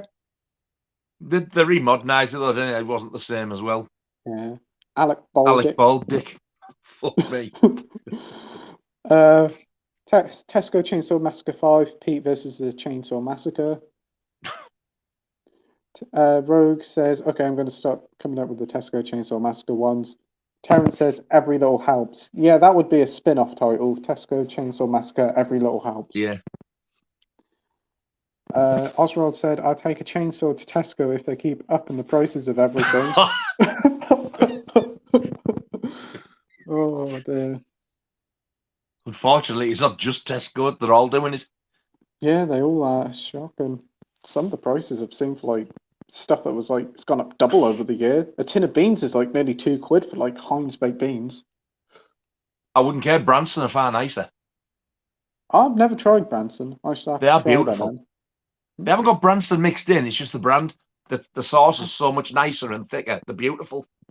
Oh, I'll have to try them out. The Classes of 8 said, never seen Eurotrash, but it looks hilarious. Like brass eye, but completely demented. Out. Even worse than the things they reported on were real. Dr. Impossible says, I've got a nice yogurt to promote. Something called The Stuff. Yeah, I love that film. I've seen bits of it. It looks like a lot of fun. It's on the Arrow label, isn't it? Yeah. Eurotrash looks great, says DVD from Film Bloke. He also says, network titles are too expensive for their own good. I was lucky to get the On the Buses set for £20 in Sainsbury's a few years back. Oh, I bought them separately. That's a good price, that is. Yeah, it is. The extras are lacking and the master tapes look like they were dumped in a pond. It's almost expected there'll be 10 of tape dropouts per episode. I can remember the ones I've got. Some of the episodes are fucking diabolical, but it's to be expected. What's that on network? On the Buses, yeah. Wow. It's been out for a very long while, I think. Carl says, thanks, Dr. Impossible. Might come in handy tomorrow. Have a Christmas party from work and you never know who may get too drunk and horny. Probably me. Dr. Impossible says, when are you going to watch Jackie Collins, Hollywood Wives, or Dallas? I've seen an episode or two of Dallas, but I don't think I'll be watching it. And I've never even heard of Hollywood Wives. It sounds like something on ITV2. I did watch Dallas back in the day when it was the big Who Shot JR thing when I was a kid. DVD Film Bloke says, I love to have seen Bottom Live with Rick and Aid would fluff their lines. They took the piss out of the audience. Oh, they did. Oh, yeah. They messed up so many times. That was probably the funniest bits as well. Because once they started laughing, they couldn't stop. Yeah, that's such a shame Rick Mel passed away. I was devastated. Cora says, shit, looking at my previous comments, I'm already beyond fucked up. That's some serious, awful grammar and spelling. Dr. Impossible says, or maybe Pete reruns of Brookside. Never seen it. Oh, God, I never understood the attraction of that programme. What a pile of bollocks. Oh, there's been so many different soaps that were popped on. There was a lot on Channel 5. There was one that lasted, I don't think it even lasted a year, called Albion Market. It was fucking terrible. I think I've heard of that, yeah. Oh, and there was another one set abroad. El Dorado or something. God. It was that one that didn't last long. They were both atrocious. Rogue says, my local Asda has a railway station attached to it. What? Wow. I I know Jamie Powell has a McDonald's in his Asda, which is quite an interesting thing. You go into Asda and there's like a McDonald's to the side, which is quite cool. Do you know the hospital, the hospital in Mildred, James Cook Hospital? There was a time when they were going to get a McDonald's built in there, and it didn't happen. It ended up being, I think it was an M&S food shop in the end, but there was going to be a McDonald's. I went, a McDonald's in a hospital? That's healthy. Yeah. That's just it never happened. Surprisingly. Oh dear. There's plenty of Costas in hospitals. I know the couple of local hospitals here. There's Costas. Yeah, there's one there. There's one at James Cook down the road. The classics are ace. There's a story that a kid in the 70s at a supermarket was absolutely shit scared of the bloke in the honey monster costume and stabbed him in the back, inch away from impact. Whoa. Poof! Jeez. Damn. Wow. That's shocking. I can't. Whoa. DVD from Film Bloke says, have you ever heard of Too Smart for Strangers with Winnie the Pooh? Creepy live action singing about private parts. Yes, it's real, and yes, it was made by Disney. Cinema Snob reviewed it. What the hell? No. Oh my. Oh my days. What the fuck is going on over at Disney? Too Smart for Strangers. Yeah, it's a 1985 thing with Winnie the... Oh my... Jeez Louise, that is terrifying. Jeez, huh? Oh, the Winnie the Pooh looks absolutely terrifying, and the Piglet one looks absolutely fucked. Look, it looks like Winnie the Pooh's been on fucking cocaine. His eyes look so freaky. Jeez. Oh dear. I'm gonna have a search for this and have a look. I can't look at the same time because it's my phone I use, so I'll have to wait. Oh. Jesus. Classics Array says Jessica Biel in Blade Trinity, best thing, and not because of her acting skills. Wink, wink.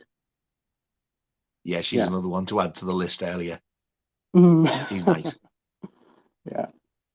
DVD from Film Bloke says the costumes for Too Smart for Strangers are fucking terrifying. They gave Winnie the Pooh white in his eyes. It's like the bear from The Shining.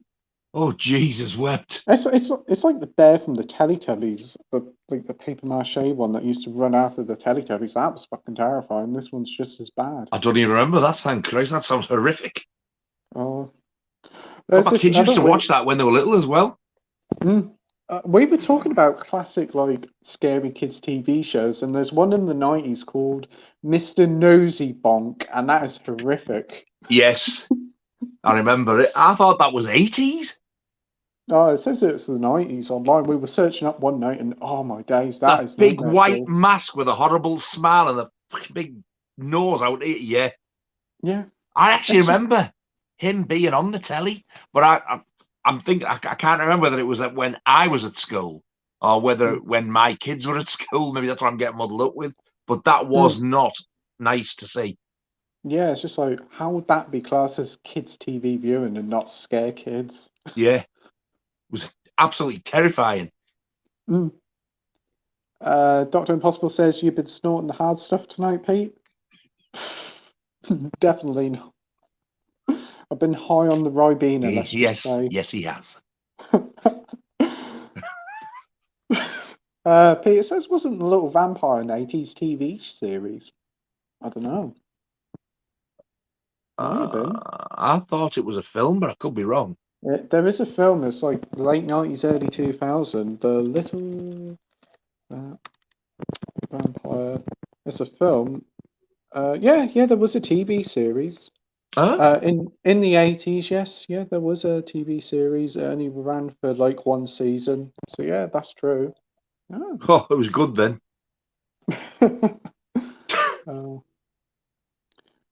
Peter McCluskey says, I love Casino Royale and Skyfall, but No Time to Die was unforgivable. 2 fingers up to the Bond fans.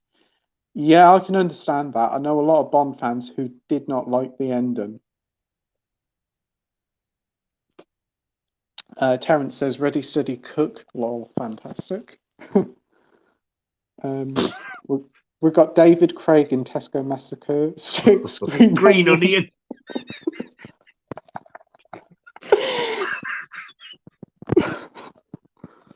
I thought you were fucking behaving yourself after 5. I'm going to stop with the sequels now. The legendary Retro 80s critic says GoldenEye was the best. Yeah, that was the best Pierce Brosnan film. That was a good film. Peter says, me and my friend watched The Car on Arrow Video last night. Both liked it. Yeah, I've heard that's a pretty good one. I've never seen that, and I've always fancied it.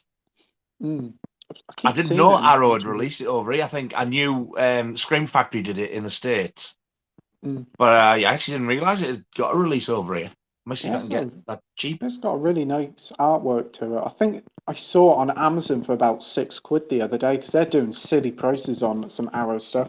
You know the Battle Royale 4K box set, that's about 50-60 quid? Yeah. 22 quid on Amazon. Wow. I was like, damn, I wish I waited a week and then I could have got that one instead of the one I got. But I picked that up for about 10-11 quid. So Amazon's just going silly with that. Arrows. So the one for 22 quid is like an even bigger box set than the one you got? Yeah, it's like a full-on big box set. There's like the 2 cuts of Battle Royale, the second one, a soundtrack, another version of Battle Royale 2, booklet, playing cards, various all sorts with it. For 22 quid, I'd double dip. If I like that. What was I going to say? They had Southland House, the Arrow one, and the El Duce tapes, or whatever that's called. The El Duck tapes. One of the new recent releases, anyway, with the slipcover and booklet for £5, brand new. So there's some good deals on that Amazon currently. I don't think Arrow's got a sale on now because I think it's finished, but check on Amazon if you want some Arrows. I bet Demonia hasn't been reduced anymore. Which one is that? The fold-out one? I did not see that one there, but it came down from 30 to 25. But like I said, I would pay 20 for it. I know that a lot of the big box sets, like the Phantasm ones, like 20 quid. I'm pretty certain the Ring box set's 15. So there's some. You can't fall off for that, can you? No, not for that price. Because even at CX pre-owned, you pay a lot of money for it. Yeah, they're well overpriced them sometimes. I think. I go in there sometimes, and it's just like not even worth the price to go in there. It's just like they don't care. A lot of the slipcovers and that are all damaged anyway, so it's not worth it. I still have never forgot or got over the fact when you say take the books and stuff like, yeah, just bin that. Yeah, they just don't care, unfortunately. I don't understand why. Demonia's £22.99 on Amazon at the moment, so I think it's had a little reduction. Oh shit! So it has come down again then. Wow. And I know there was the release of Miller the Stone Woman, which has got like 3 cuts of the film, and that's in like a big box set, and that's 15 quid as well. That's a good price. Holy shit! I need to have a look. Dr. Impossible says, Christ, Dalton played Dr. Rock in Freddie Francis's Burke and Hare story, Doctor and the Devil, though it was based on Dylan Thomas's story. Didn't know that. Rogue Review says, can anybody else title the Tesco Chainsaw Massacre sequels on that podcast? Don't bother yourselves. I think we've had enough. Yeah, Tesco Chainsaw Massacre 7. Please, God, let it stop.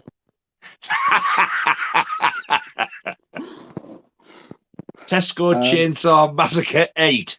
Look at the size of my cock. Totally irrelevant, but there you go.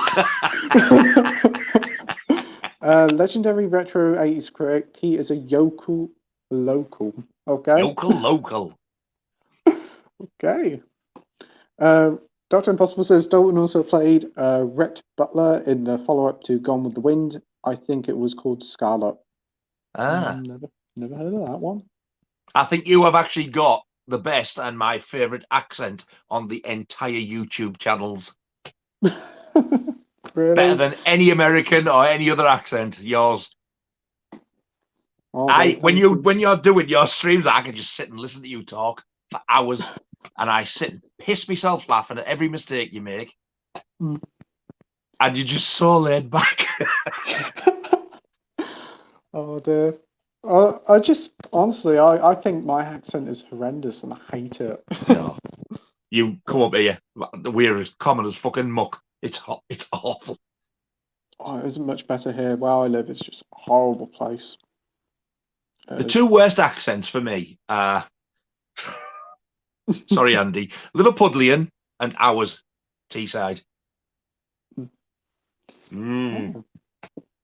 For me, I don't really think much about accents. Thinking about it, yeah.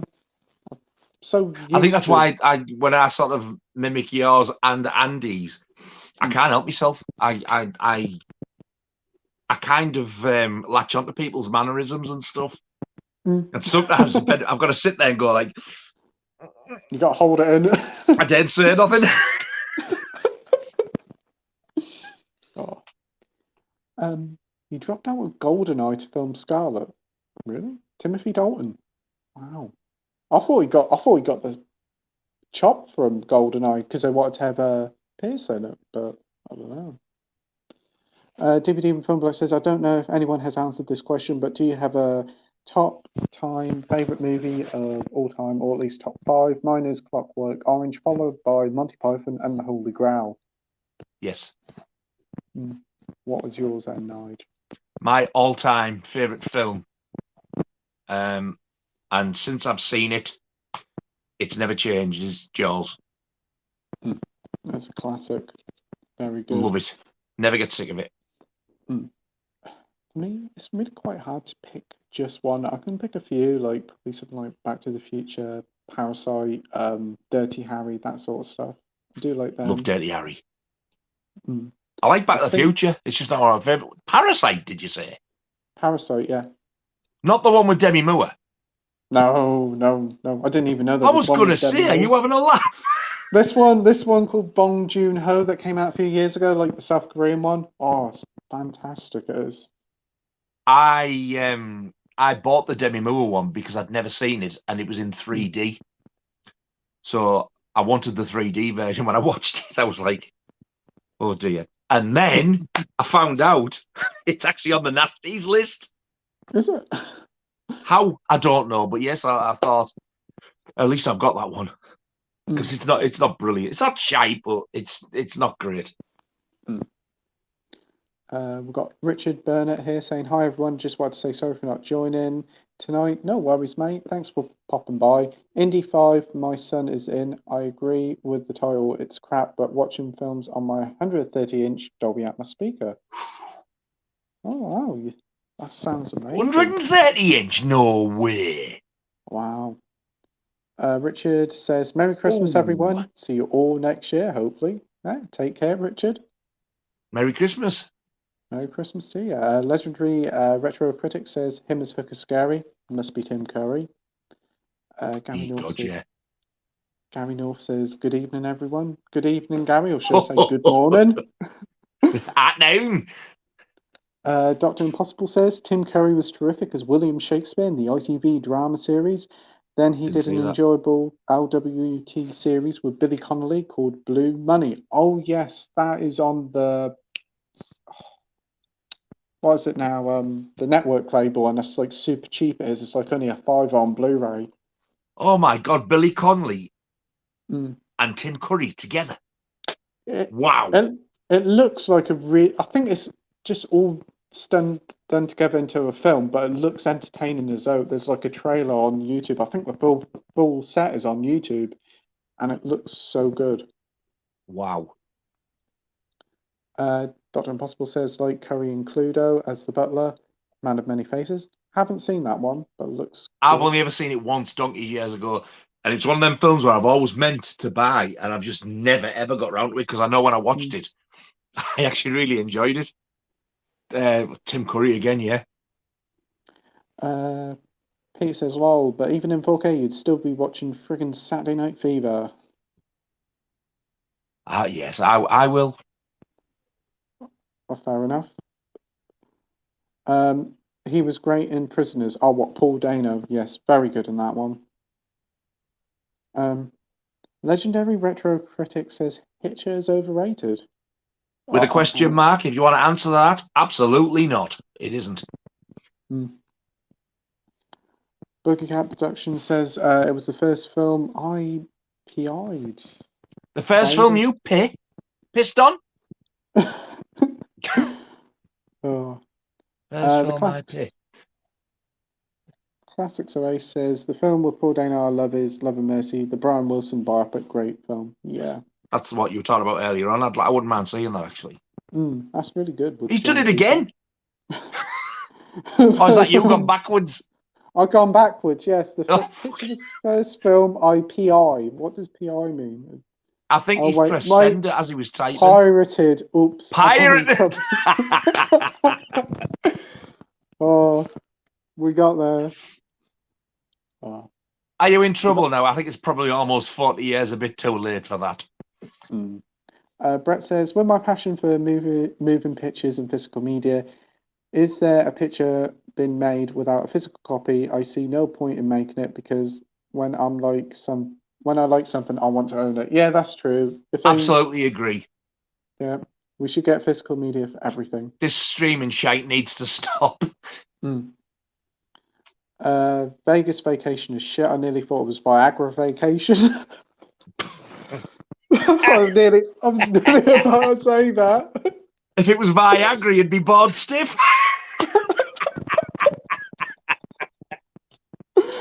Hey. It definitely is the worst one, mind. I think he just did it for a paycheck, didn't he? It was like some sort of legal thing. He had to finish it off with Warner Brothers just to get one final film out. I could have lived without that one. Like European is naff. I actually liked the first three. I thought they were all good. European wasn't too bad. I preferred the first one, but European's I did. But European was the one with Eric Idle, so I thought it was actually funny. Yeah, I didn't mind it. Looking forward to watching Christmas Vacation for the first time, though. Brett says, what's the strangest picture you've seen? Mine's Little Otik.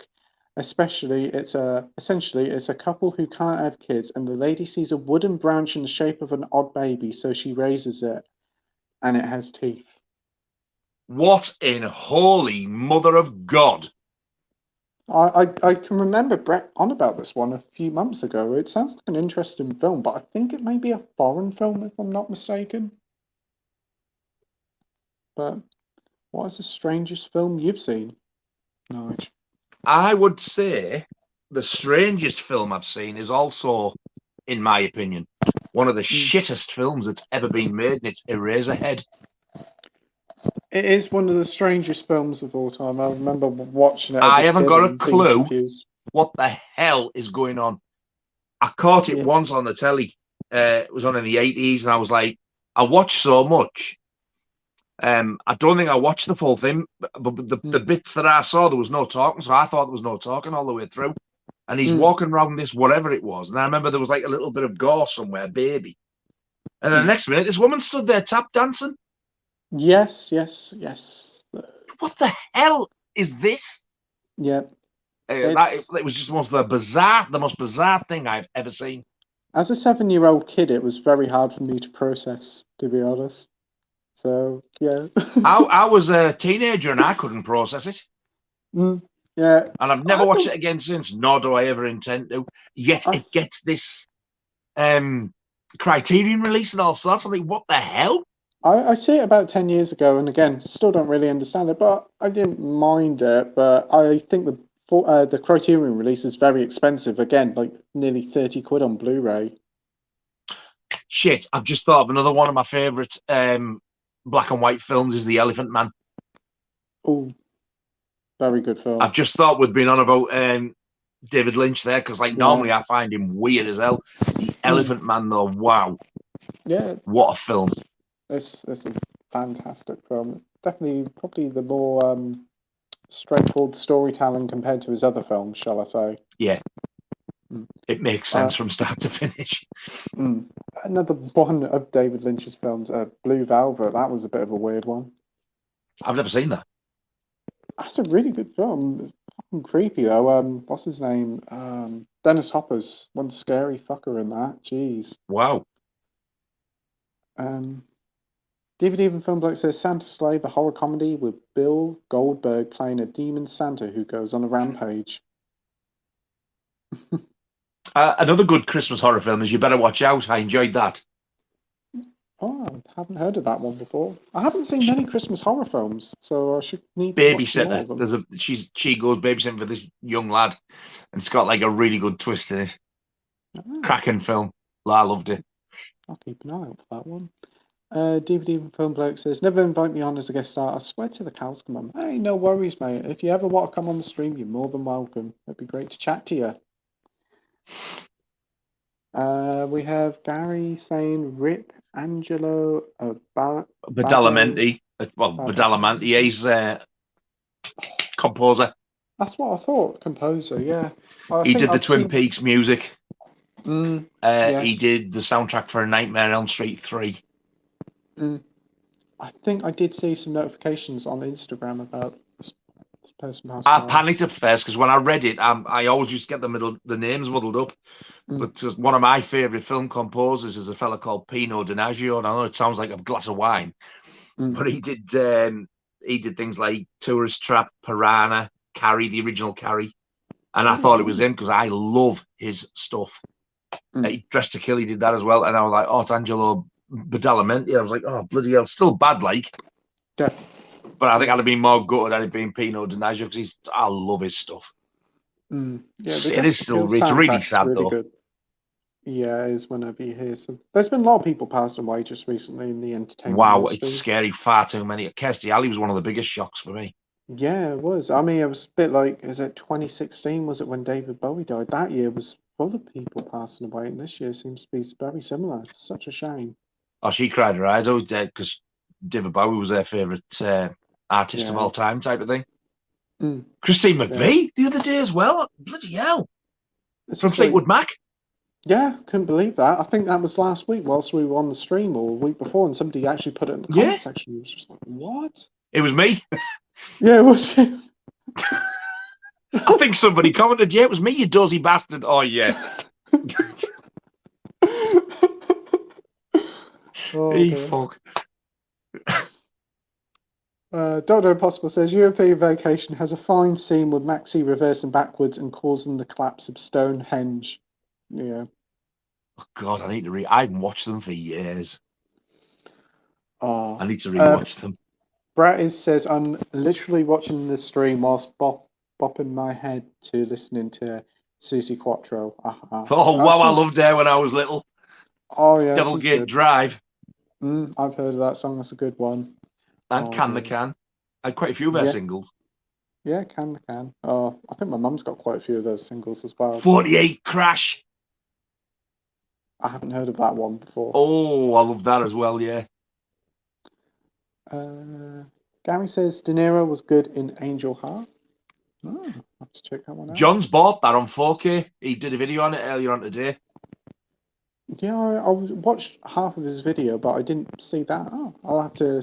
I've had to stop because I only saw so much. I didn't get. I want to post it in the Mondo Rock group thing, but I didn't get a chance because when I started watching it, I sat there and like I said, oh, yeah, I'm just watching this, and I went, well, what time is it? She went 7 o'clock. Well, I had to jump up. I thought it was only 6 o'clock. I thought I had an hour and a half. Trying to jump up and get sorted. But yeah, I did see he got Angel Heart. I've never seen it, like. No, I haven't. I think I've seen it about in HMV. I just watched the first bit where he just like undone some subscriber mail or something. Brett says I'm watching the new. I'm new to watching the works of Vincent Price. Blumenek, he's a talent. I'm really impressed with his acting ability. Yeah, Vincent Price. I was going to say Vincent Prime. That must be Vincent Price. Yeah. Vincent Price. Yeah.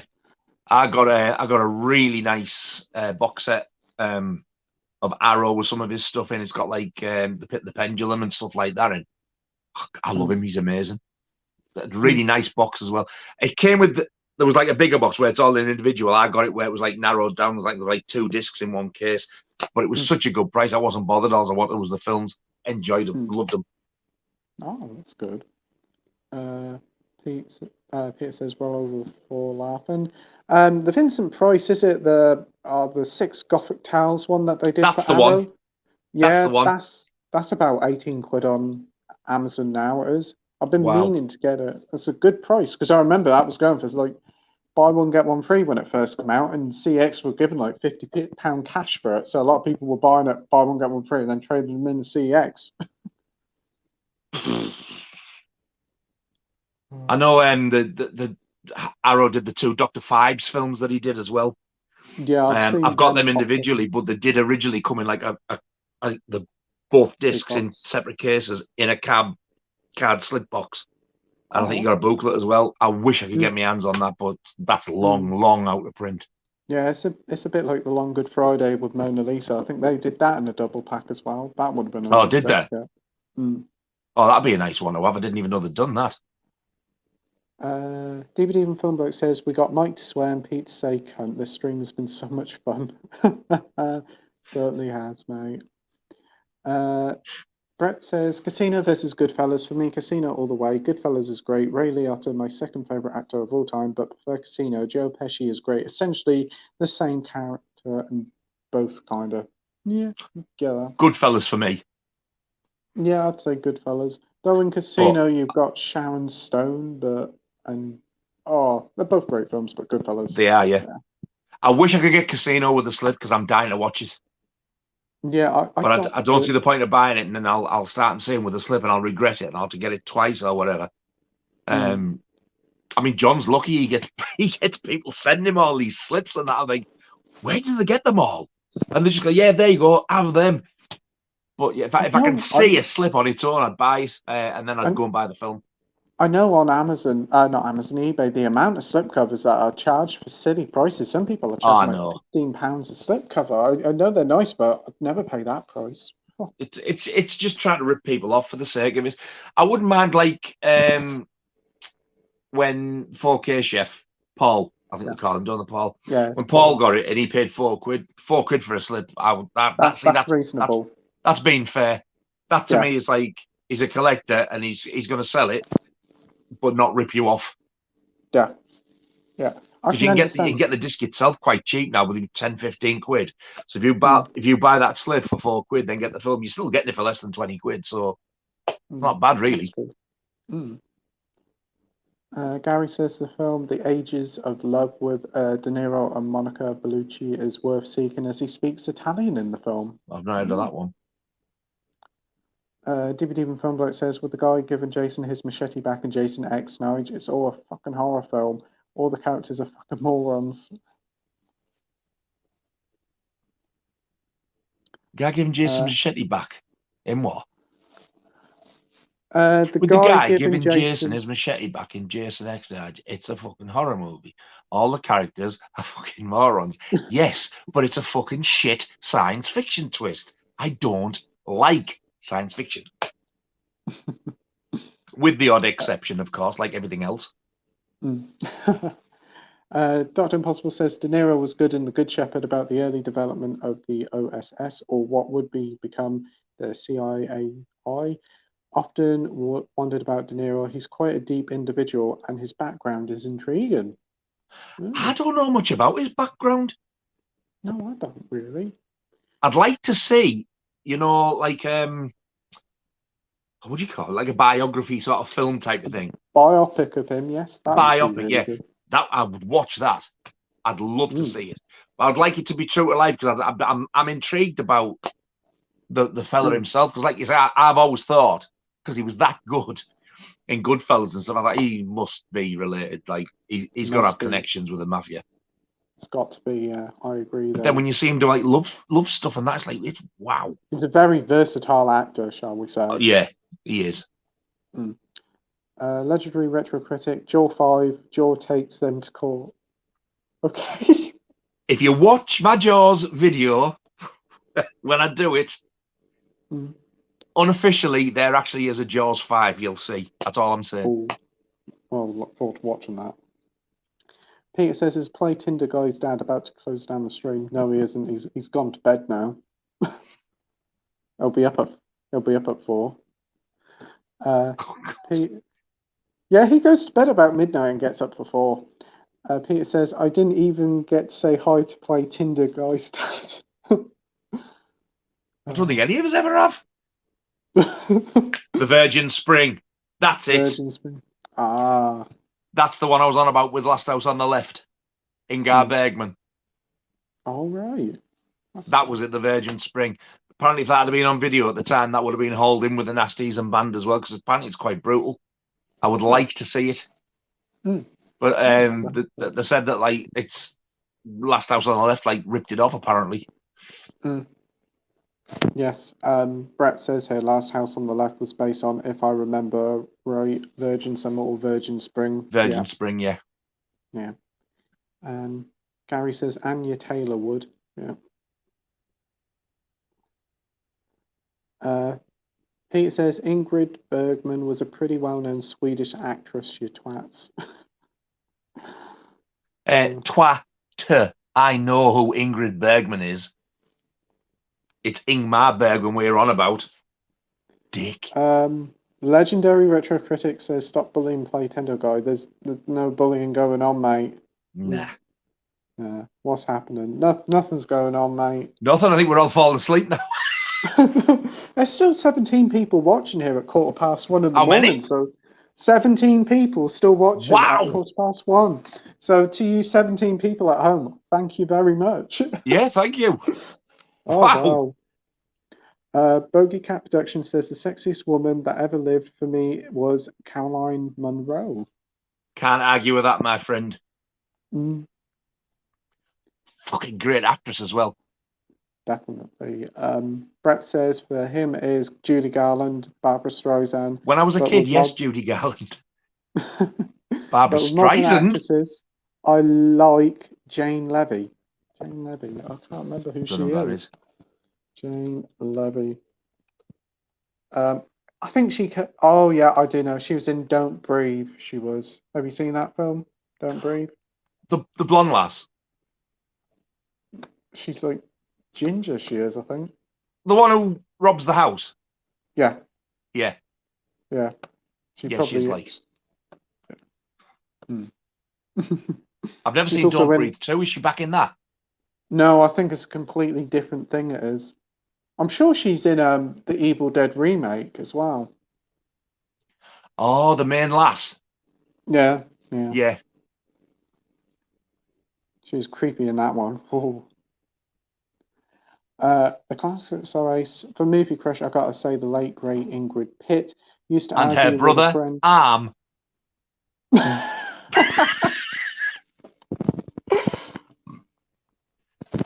Oh dear. Used to argue with a friend who was sexier, her or Madeline Smith. Though Smith was no slouch, I actually still need to watch The Vampire Lovers.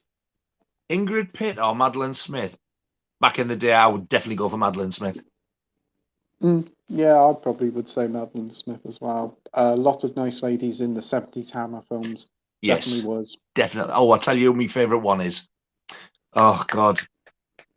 She's in one of the vampire films, and she was also in one of the nasties. Oh, Jesus, what do they call her? She was in Expose / House on Straw Hill. But she's in the Dracula one where her dad locks her up, and then it's where they drink the taste the blood of Dracula. She's in that. Dracula, yeah. What do they call her? Let's have a look. Taste. Linda Hayden. Oh, her. Yep. Oh, yes.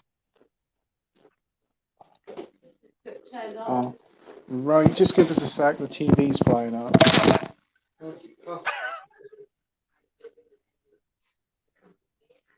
All lies. He's gone for more Kleenex.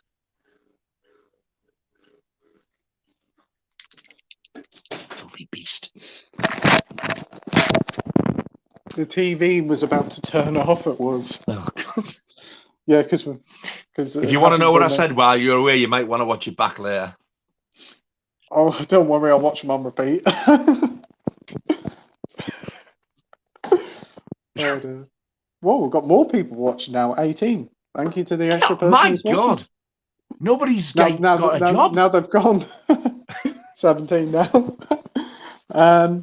DVD and Film Bloke says, No Wizards is an animated from the 70s directed by Ralph Bakshi. It's marketed as a kids' movie, and yet it contains a ton of gore, sexual imagery, and Nazi imagery. It's actually really good. Wow. Isn't that the guy who did the Lord of the Rings animated film? Oh, God, that sounds a bit neither knuckle if it's supposed to be a kids thing, doesn't it? Definitely does. Never heard of that one. Mike says, movie crush for me has to be Emma Stone. She's aged like fine wine. Yeah, I agree. She's very nice. Oh, who's Emma Stone? She's in the Andrew Garfield Andrew Garfield Spider-Man films.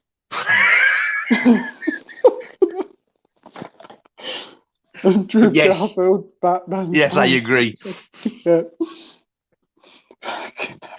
I hope when they get up and forget him from work tomorrow, I hope they're going to go to the end and watch the end of this. Andy and Mike, I really hope they do, because they've missed they've missed some more of your bullshit. Well, it's 1:15. You got to let me off. What's been your excuse from fucking 7:30 onwards? I only had 2 hours sleep last night. Oh, wow. Dr. Impossible says we've entered the Twilight Zone, midnight and off to Tesco. You couldn't make it up. Everybody's getting a bit delirious now, are they? The Classics Races, for a more modern pick, Margot Robbie's great. Yeah, in The Wolf of Wall Street, she certainly is. She's in The Wolf of Wall Street. She plays Harley Quinn in the new Batman stuff. Oh, yes. Hey, I tell you, it was a bonny lass, that Chloe thingy, Moretz thingy, what do you call it? Chloe Grace Moretz. She's a bonny lass. Yeah. We have Boogie Cat Productions says, my crush is Caroline Munro, Salma Hayek, and Gina Carano. I don't know who the last one is, but when I've seen Salma Hayek in From Dusk Till Dawn, I think everybody in the cinema had to step over my tongue. I haven't seen the film, but I've definitely seen her, and she's You've never seen From Dusk Till Dawn? Never seen it, no. Do you know what it's about? It's like vampires, isn't it? Right, forget that. Just watch it. Forget anything you've been told about it. Put it in, blank your mind, and just watch it from the start. What a film. It's so different. Oh, that's it George is fantastic. Clooney in it. Eh? George Clooney's in it, isn't he? George Clooney and Quentin Tarantino are brothers.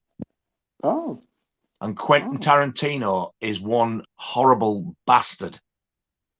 And George Clooney is actually, but he's like the brains behind them, because they've escaped. They're a pair of like robbers / killers. Right. It's brutal, but God, it's fucking amazing. I'll have to give it a watch soon. I can't believe you've never watched that. No, I've never seen it. No. It is brilliant. I've heard so many people really enjoy it. I think Gina Carano, she was in The Mandalorian, like one of the new Star Wars TV series. I'm sure I'd have to see it for it, because I have no idea. You know where I'm like with Star Wars. DVD and Film Bloke says, I mean, in The Wizards, one of the main characters is a fairy chick with massive boobs, barely anything on, and even the nipples poking through. Keep in mind, it's a PG movie. Oh my God. Wow! PG. DVD. Are you cold, love? May I remind you, it was directed by Ralph Bakshi, who also directed Fritz the Cat, the first X-rated cartoon. If you're British, don't watch any of his films. Right. I thought I recognised the name. I only ever saw Fritz the Cat once. I hired it out. And this is long, like before 15 and 18, kind of like Video Nasty era just before. Yeah. And the music in it, God got on my nerves. I'm like, what a pile of shit.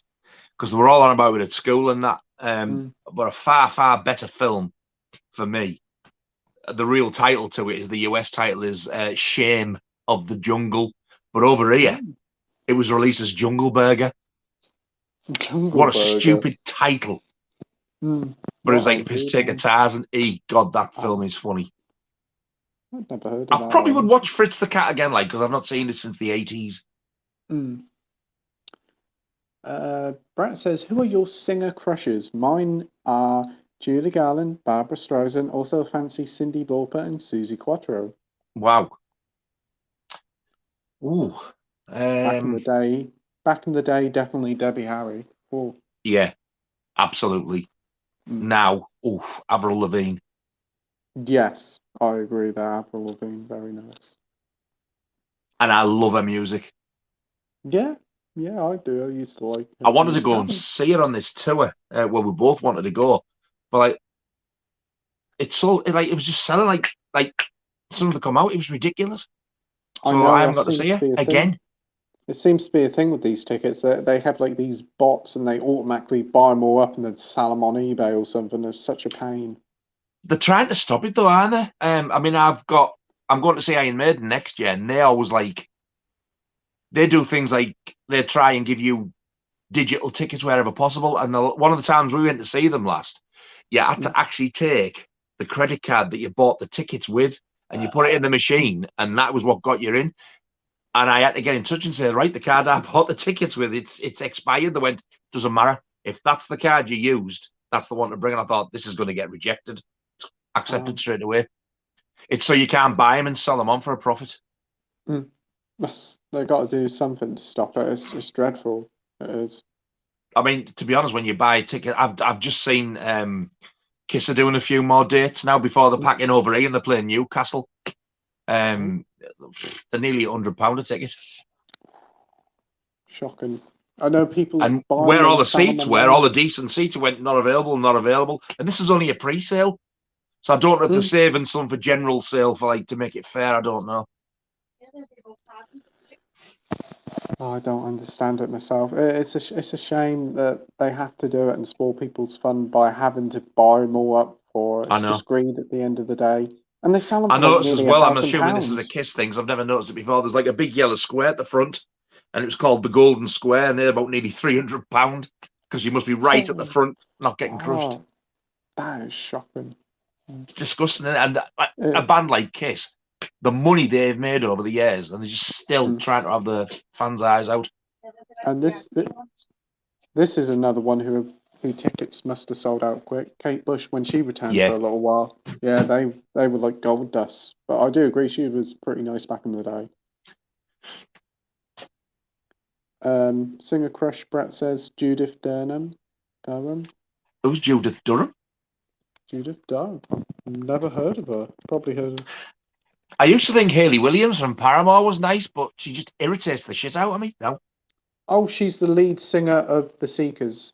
She actually just recently passed away. I do know who she is. God.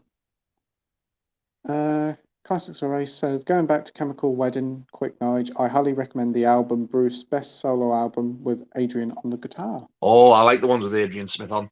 I'll have a listen to it then, because I've got it in the box set, and I've got like the coloured vinyl HMV one as well. So I'll give it a listen.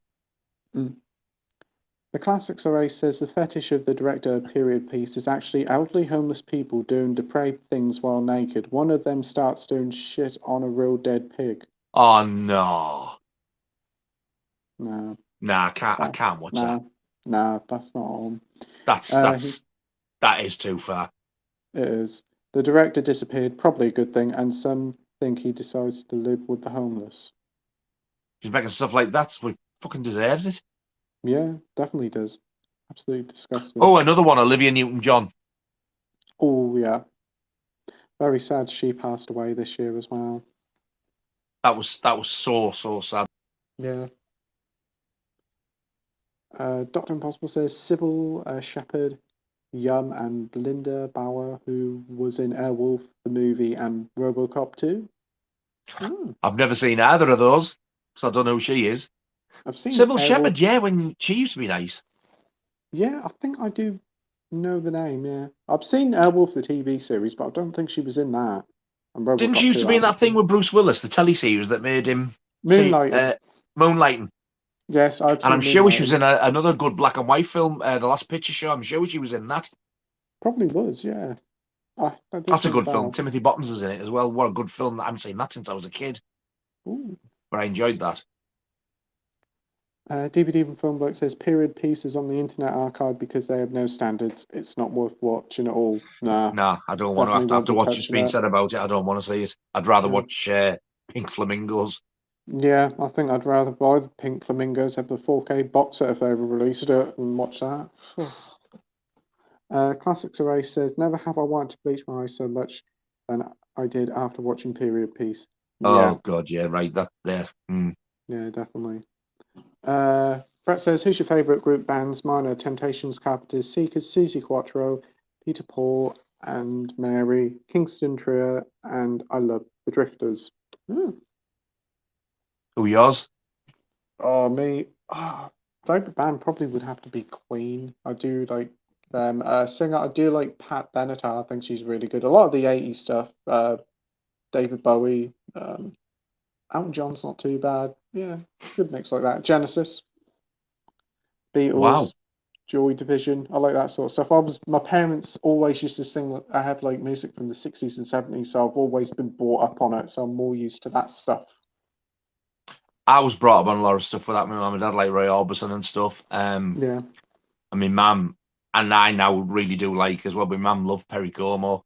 Oh yes. I love Andy Williams, believe it or not. But like my favourite ones, Iron Maiden's my all-time favourite band.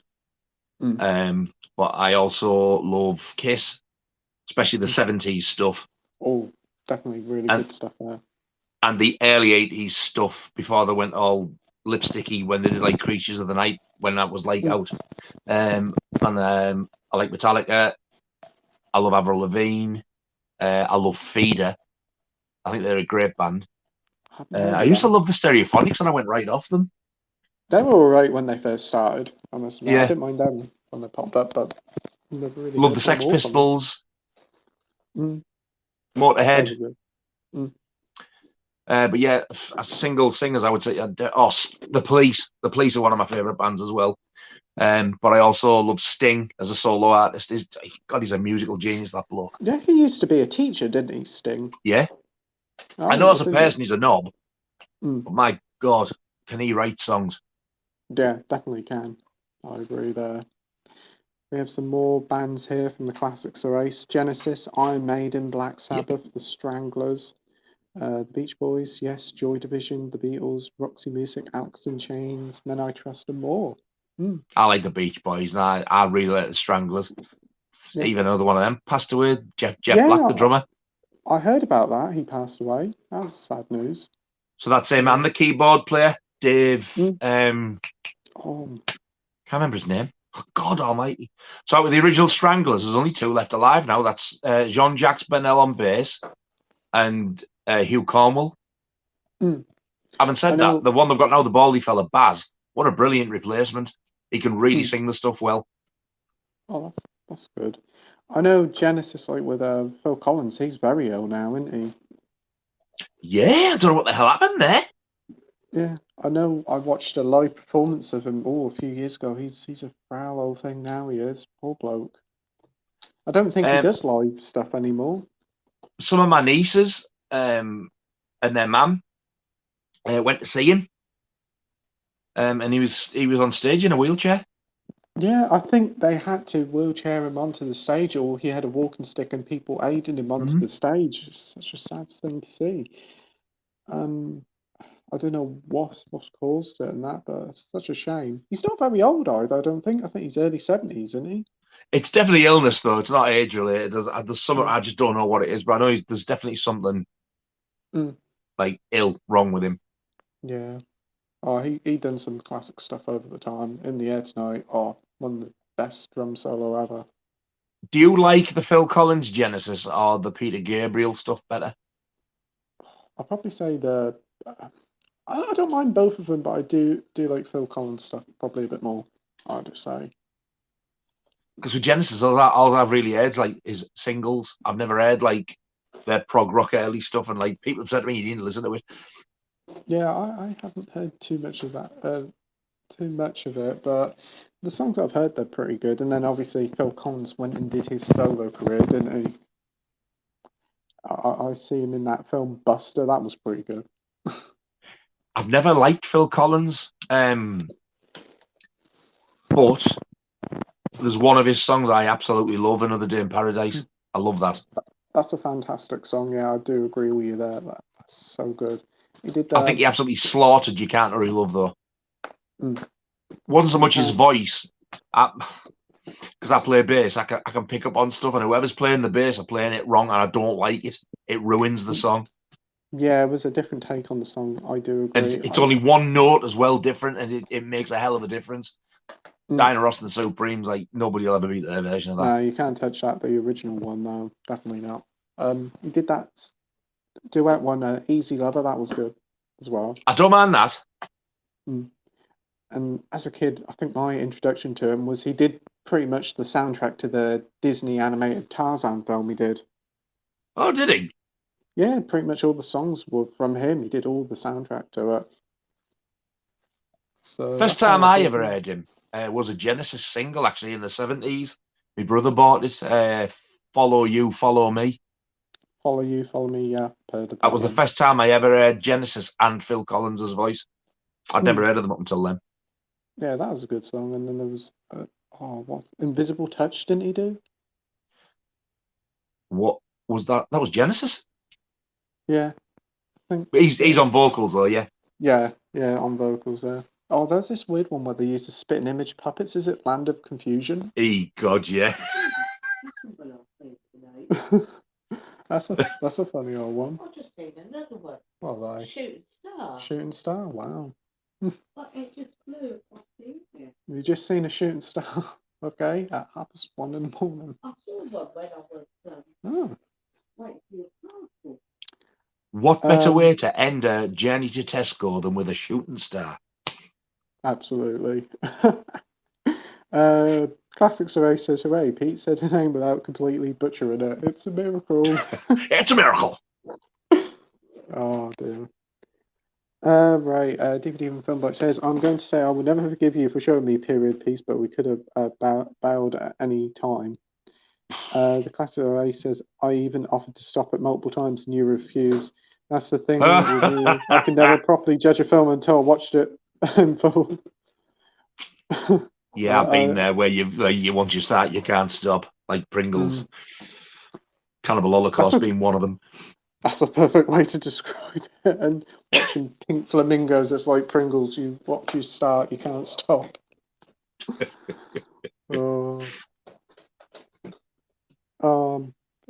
Peter says, yes, so we're exposing ourselves to the horrible British humour that's in the stream. DVD even film bloke, I feel embarrassed to the name with James Corden and Jimmy Savile. Double whammy. Oh, wow. Oh, my days. I want to change my first name. Oh, shit. Oh, dear.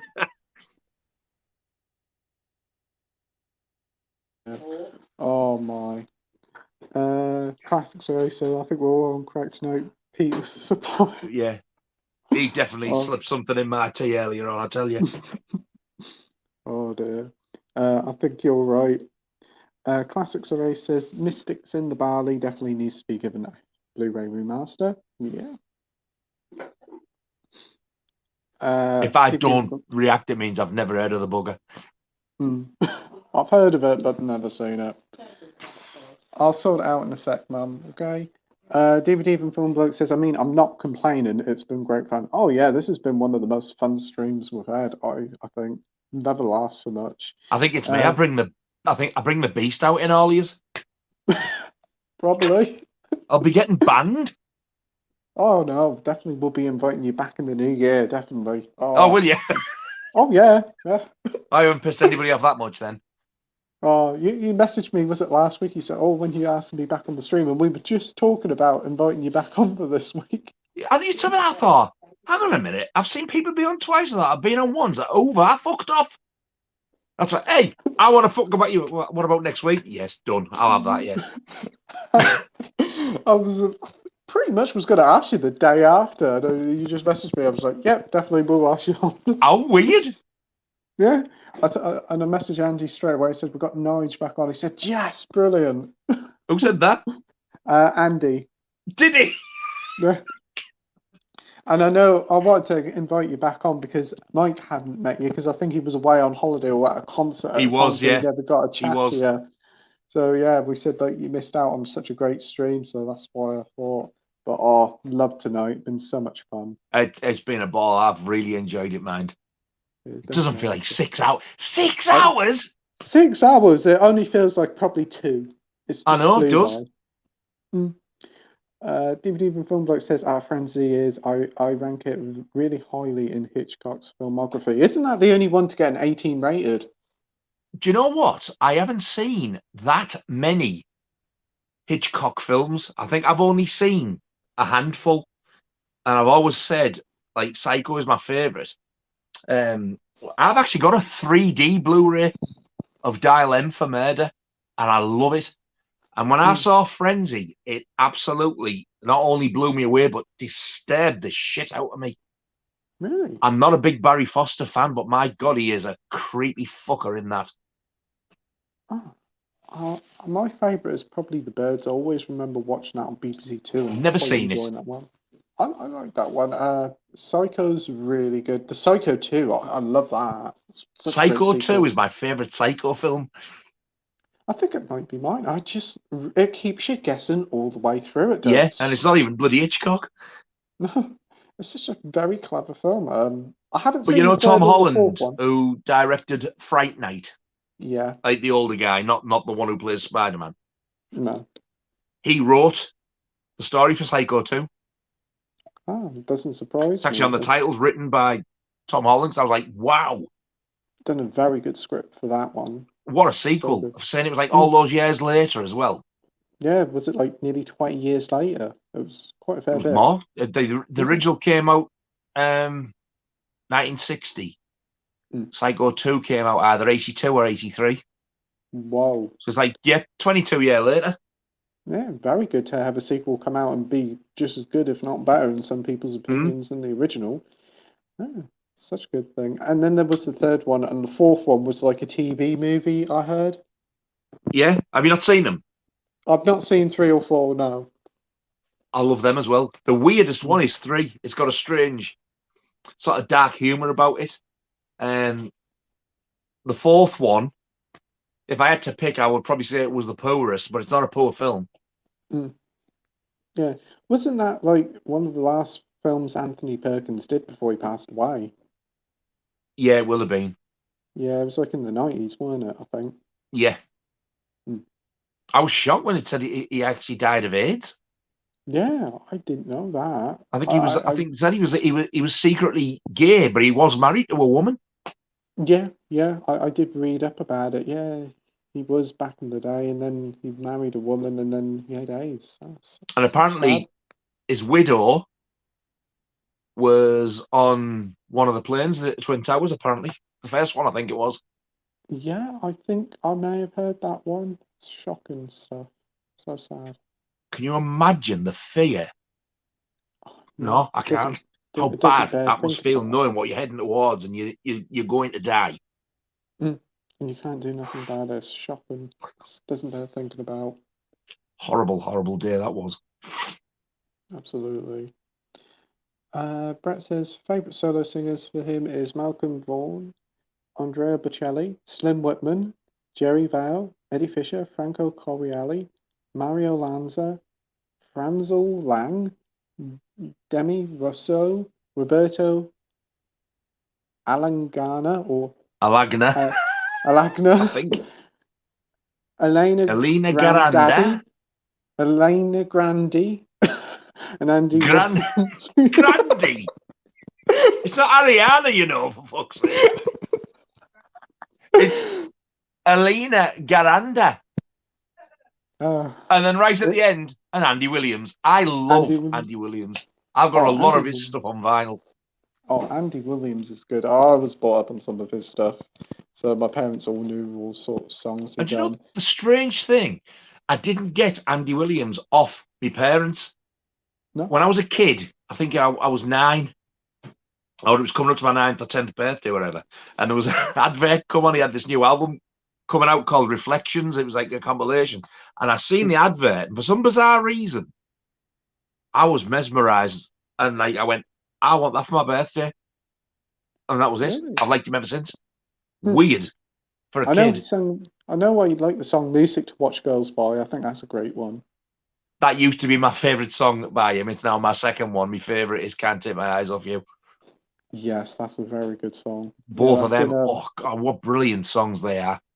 He's done lots of great classic songs.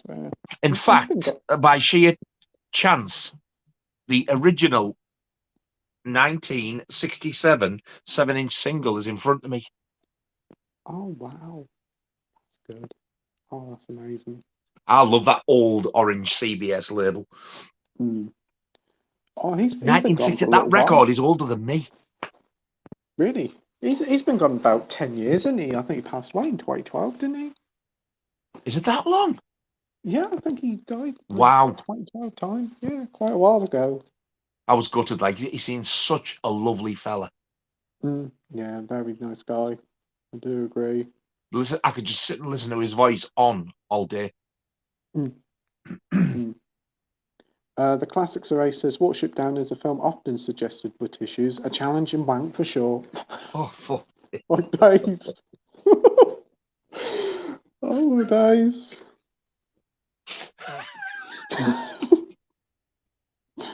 Oh, man. I don't feel so bad anymore now. Dr. Impossible says, Nigel, have you ever seen Angel of Vengeance? Oh. I don't think so, but that title sounds so familiar. That's not a nasty, is it? Like at section 2 or 3. I've heard that title somewhere. It is a 1987 film. It can't be then, because that was after. Yes, 87 was after Nasties. The Nasties were like 83-ish. A journalist is taken captive by a survivalist group in a remote mountain and challenges their leader to a contest of survival skills. Oh, no, I haven't. Got Brett saying Alec Baldick. Haha, took me back to In-Betweeners when he loses his pubes. Haha.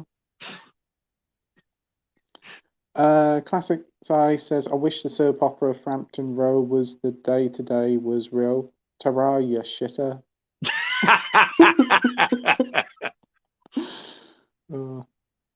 Classic Saray says Nosy Bonk was the 80s, alright. It did say the 90s. Wow. It looks, if you watch it now, it looks really old. It kind of looks, it's very odd. It's very fucking unnerving, is what it is. Oh dear, what was that thing? I always thought it was like that. It kind of looked like something from a Pink Floyd album, like Another Brick in the Wall that Nosy Bonk did. Yeah, it does, doesn't it? I know what you mean. Because there's like an animated segment in that, and that kind of just reminds me of a live action segment of that. Yeah. Brett says, Rockgod, if you love horror and truly creepy mystery stories, I highly recommend Mr. Ballen and Mr. Nightmare on YouTube. Great stuff. I do watch Mr. Ballen sometimes. Mr. Nightmare, I'm not sure. It sounds familiar. I might have caught a few. Mr. Ballen's excellent. I haven't actually heard of them. Brett says the next Halloween's American, but he's fantastic at what he does. Oh, I will have to check him out. Brett says it's definitely worth watching. I will do. I know there's quite a few good YouTubers out there, like really good that I've never heard of that I'm missing out on. So we'll check them out. Brett says the next Halloween sequel is probably be called Halloween I've Lost My Sodden Mask. There's a true crime, a bloke tells true crime stories, who I highly recommend. I don't miss him. He's called Mike, and he's Irish. He's got glasses, and his channel is called That Chapter. He is amazing. I'll have to add that to the list. Says, That Chapter is brilliant. He's so funny as well when he wants to be. Classic 8 says, stream's been going on so long I went to take a shit while still listening through wireless headphones. Oh, dear. I'm ready for a pee now that my bladder's like a fucking space opera. Classic 8, have to be careful not to wake others up with laughter and risking They're gonna need to be taken away to the asylum. There's no need to be thinking. I think you do. The strangest film I've ever seen is a trauma film called Actia Maximus, War on Alien Dinosaurs. Director was on acid. Effects so shit the chroma isn't aligned correctly, yet so incompetent I laughed. I think my favourite trauma film is probably Class of Nukem High. I love that film. Never seen a trauma film. Never seen one. Class of Nukem High. It's fantastic. That and so is The Toxic Avenger. Oh. Cassidy says the score to Carrie is utterly beautiful. Argue that the most part of the film isn't a horror, it's more of a tragedy. Yeah, I can kind of get that. Yeah. That score is beautiful. Yeah, it is. That's Pino Donaggio. He's a genius. He's done some beautiful scores. I've got quite a few of his. DVD from Film Bloke says the thing with me is I'm really fucking camera shy. Actually, I'm quite shy in real life, so don't know when I would feel comfortable as appearing as a guest. Hey, no worries, mate. Whenever you feel ready, just message me, and if it's any consolation, my first live stream that I did was the very first Nasties one. It was the introduction, and I was absolutely fucking terrified. And it was just me and John on there. But then as soon as we got talking, it was like it all went away, and it just felt like when you're talking with who you're on with, and like you get people asking you questions, it's just like it feels like you're just in a room full of your mates. Yeah, absolutely. I'll tell you the truth. If you see me out in public, I'm very, very shy. I don't say a single word.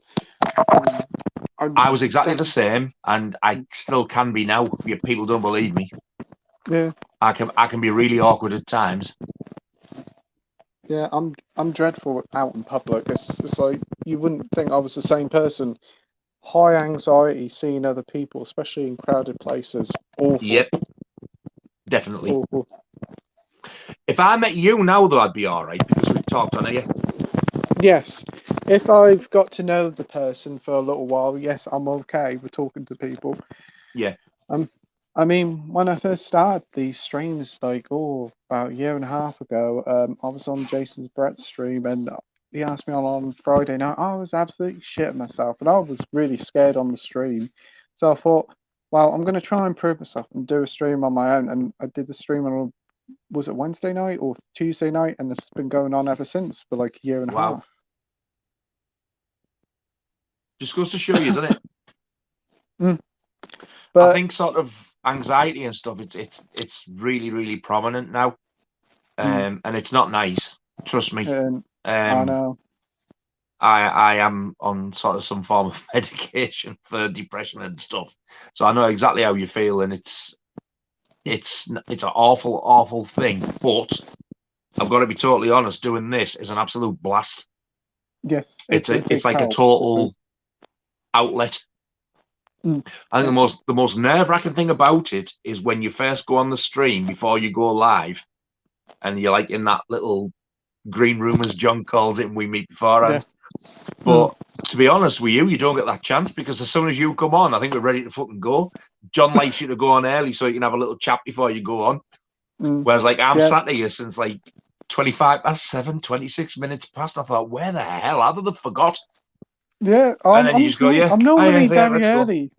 I'm normally there about 20 past, 25 past, but because it was late with the tea tonight, because my dad came on late, so I just finished it and jumped on her.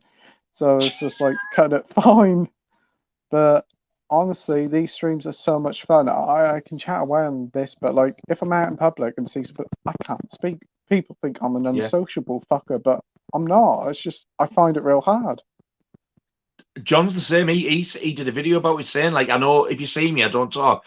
Don't think I'm being ignorant or horrible. He said, I just find it hard. And I totally relate to that. That's why when I actually met John face to face, we'd already like been talking like this. And as soon as I met him, he like just stuck his hand out, shook hands, and it's like I'd known him for years.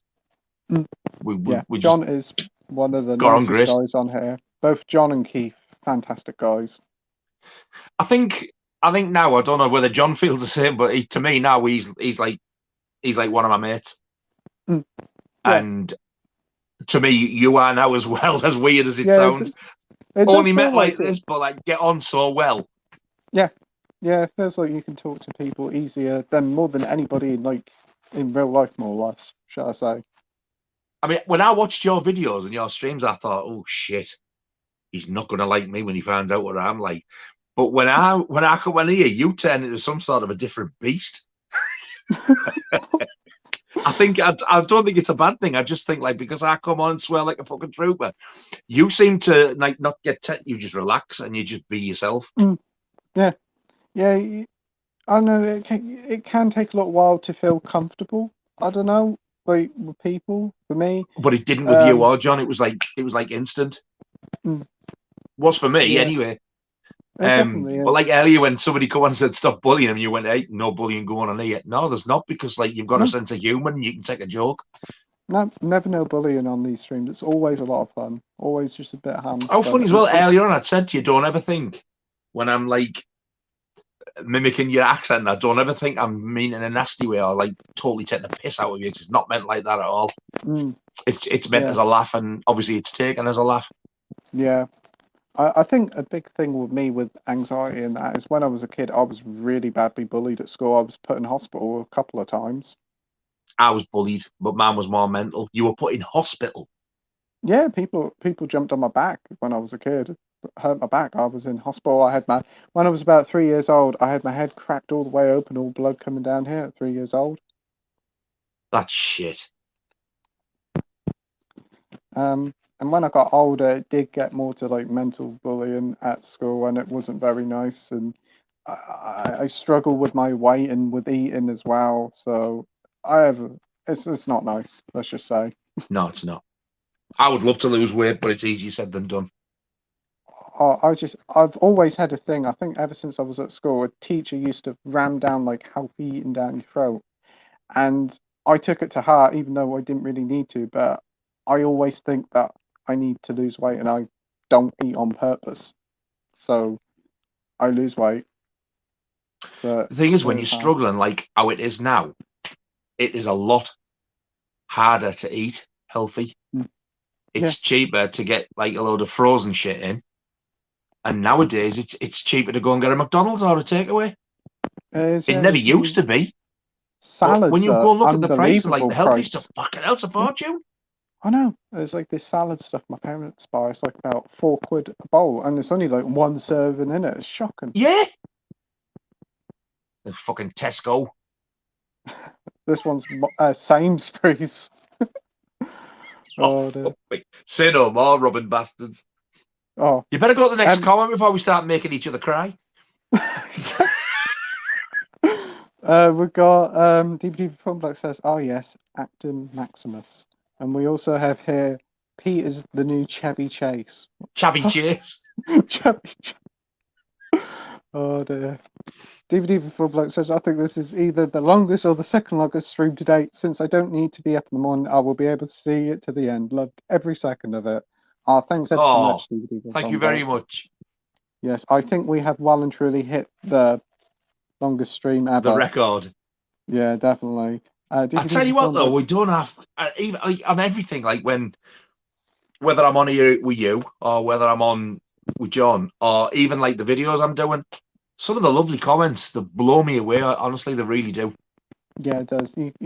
It's always lovely to turn on the comment section and see some really nice comments. It does make your day and make you feel much more better. Yeah, I've got a few regular people who comment on my videos. It's do you know, even though it's they say things like, another great video yet again, it's wow, saying yet again, or as usual, as always. They might think, oh well, I better just put that. To me, it means a hell of a lot, because it's it's not like they've liked one video then I was getting a bit shit. Now they always say as always, as though everything I do they're enjoying, and it really honestly does mean a lot. And then when I start and thank people, I can't fucking stop. And I think people think I'm just all right, we heard you, but I can't thank people enough, because I can't sort of tell people I can't show how much I appreciate it. People say some lovely things, they really do. They do, and it is really nice to receive them. And I do thank people. It's I check the comments to the videos, and I'm just wow, it's so nice. Some people will say some things. I know sometimes you can get some old comments that are really nasty, but you best just to block and delete. and just move on and not let it get to you. The only thing I've had, really, I mean, I know somebody said something earlier on, but I give like a comment back, but to me that was banter.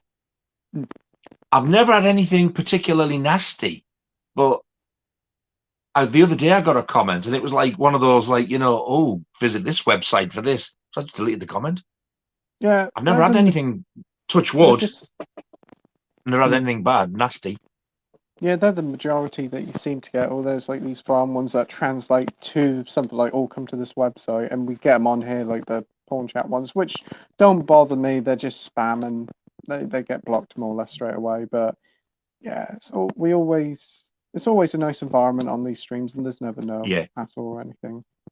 I think, to be honest, if anybody ever did say anything nasty, I know what YouTube can be like, so I would just ignore it. What's the point in taking it personal? At the end of the day, life is short. We might as well just enjoy and have fun and just chat about things we like. At the end of Don't worry about keyboard warriors. Nah. But I think this, so far, I think this is definitely my record. John will be trying to beat this. That's when the poor bugger gets a day off. Oh dear, I think this is coming up to like Jason's longest stream, because I'm sure he did about 7 or 8 hours with Leon like last year, or with John as well. Oh man.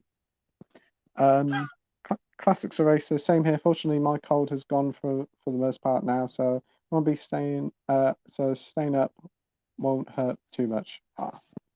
Hope you feel better soon, mate. That's good to hear. We've got Terrence here. You're welcome. Terrence is another fantastic chap. He's been on the stream multiple times. Always. I think everybody who's been on tonight's been lovely. I really do. Yeah. They're all great group of people.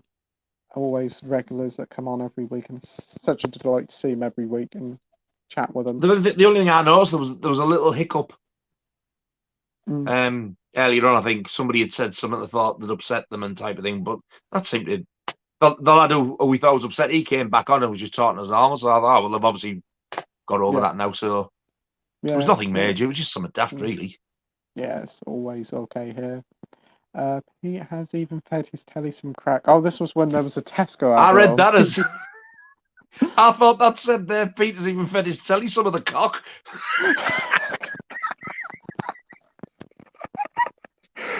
Well, Pete's very generous with it then, isn't he? Giving the telly some.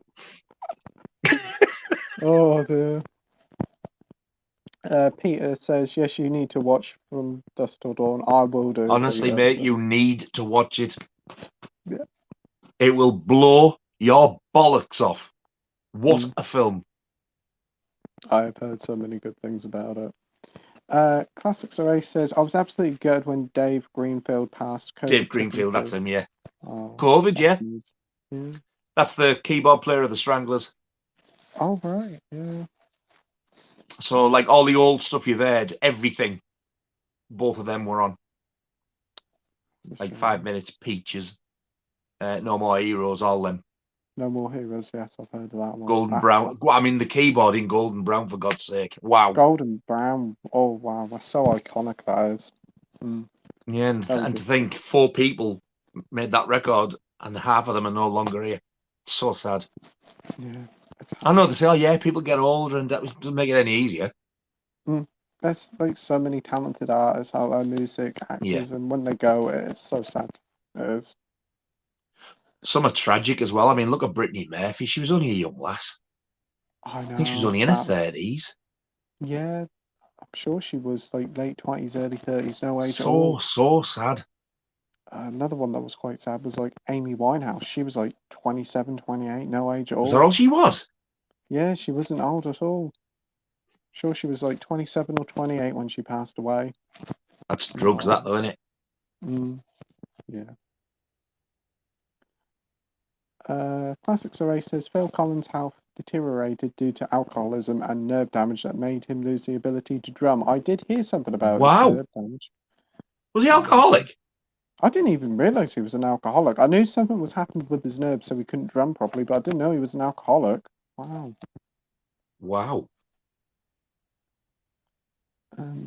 I saw Steve Hackett live in September, who was phenomenal. Fantastic band too. I'm going to see Peter Gabriel in June.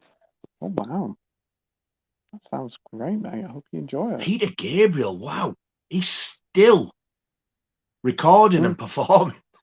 Yeah. I think the one I'm most known for is Sledgehammer. Oh, I like that song. Oh, I can't stand that song. I used to love it when it first come out for some bizarre reason. Then, like, after a couple of months, I was like, yeah, I hate this now. Yeah, I've only heard it really recently over the past couple of years, so probably I haven't heard much of his other stuff. So Sledgehammer is very poppy, isn't it? Yeah, when you consider like his 70s stuff in Genesis, it's like a massive turnaround. The music video to that one was very creative with all like paper mache and claymation. Very blocky and it's like stop motion type of thing, wasn't it? Which took ages to make. Must have done. Hackett also had a solo track called Shadow of the Hero Fat, where the bass pedals slowly get louder and louder. Seeing that live, almost thought my head was going to blow off. Stage was rumbling. Bye. Oh, where is it now? I found something that I'm going to wear on one of my next videos, I think. Ooh. The Last Maiden one. Oh. I found it. Shall I show you or shall I make you wait? Oh, it's up to you. You can show us or you can keep us waiting. Quick flash. Oh my. Brilliant. Peace of mind. That'll be an entertaining watch. I look forward to that. I don't want to be able to do the full video with it on, like, I'm thinking, Jesus, because it gets hot in there. I can imagine. Wind is my favourite Hitchcock. That was a great film. I've not seen that, but that's one of the ones I've always fancied. They kind of remade it like about 10, 12 years ago. Sort of a remake called Disturbia with Shia LaBeouf. It's like a loose sort of remake. And I've heard of that, but I've never seen it. That's not too bad, actually. It takes like similar steps of Rear Window and does its own thing with it. And it's really good and quite creepy. Not a bad film. That one I've got in 3D, Dial M for Murder. It's like dead old fashioned and that, but I highly recommend it. What a great film. Right. DVD with Film Bloke says I'm opposite. No, I've seen 27 Hitchcock films and I've recently got The Wrong Man, North by Northwest, and is my favourite, followed by Frenzy. 27. Wow. I wonder how many he made in total. 50 odd, I think. I didn't know he'd made that many. Yeah, I'm pretty certain it was 50 odd, yeah. Like nearly one a year it was. Wow. With short films, it's about 50 odd, yeah. Shocking. So many. He had a huge career of stuff then. The classics Oasis, Secretary is also my favourite Secretary theme. Jerry Goldsmith theme nearly brings me to tears too. Apparently, Anthony Perkins couldn't stop himself when he first heard it. There is actually some really sad music in that, yeah. Jerry Goldsmith's another good composer. I've got Poltergeist by him, and what a soundtrack that is. I have yet to see Poltergeist yet, but I do have it. My God, what is wrong with you? Well, I'll get to watch it for the first time. I tell you what, that 4K that came out,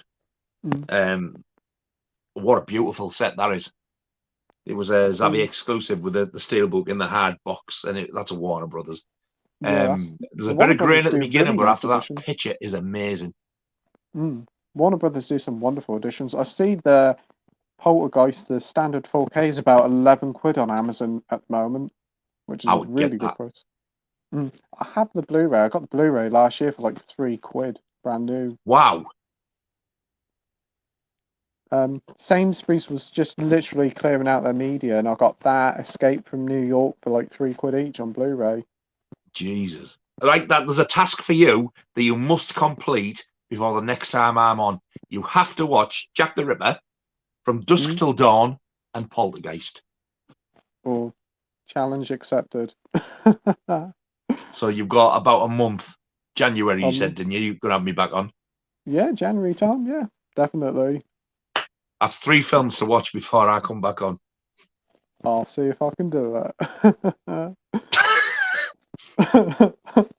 DVD before Bloke says also, I prefer Psycho 2 over the first one. I could have been just a cheap cash grab, but no, not at all. I agree. No, I thought it was really well written and thought out. I thought it was great. Loved it. Yeah. Really like Psycho for the beginnings. Is classics array. Psycho 3 isn't as good, but you can't deny it's really bonkers. I swear to God, he's just said exactly the same thing that I think. Love Psycho 4, Psycho 3's batshit. But a lot of people said, "Oh, Psycho 4, that made sense a lot of shit." But it really isn't. I'm surprised Arrow hasn't got 3 and 4 released them on Blu-ray. It'd be nice if they did a little trilogy of that. Probably even get the first one and just bring it out in a box set. Well up for that. I mean, Scream Factory released 2, 3, and 4 on Blu-ray. Not the original, because I don't think Universal will let anybody have that. No, I wouldn't surprise. They release it themselves. But so I think if Arrow got a box set, it would be 2, 3, and 4. I don't think the first one would be in. If anybody could pull that, it would be Scream Factory, because they've got some pretty good relations going on with Universal and Paramount. Classics Array says, very sad to hear what happened to Perkins. The shock therapy aged him and weakened him. So sad. The only thing I don't like about Psycho 4 is how it chooses to ignore as Joseph Stefano, who wrote the original, returned, and he disliked the other sequels, but otherwise really impressed with it. He disliked the other sequels. Oh, so he's like basically ignored Psycho 2 and 3. And just did it like a sequel to the first one. It's a bit odd. I think as well at Psycho 4, in a way, it's kind of a bit of a prequel as well. Because he's on a radio program talking, and it's going back to when he was a kid. Yeah. Showing like how his mother died and stuff like that, and how he became who he became. So it's kind of a sequel, but a prequel as well. Yeah, that's true. For a TV film, I thought it was very clever. Yeah, for a TV film, I heard it was about that. That's good. Brett says, Andy Williams, Where Do I Begin is my favourite. I love that as well, yeah. That's another really, really good one. Solitaire makes me want to cry by him as well. Oh, that's quite an emotional one, yeah. What a song that is. Yeah, I think my nan used to like that one when she was alive. DVD and film like says the longest stream was 6 hours 13 minutes. This is only like 3 minutes off me writing this, so by the time you get to this comment, it'll be the longest stream you've done. 6 hours 35. Yeah. 36 now. Have we set a new record or something here? Brett says, just go for Pete. I've got a bladder like an ice bucket. I've been saying that for about an hour. I still haven't been. I'm frightened I miss out. I'm a nosy twat. DVD film that says it's now over 6 hours 14 minutes, so this is the longest stream. If I had some sort of celebratory icon, I'd put it up. Classics Array says my favourite trauma films for me are Terra Firma, then Cannibal the Musical by Trey Parker and Matt Stone, then either Newcomb High or Tromeo and Juliet. I'm hearing a lot about this Tromeo and Juliet. You need to see Newcomb High. Right, I'm going for a pee. Okay. See you in a sec. Oh, days. So yeah, to the 13 people who are watching this at home, thank you ever so much for tuning in here at 2 a.m. It's been a absolutely fantastic stream. We are nearing the 7-hour mark. Will we get to 7 hours? I don't know. DVD and Film Bloke says the classics are same here. DVD and Film Bloke says it's nearly 2 o'clock in the morning. Well, it's nearly 12:15. Yeah, 2:12 should I say. Classics Array says similar to me socially. I'm terrible in person yet fine online. Yeah, that is just me. It's not very nice. I mean, I'd love to go out and just talk to people and be socially, but I can't. It's dreadful. When there's too many people about, I get horrendous panic attacks. It's not nice at all. Definitely find it hard to breathe. Anxiety and panic attacks. It's just not nice at all. Brett says, me too. I'm autistic with severe anxiety, panic attacks, depression, and an introvert. I'm a quiet person. I don't usually mix anybody socially, including family. It's very uncomfortable.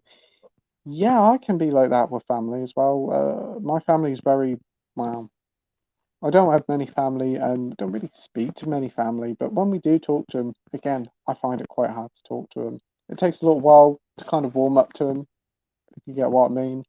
But again, everybody who's chatting tonight, if you ever want to chat anytime, if you feel down or low, just message me. I'm on Instagram and Facebook, so if you ever wanted to chat, I'm always here. So it's always a pleasure to talk to every one of you. So yeah, always here. DVD from Phil Bloke says, yeah, I think I've made more stronger and more stable friendships online than in person. Yeah, I just find it so easier to talk online. But another thing is, it's quite weird, is if you've got to talk on the phone, oh, it's dreadful. I'm terrible on the phone. Like, if you got to bring up customer service or something, oh, can't do it. Can't do it. DVD from Film Bloke says, I mean, I consider the Classics race one of my best friends, and yet we've never met in person. Oh, wow. I gathered you two were mates, DVD from Film Bloke, but I thought you obviously met in person, but as you watch films, or do you like watch them like on a stream thing together? But that's good that you're friends. Oh, the relief. I know. Hey, that's not bad. That's 6 hours 40 without going anywhere for a pee. That is dedication, which is French for dedication. That was a good record. Oh dear. Brett says, but these streams do help me with my mental health, and I have a lot of respect for Pete. I'm quite protective. I kind of see him as a younger brother. Oh, thanks ever so much, Brett. I do think of you as a really close friend as well. I know we message a lot out of the streams, and we're always having chats. You're a top guy. Same here, DVD from Film Bloke. The Classics Race says, we've created a good community. Yeah, absolutely. I agree. Yeah, always here for one another, always here for a chat. I never thought in a million years, after seeing some of your streams, I never ever thought that I'd have been invited on one. Because you must have been talking about it to John, because John said to me, I think Pete's going to ask you on his live stream. I went, what? What the hell am I going to talk about? I said, they do games and geeky shit like Star Wars. I'm more of a horror, and I never thought it was going to go down well, but like, yeah, seem to be going like house on fire. Absolutely. I mean, I talk about games rarely ever now. It's like, I did a gaming stream once, and it never was about gaming. It literally was all about movies. But been wanting to get you on for a little while since you started doing the streams with John, but I didn't know whether you'd like to come on or not, and I didn't know how to contact you. And then you're like that, and I had no idea you were thinking that. I would have come on. I mean, I was a bit nervous to begin with, but it didn't last long. Yeah, when you first started it, I think we had John on a little while afterwards, and I was like, oh, I have to ask him. And I was like, oh, I don't know how to contact Nigel. And then I see you on Instagram. I was like, oh, I'll ask him. And I was just like, yep. And I was looking forward to asking you on the stream because I knew it was going to be a lot of fun because how good they are with John. And yeah, the night flew by. It was like 5 hours, weren't it? It was just. And yeah, but look at this one now. Jesus. Yeah, I can't believe it. Oh dear. I'll be honest, I'm always singing your praises, like. Oh, thanks ever so much. I always say to John, I said, do you know what? I said, I absolutely fucking love Pete to bits. I said, I think he's mint. I said, but like when you go on there, I said, the three of them, they're like three of the nicest lads I think I've ever spoken to. All three. Yeah, we've been doing like the stream as the three of us for like about a year now, I think, because Andy knows Mike. They've been friends for years. They have, and he said one day. I was getting that because they do say the odd stuff about, and I thought, oh, you must know each other. Yeah, they've been friends since they were kids, I think. And one day, Andy said, "Oh, can my friend Mike come on? He does a channel. He does a lot of singing. He has his own like music channel. He does. Very talented guy." Oh, and I said, Mike does. He's a singer and he's a guitarist as well. He's got a no way. I didn't know that. He does loads of covers. He does. Mike does. Very, very talented guy. Wow. Such a quiet lad as well. I don't know whether the link to his music channel is in his movie channel, but if it is, definitely check it out. I'll try and find it and link it to you. But yeah, he's got a great voice. He has, and he's really good with the guitar. Wow, that has shocked me. I'll be honest with you. I was absolutely gobsmacked when I found out he was a Maiden fan, because he just he does not look the typical type at all. And he commented when we video, he said, "Yeah, I'm a massive Maiden fan myself." I was like, "What?" But I think John had told me before that. He said, "Oh yeah, he's a big Iron Maiden fan." Like I went, "Huh? You joking me?" He does like his music. He does like a lot of different genres. He does. Just goes to show, never judge a book and all that shite. Yeah, I can remember watching one of Andy's videos. He had like a huge vinyl collection, and he was going through all the different Beatles ones. He's got a huge variety of different artists he has. Got a huge collection. But I think his vinyl collection video is about over an hour long. Mike? Andy. Oh, Andy's got vinyl. Andy's got a vinyl collection video. I think he did it about a year ago, and it's over an hour long. Oh, so many different artists in that. Great selection he's got there. I don't know how many hours man would take to do the lot, like. Yeah. I think I'm thinking of starting and thinning down a bit, but I just don't want to part with them. I ain't bought a CD in years or any sort of. I just use Spotify, to be honest. My parents have got all the old singles and vinyls from years ago, and yeah, it'd be nice to actually set them up and actually use them because they got some great ones, like the original pressings, I suppose. I went years without a hi-fi, and then when I moved up here with Laura, I got a hi-fi. It was the first time I'd had one in God knows how many years, 15, 16 years-ish, I think. No, a bit less than that. And it had been that long when I bought records and started playing them. Bear in mind, there was records when I was a kid right up until 2000s. I had them all. And it had been that long since I played them. It was like watching them. Like I was stood just watching them play. It was like I was fascinated all over again. Because it had been that long since I'd played records. It was all CDs or what have you. Yeah. I mean, I'd like to get into records, but the prices of them nowadays are just over the top. It's like 40 quid some of them are, and it's just like, yeah, it's quite a fair bit. But I've got one, and it's a soundtrack. It's the Warriors. And it's in this like snazzy slip. I did it on my Warriors video. It was the first video I did like this, and that was the best part of 100 quid, believe it or not. Whoa! Because it was like the super deluxe. But geez, I mean, the second Maiden album, Killers. When I bought that, I remember getting it from Boots, £3.99 in 1981. Whoa! Now I know things go up, but Jesus. You buy that new now, if like on a repress, you're looking at around, I don't know, 25, 30 quid. And that's just for a bog standard single black vinyl record. Yeah, that seems to be the going rate. I mean, some of the ones I've seen, ridiculous. Some of them, there was like a Dire Straits one, the one with Walk of Life on, and that's like about 80 quid in H&B. It's got to be an anniversary edition or something. I think it's got 2 vinyls in it, and it's 80 quid.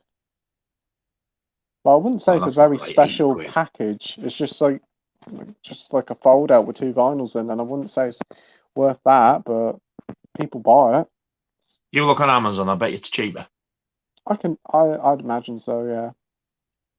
It's no wonder that H&B wants to do so much vinyls when they're that price. Have you ever seen that Friday the 13th vinyl soundtrack? No, I haven't seen that one. No.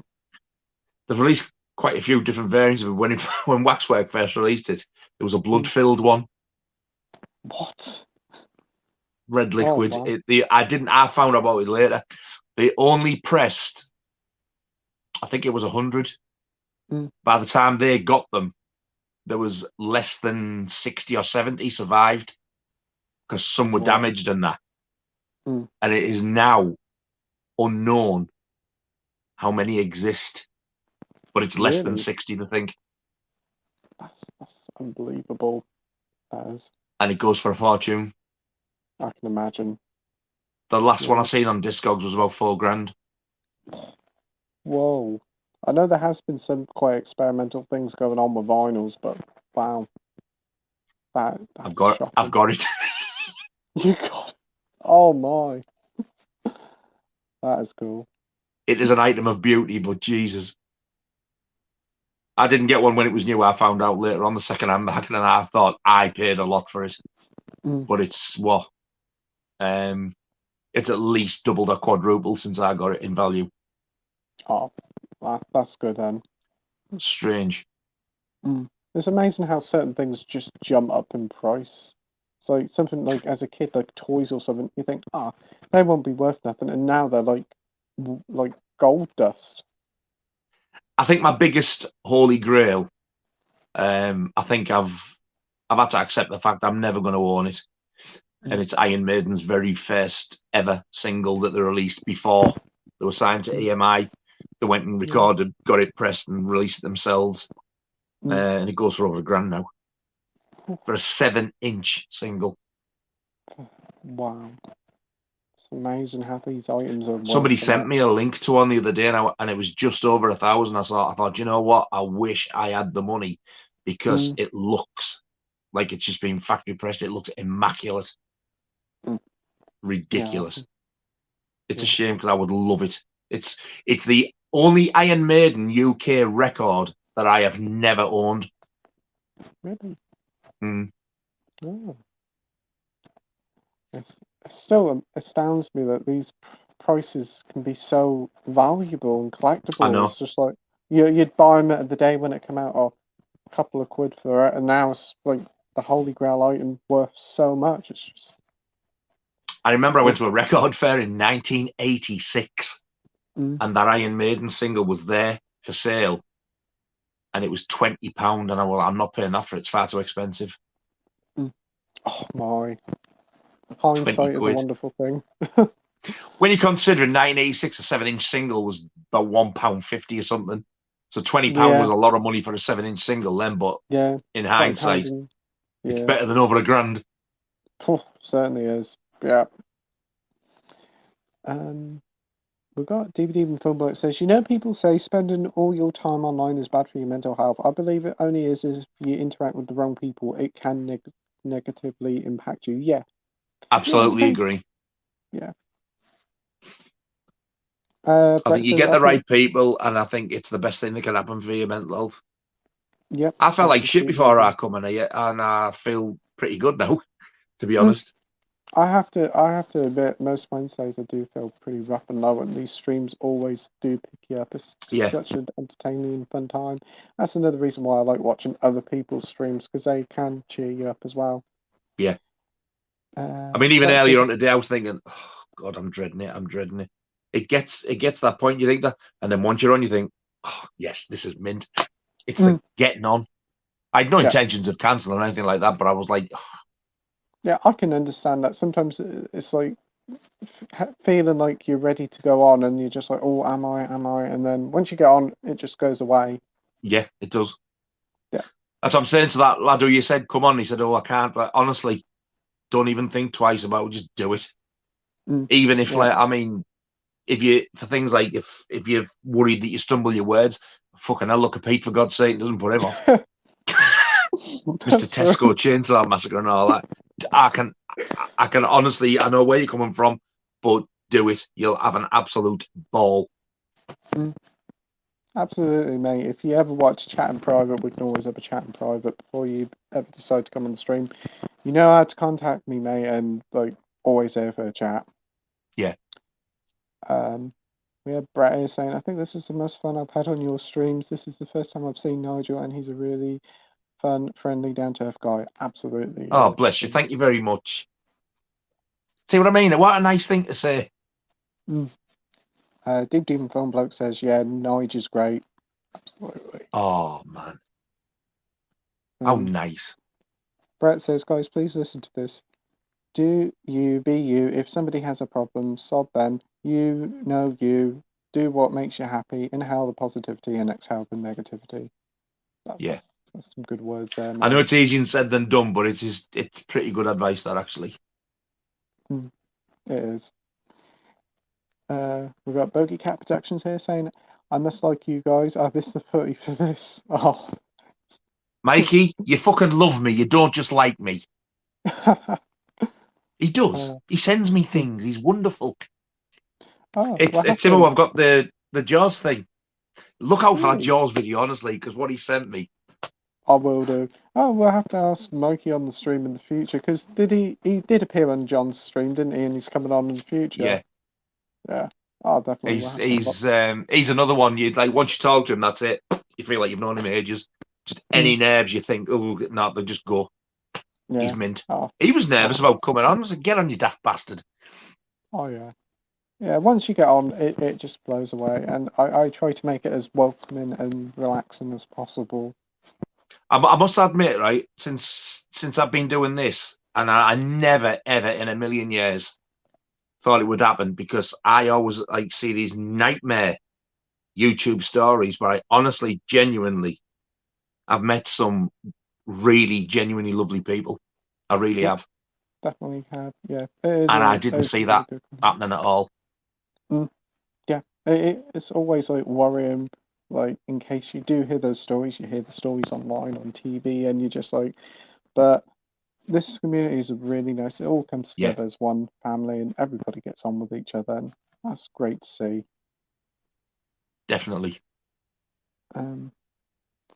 Brett says, "Walk on, always believe" is what I came up with, which means keep walking on to what you want to do, and always believe in yourself. Be yourself. Some very good words there, mate. Classics Array said Phil Collins turned to alcohol after the nerve damage. He even said he considered taking his own life due to it, yet fortunately didn't go through with it for the sake of his kids. Yes, because his daughter is an actress, isn't she? She's been in a few things. Is she? Yeah. There's a film called Mirror Mirror. It's like a rip on Snow White. I'm sure her name's Lily Collins, and she's been in a few things. Wow. Yeah, she's an actress. She's been in quite a few things. I wonder if I've seen her. You've probably seen. She's been in quite a few like big budget films, but I can't remember what she's been in recently. But yeah, that's his daughter. Wow. Brett says Pete Gabriel and Kate Bush, "Don't Give Up." Great song. Yeah, I do agree with that, mind. It is. Yeah, it's a great one. We've got Ian here. Ian Hill, the Ramblings. "I'm still here. Been a great stream. Loved it. I managed to say no, but it's been difficult. Lol." You should have come on and said something. I thought you'd gone to bed hours ago. We making everybody a dirty stop out here, you know. Oh yeah, it's 2:30 now, and 11 people still watching. So thank you, 11 people still at home. You're watching 10 minutes. Andy will get for work. Come on, and go. Fuck me, you still here, softla? Hey, I'm going to work. Yeah, my dad's getting up at 4 o'clock for work, so jeez. He'll be like, "All right, Peter," and he'll just get his food and sit down there and watch TV, just like, "You still doing the stream?" "Yeah." That'll be it. I thought you said he was going down, go. You take the piss. I've seen the fucking time.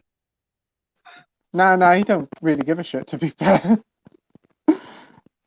His mum's like, "Oh yeah, look at the time," but my dad's just like, yeah, fair enough, and he just walks on by. How old are you? I am 26.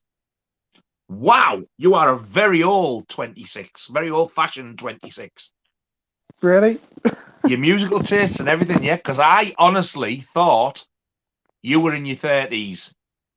26. I was born in 1996. Me and the wife have been trying to guess. I said, nah. I said, he looks young. I said, but like his taste in music and films and the way he talks, I said, he's got to be well into his 30s. Wow. Yeah, my parents were like quite old when they had me. My dad was in his 40s and my mum was like late 30s. So I was brought up. Snap, my mum was 40 when she had me. So I was like brought up with like sort of the older values, which are probably the best values. So yeah. I still get ID. If it was more like you, the world would be a better place instead of being assholes. Oh, thank you. Yeah, where I live isn't a very nice place, I must admit. Plenty of them. Apparently, I younger want to get rid of the beard, but I like to keep the beard sometimes to hide the fat chin. I always get ID'd all the time, even for like 12+ films. Do you really? I went to Argos and bought a 7+ or a 12+ game, and they said, "Could we have your ID, please?" And I was like, think to myself, "Are you taking the piss?" I said, I would say, "I love you. It's my absolute fucking pleasure." I said, "I got a driving license here." Oh, I've still got to say it. I said, "Driving license, 16, 12+, 7+. Now we've got to check it," and they had to fully check it. And this was a sunny day, so I had sunglasses on, and said, "Could you please take off your sunglasses?" So I had to take off my sunglasses to show them I was who I am. Do you realise that when you get older and they stop asking you for your ID, that will piss you off? Yeah. I was in one day and the woman said to me, "I'll just do your alcohol." I went, "Excuse me? Do you not want to ID me?" "Oh, I don't think so." I went, "We trying to say, like?" I think I made her feel a bit wrong. I was only winding her up. Yeah, it'll come a day. It'll come a day, and I'll be like, "Oh, bloody hell, I really missed that." How old do you think I am? I will not be offended.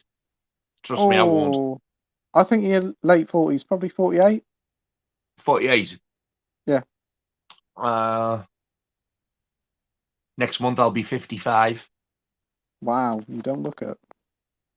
No. I'd honestly I knew there was a reason I loved you. Yeah, I honestly thought you were in your mid or late 40s. Honestly, not 50 odd. Nah. When I was in my 40s, when I was at work, there was a couple of students. I mean, this is when I was in my late 40s. I think I was about 48. And it's because of the way I am. This last was saying, "How old are you?" I went, "How old do you think I am?" "Oh, well, I don't know." I said, "Look, just say it. I'm not going to be offended." 28. I went, "I want to marry you. I love you." When I told her how old I was, she didn't believe me.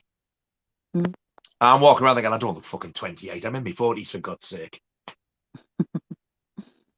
Yeah, but a lot of people who are like in their like 40s, 50s don't look the age, I must admit. I mean, my mum's in the 60s, but a lot of people think she's still in her 40s. It's strange. Wow. My dad is 72 years. Wow. Yeah. Well, I lost my dad in 2018. He died the day after my 50th birthday. Oh, sorry. He was 95. Whoa. 95. And you get people who go, "Oh," and I was like really upset, obviously. People go, "Oh yeah, but he had a good life, good innings," and that. Well, doesn't make it any fucking easier on me. In fact, because I'm now in my 50s and he died then, it was like I've had him in my life longer. So it was harder because like sometimes you see people lose their parents like when they're teens and younger and stuff, but no, it wasn't nice. I lost my mum in 2016 and then my dad in 2018. Especially as you grow up to be an adult in your 30s and that. I can imagine. Yeah. But yeah, it's not nice. No. Oh, sorry to hear that. DVD from Filmbook says, "I did a ranking list on my letterbox, and he's the most I've seen out of any director." There's some nice Hitchcock box sets over the years as well, hasn't there? Yeah, there's that 4K one. There's two of them, isn't there?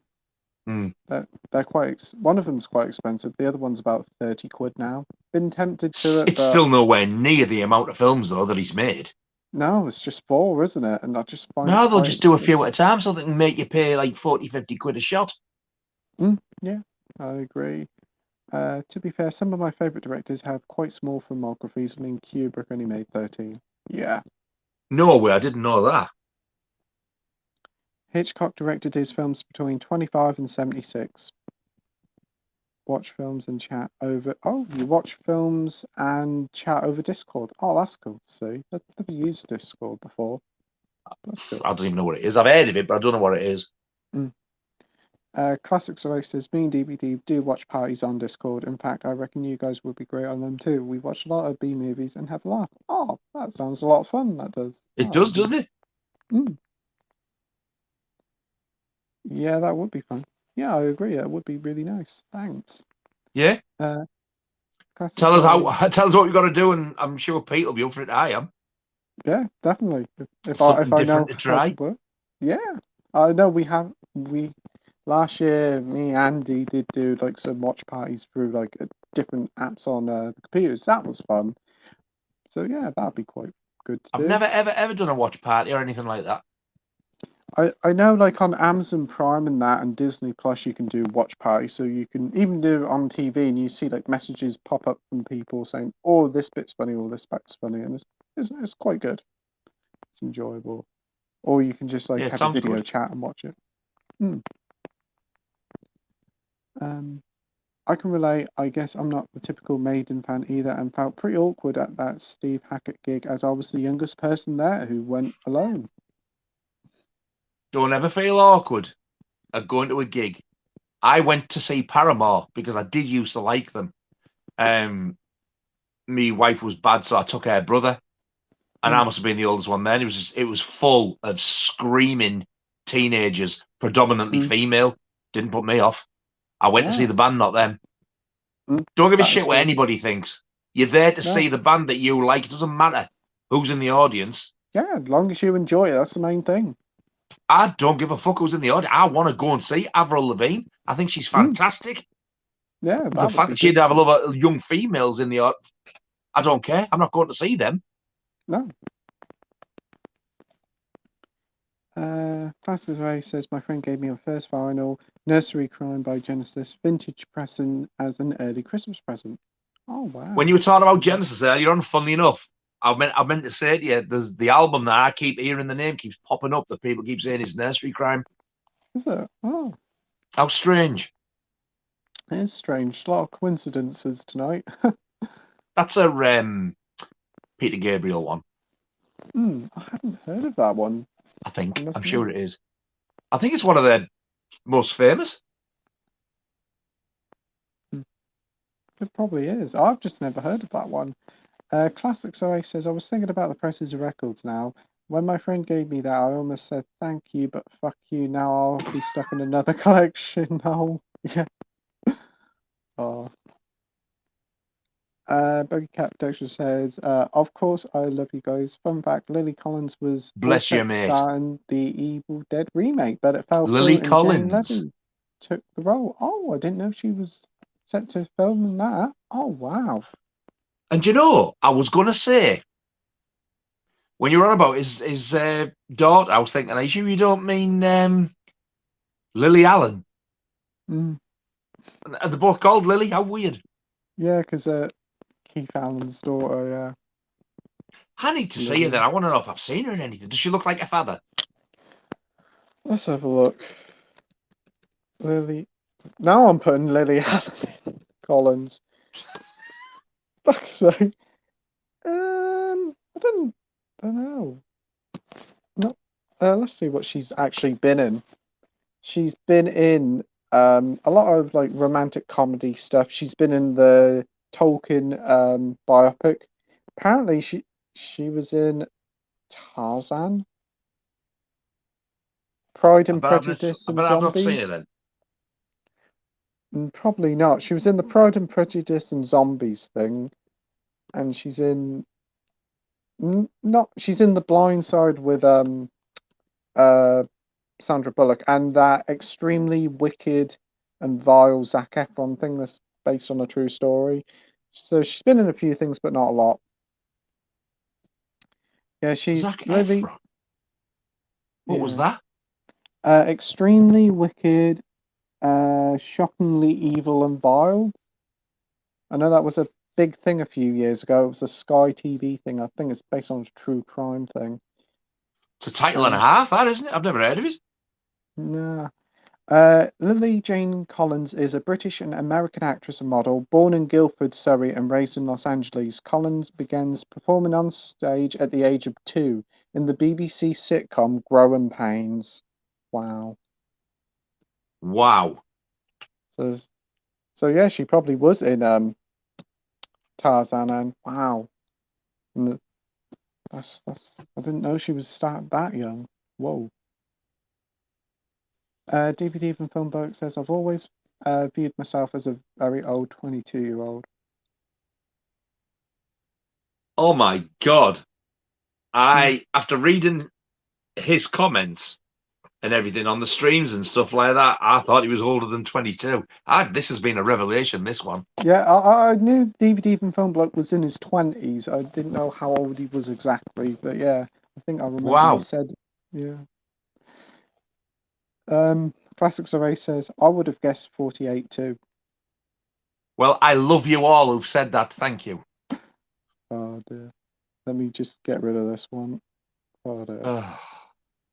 DVD Film says, I don't think HMV gives a shit when I buy 18 rated films. To be fair, I'm not bought anything in HMV on my own in fear when I get asked. Yeah, they know me in HMV now, so they don't really bother. They probably just got at the sales. Oh yeah. When they see me, they just go, here he comes. What's he going to buy now? Do they? No, I bet they would do. I bet they think, here he is. What's he going to get now? They're probably more like, oh, here he is. He wants everything for a fucking $5. Oh dear. DVD Film Bloke says, although when some people see me in person, they think I'm younger. A lot of people think I'm younger than what I am. My dad works at a school, and one day I went with him to school, take him to work, and I bought the car to go around town do some Christmas shopping a couple of years ago. One of the school teachers said, what are you doing without your school uniform on, lad? Didn't you forget it? Get back in the class now. I was like, I'm about 24, miss. And I'm like, what? No, you're not. Get your uniform on. Get in there and go and report to Mr. So-and-so. And I'm just like, who's Mr. So-and-so? Don't give me no lip there. Get in there. And my dad's like, yeah, that's my son. He's like 23, 4 years old. It's like, oh, sorry, mate. Hope you're all right. And it was like, oh, yeah, you're all right. It's just like the tone completely changed, like from a strict teacher to a mate down a pub. I'd have been so tempted to look for the headmaster's office and say, I'm sorry to bother you, sir, but some weird woman's just sent me. I'm a 24-year-old man who doesn't attend this school, but apparently I'm in bother with you. I watched his face. He'd be looking like, get the fuck out. I've had it a couple of weirdo. times at school. I've had it a couple Don't of give me that. Get to your class, lad. When was it now? When I was at college and I used to go meet him at school when he finished it, there was like one of them saying, yeah, you're late for your class, lad. Get into class. And I was like, college. I showed him the lanyard. All right, yeah, fair enough. I'm just like, fair enough. I had one of them said to me, why aren't you in the like the restaurant or something now? You should be on such and such duty. I'm like, and they called me by a different name. I think they called me Clive. Oi, Clive, what you doing?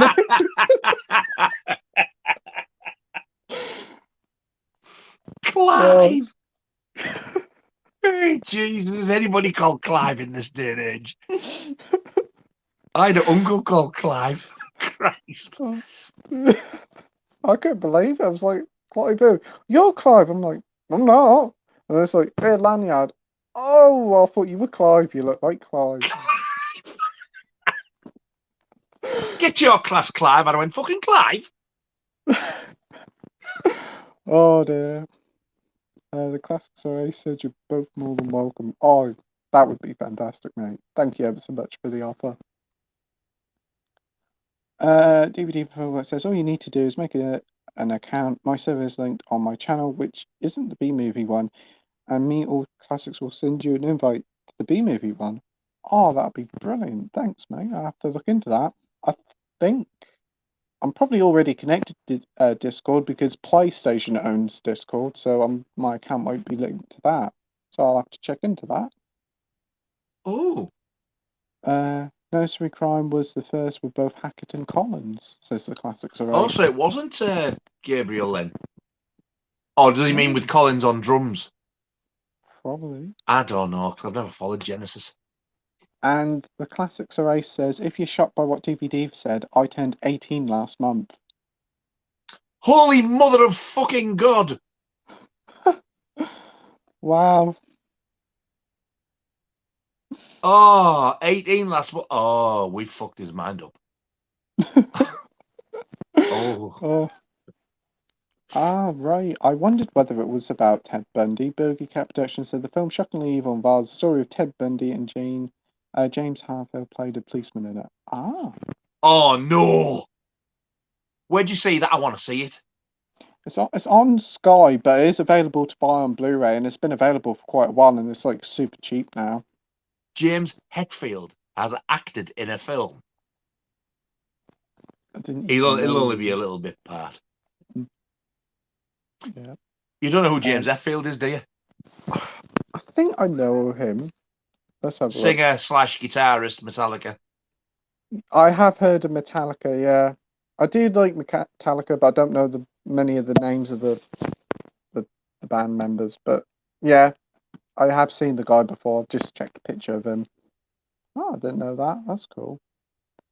The Classics Array says, feels like stream's coming to a close soon, so I'll say good night now. Again, I'll say you're both more than welcome if you want to join on the watch parties. Oh, absolutely, mate. Be up for that. If somebody reminds me, I'd love to. Thank you. Definitely. Thanks ever so much for joining tonight, Classics. It was a pleasure talking to you, DVD Film. 7 hours and 15 minutes. I know. Shocking. DVD and Film Bloke says, yeah, the B-movie screenings are often Saturday. This Friday on my server, I'm screening the restored director's cut of the Ken Russell's The Devils on my server. I've never seen that, and I want to. Oh, wow. That is a real good choice there, DVD and Film Bloke.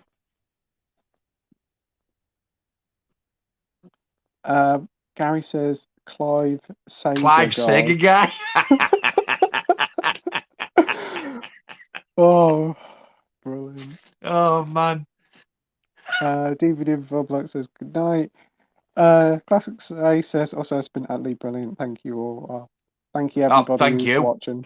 Yeah, it's just been so good. Thanks to Andy, Mike, Unite, and everybody's watching. It's been such a good night. How many's left now? The Classics Array says, don't worry, I'll watch Period Piece. You can't do any worse to my mind. Oh. How many's left watching now? Can you see? 13. I thought you were going to say 2. No, 13 people are still watching at 10 to 3, so thank you, 13 people. Yeah, thank you. Oh, my days.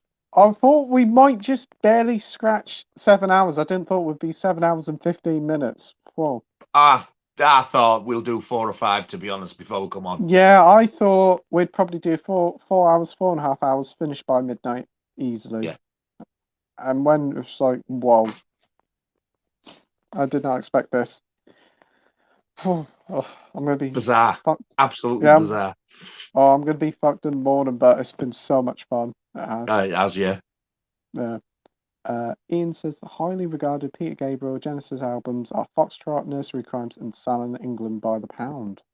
Oh, so it's Peter Gabriel on Nursery Crimes, or Nursery Crime, whichever it is. Bogey Cat Production says it is a small role. Yes, I think he's the copper who arrests Bundy.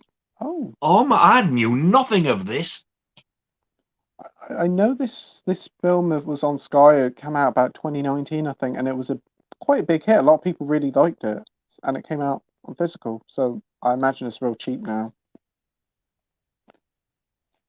And DVD from Film Bloke says, and we've reached the end. 7 fucking hours, 15 minutes left. Every second of it. It was fun. Oh, thanks ever so much, DVD from Film Bloke. It has been such a brilliant night. We've now got 14 people watching now, so more people. Oh. It's all right. I'm saying it's the end. Gary says, I've only got here at 11 and we'll go back and watch the stream from the start tomorrow. Oh, thanks ever so much, Gary, for joining. Thanks. Get yourself a few beers and plenty to eat. DVD for Film Bloke says, remember, an invite to my servers is linked to my YouTube channel. If you join me or Classics, will send you can join the invite to the B-Movies one. Oh yeah, definitely be up for that one. I'll check your server thing tomorrow, mate, and see if I can set up my own Discord thing. Wow, the Devils, though.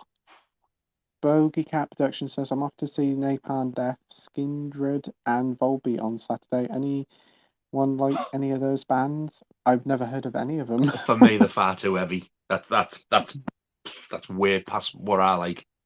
Yeah. I think as heavy as you'll get me to like is Metallica, Pantera, and Stone Sour. I don't even like Slipknot, but I love Stone Sour. Yeah, I'm not really into a lot of this sort of like metal stuff, but I don't mind a couple of the things. Metallica's Napalm alright. Death and Skindred, there's a lot of that growling stuff. Yeah, I don't know why I went like that there. Like I had an invisible cock in my hand. It was supposed to be a microphone. I've never really been into that sort of stuff with the metal, like all that sort of shouty stuff. But DVD for Fun Bloke says good night, mate. Hope you have Good night, sir. Once this is over, I need to go to sod and bed. Yeah, I think I will be falling asleep on the sofa tonight. I've got the blanket already over me, and I'm already feeling like I'm drifting away. You bunch of fucking lightweights, that's all I'm saying. I feel as fresh as a daisy. DVD for Film Bloke says, yeah, I made a fan edit of The Devil's Witch restores cut footage because Warner Brothers refuses to release the uncut versions. Oh. Why? He made it a few weeks ago. I think I remember you said about it on the stream. Was it last week or the week before? They won't release that uncut, but they'll show a 12-year-old lass telling you what your mother's going to do in hell and bang with a cross. Jesus. Idiots. It's strange why they won't release something uncut nowadays. It's odd. I was going to say, there's far worse than that out now. And the final comment of the night is from Burger Cat Productions saying you should check out Volbeat. Incredible. Yeah, other growly, loud, thrashy, shitty, eardrum busting-y cack. That's the thing. We've got Viewer Drews here saying thoughts on Jingle All the Way. Yeah, it's a solid Christmas. I actually like it. I haven't Yeah, seen it for years, but it makes me laugh. I do enjoy it. The guy who plays the neighbour was murdered by his girlfriend, wasn't he? Didn't know that. Him with the I'm sure it's him. He's got glasses and he fancies the neighbour, doesn't he? And she's already with. Is it Schwarzenegger she's with? I think so. It's been a long while. Been a long since I've seen it, but that neighbour with the glasses, I'm sure his girlfriend murdered him. Oh wow, I didn't know that. Can't remember if she shot him or stabbed him. Jeez, I didn't know that at all. I have to check online and read up about that. Brett says, please check out Andy Williams' 1994 Speak Softly, also known as Palapule Piano from The Godfather. Beautiful. He's getting on, but the last note especially hits me hard. Oh. I've only heard the theme from The Godfather that he does. Yeah. So he's actually done a 1994 recording. I didn't know that. I need to hear this. He's got an amazing voice. I just love listening to him. He certainly does. Warners are weird. They don't want to offend the religious right. So how the fuck do they explain The Exorcist? That's true.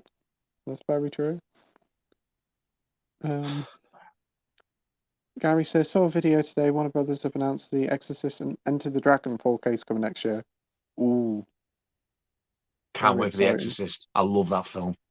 Yeah, I watched it for the first time last year, but I haven't seen the extended cut. I only watched it on TV, so it was just like the normal 2-hour cut. So they're both. I love them both.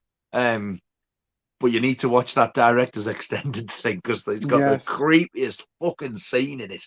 I know which scene you're talking about. A lot of people say it's very creepy. So the crab walk. Yes. Oh, I've got goose pimples thinking about it. It's not even just the way she walks; it's the fact that the way her face comes right to the camera with blood coming out. You go, fucking hell! I can't understand why it was cut to begin with because it was such a brilliant effect. Yeah, it's odd that they seem to cut it, but it's got a different ending as well.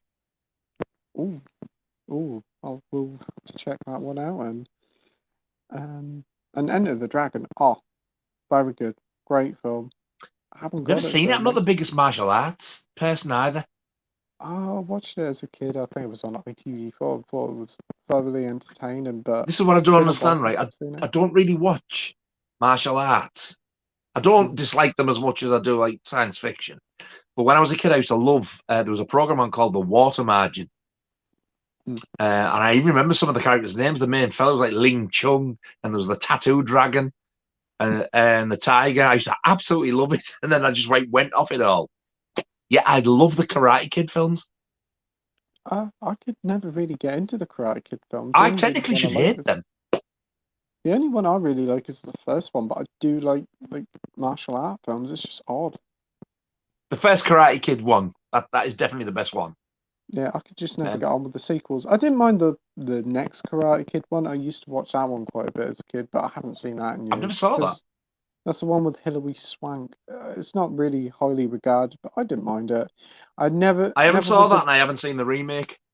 That remake one wasn't too bad, I suppose, but I'm not a fan of it. I think the best thing about it is Jackie Chan in it. Oh, is he Mr. Miyagi in it? He takes over like the mentor role, yeah. And I also now want to watch eventually that Cobra Kai thing. Yeah, loads of people. It's got like all the original cast martial art teachers and stuff back in it, which I think is a great idea to do. I watched the first 2 episodes. As the first 2 episodes are free on YouTube because it was originally a YouTube product until Netflix bought it out. And they were really good episodes, they were, but as I don't have Netflix, I didn't get around to watching them. But they were good episodes and they flew past really quickly. They're only like about 25 minutes an episode. Yeah. I've got it in my watch list, but the amount of times I've passed it, like I've gone, Cobra Kai, fucking martial arts, carry on. And somebody said to me, I think it was when I'd watched the Karate Kid 4Ks, and I'd said something, and somebody said to me, I've seen Cobra Kai. I went, what the hell's that? I said, I've seen it on thing. And they went, well, it's a teleseries, like a follow-on to the Karate Kid. I went, really? I said, I bet Ralph Macchio's not back in it. Oh, yes, and like the other fellas. I was like, you're joking. I went and watched the trailer. I was like, I've got to watch this. They've already released them on Blu-ray over here as well, which is good. Have they?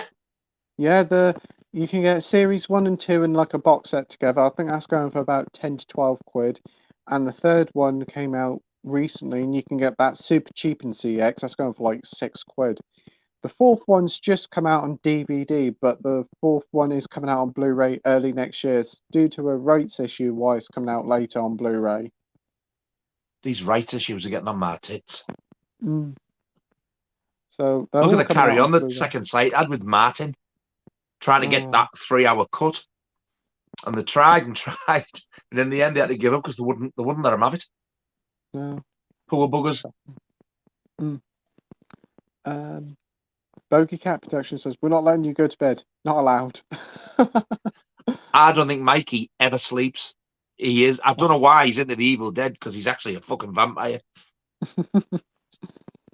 Oh, wow. When Mikey comes on the stream in the future, we probably might have another 7-hour stream on our hands.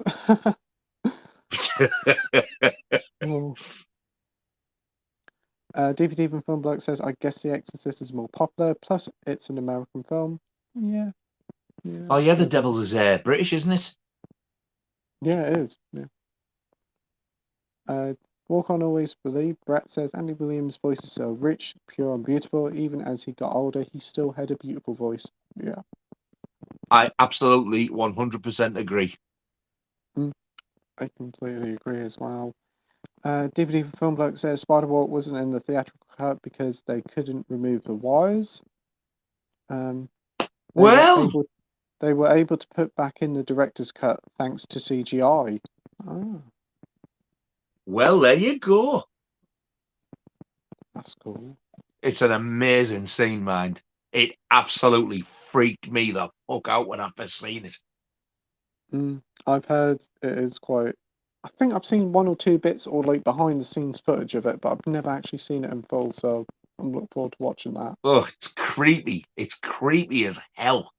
And the speed that she comes down the stairs, you think, fucking hell. Oh, jeez. Brett says, I love Bruce Lee. Yeah, very talented guy. Not many films taken too soon, but yeah. Remember when I was a kid in the 70s, like people always had posters up in their bedrooms of him? Yeah. Enter the Dragon's always like the main one, but he's done quite a few others. I know there's like a Blu-ray box set of all of them, but Enter the Dragon's such a great film. Gary says The Devils is definitely worth seeing. Oliver Reed is great. His best performance ever, in my opinion. Oh. I will have to definitely get around to watching that one. Do like a bit of Oliver Reed. We've got Brett here saying, "Good night, guys. Great stream. Take care, you two, and everyone in the chat. Blessings." Take care, Brett. Thank you very much indeed. We've got Bogey Cat Productions here. Talking of looking young, Ralph Macchio is older now than the guy playing Mr. Miyagi was in the original. Whoa. Holy shit. I'm sure I read somewhere that he's... Wait a minute. Let's have a look. I'm going to make sure this is right before I say it.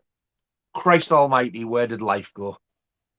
Wow. Yeah, he's 61 years old. He doesn't even look it.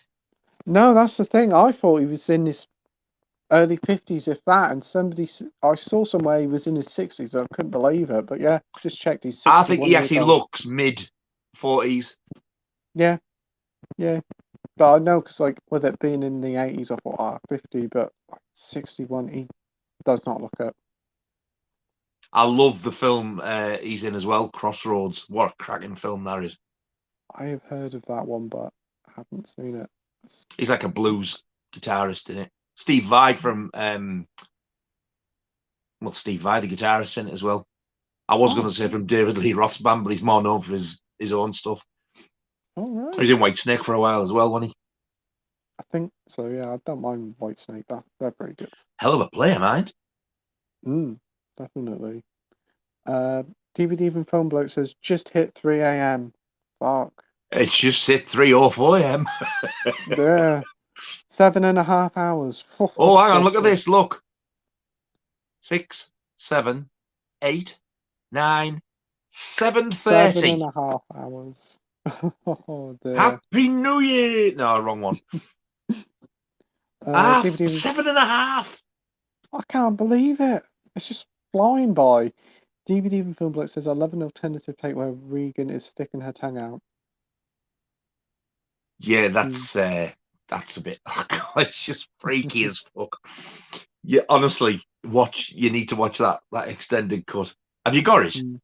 I haven't got The Exorcist. No, I should have picked it up when it was on sale recently, but it's going down real cheap on Amazon, so I'll probably pick it up there. I mean, I got it just the standard Warner Brothers Blu-ray from HMV, and I only paid about 7-8 quid for it then.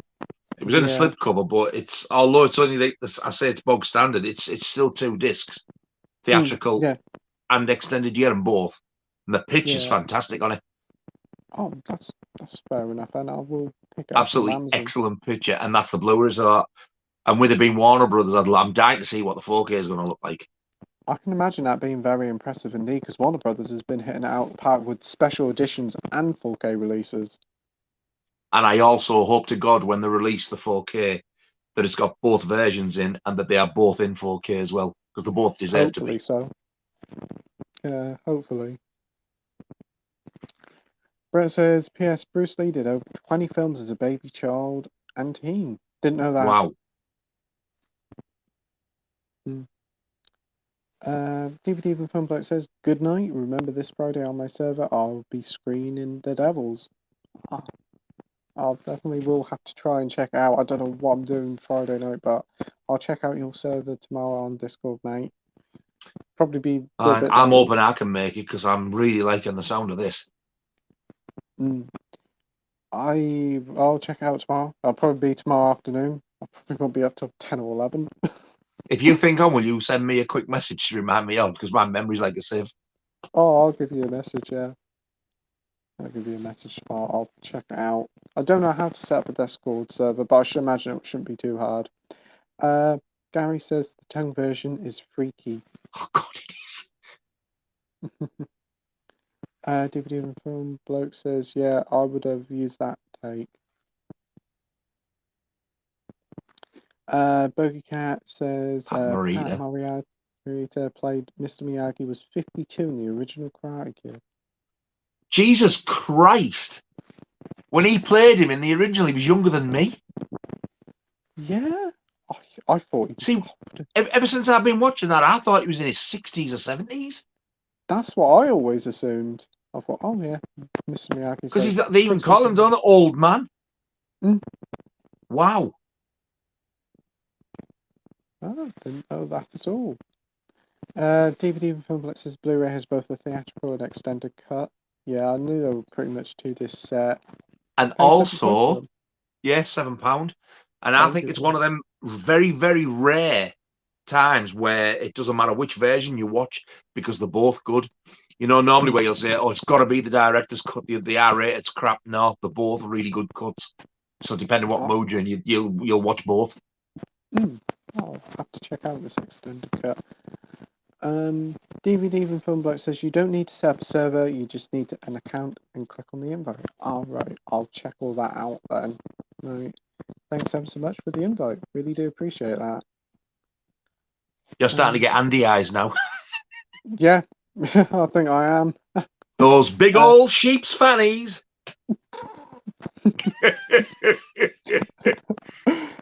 Gary says, are you screaming in the BFI DVD version to DVD from Filmbloke? No, he's screening with all the extra bits put back in. Yeah, he's screening his edition of it, the DVD from Filmbloke 2022 cut. I wish they'd release it, for fuck's sake. Idiots, man. Right. DVD from Filmbloke says, Gary, it's a restored director's cut I made. Sounds really good. How the hell? I'm not asking him to answer. Don't answer me. I'm just intrigued. How the hell did you get the extra bits to restore? Weird, did it? Because they stopped being released. I don't expect him to answer. I don't want him to answer, but it's just very interesting to think. He's got those missing elements and restored them. I've never seen the film at all. DVD from Filmbloke says a kind sod put the film and the deleted scenes on the Internet Archive. Oh. If I like the film, I'll buy it on Blu-ray, says DVD from Filmbloke. Ah, that's good. Yeah, but I'd want it uncut. Yeah, that's the thing, yeah. But that's good to see it's on the Internet Archives. I don't know why don't you just like, oh, let's get the full thing released? What? Stop being twats.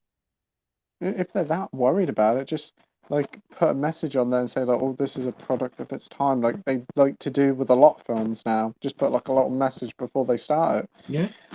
And just release it. Not Blu-ray, DVD. The thing is though, you get films as well now, depending on what they are, where it doesn't just say 18. It'll say 18 and then it tells you why. It'll say like strong gory violence. I've seen strong real sex. So basically, you know, you're watching filth. So if they can release them, just release this. Yeah, they stupid. Seem to release a lot of any old thing now, and that seems to get passed through. So yeah, why not this? And it's an old film as well. So it's probably quite tame compared to today's standards. He continues to say the footage came from a Channel 4 documentary called Hell on Earth. Oh. Wow. And that is Warner Brothers for you. There can be dicks like that, but then they can go and release some like gorgeous 4K releases. It's weird. Very odd. It is very odd. But there's one thing that Warner Brothers have done for donkey's years, and they're still hit and miss now, and it pisses me off.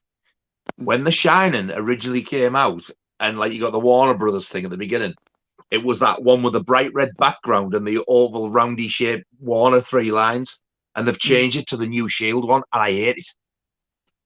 Yeah, my versions of it has the Shield one. That's a shame they don't keep the original version of it.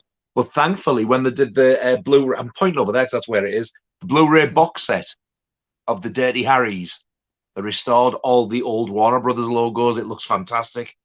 Yeah, I think it is a different Warner Brothers logo to what you normally get, yeah. The original Dirty Harry, I was talking to Laura's dad, and he said to me, it's quite a rare one, because it was only like, it was literally 2 or 3 films that it was ever used on, and they changed it, and Dirty Harry was one of them, and when it come on, I was like, whoa, I've never seen that before.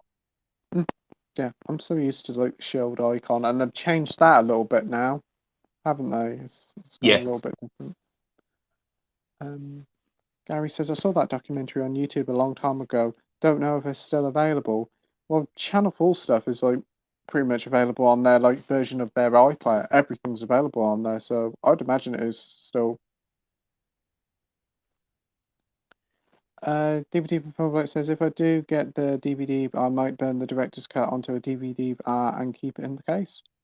Oh, nice. Sounds good. Yeah.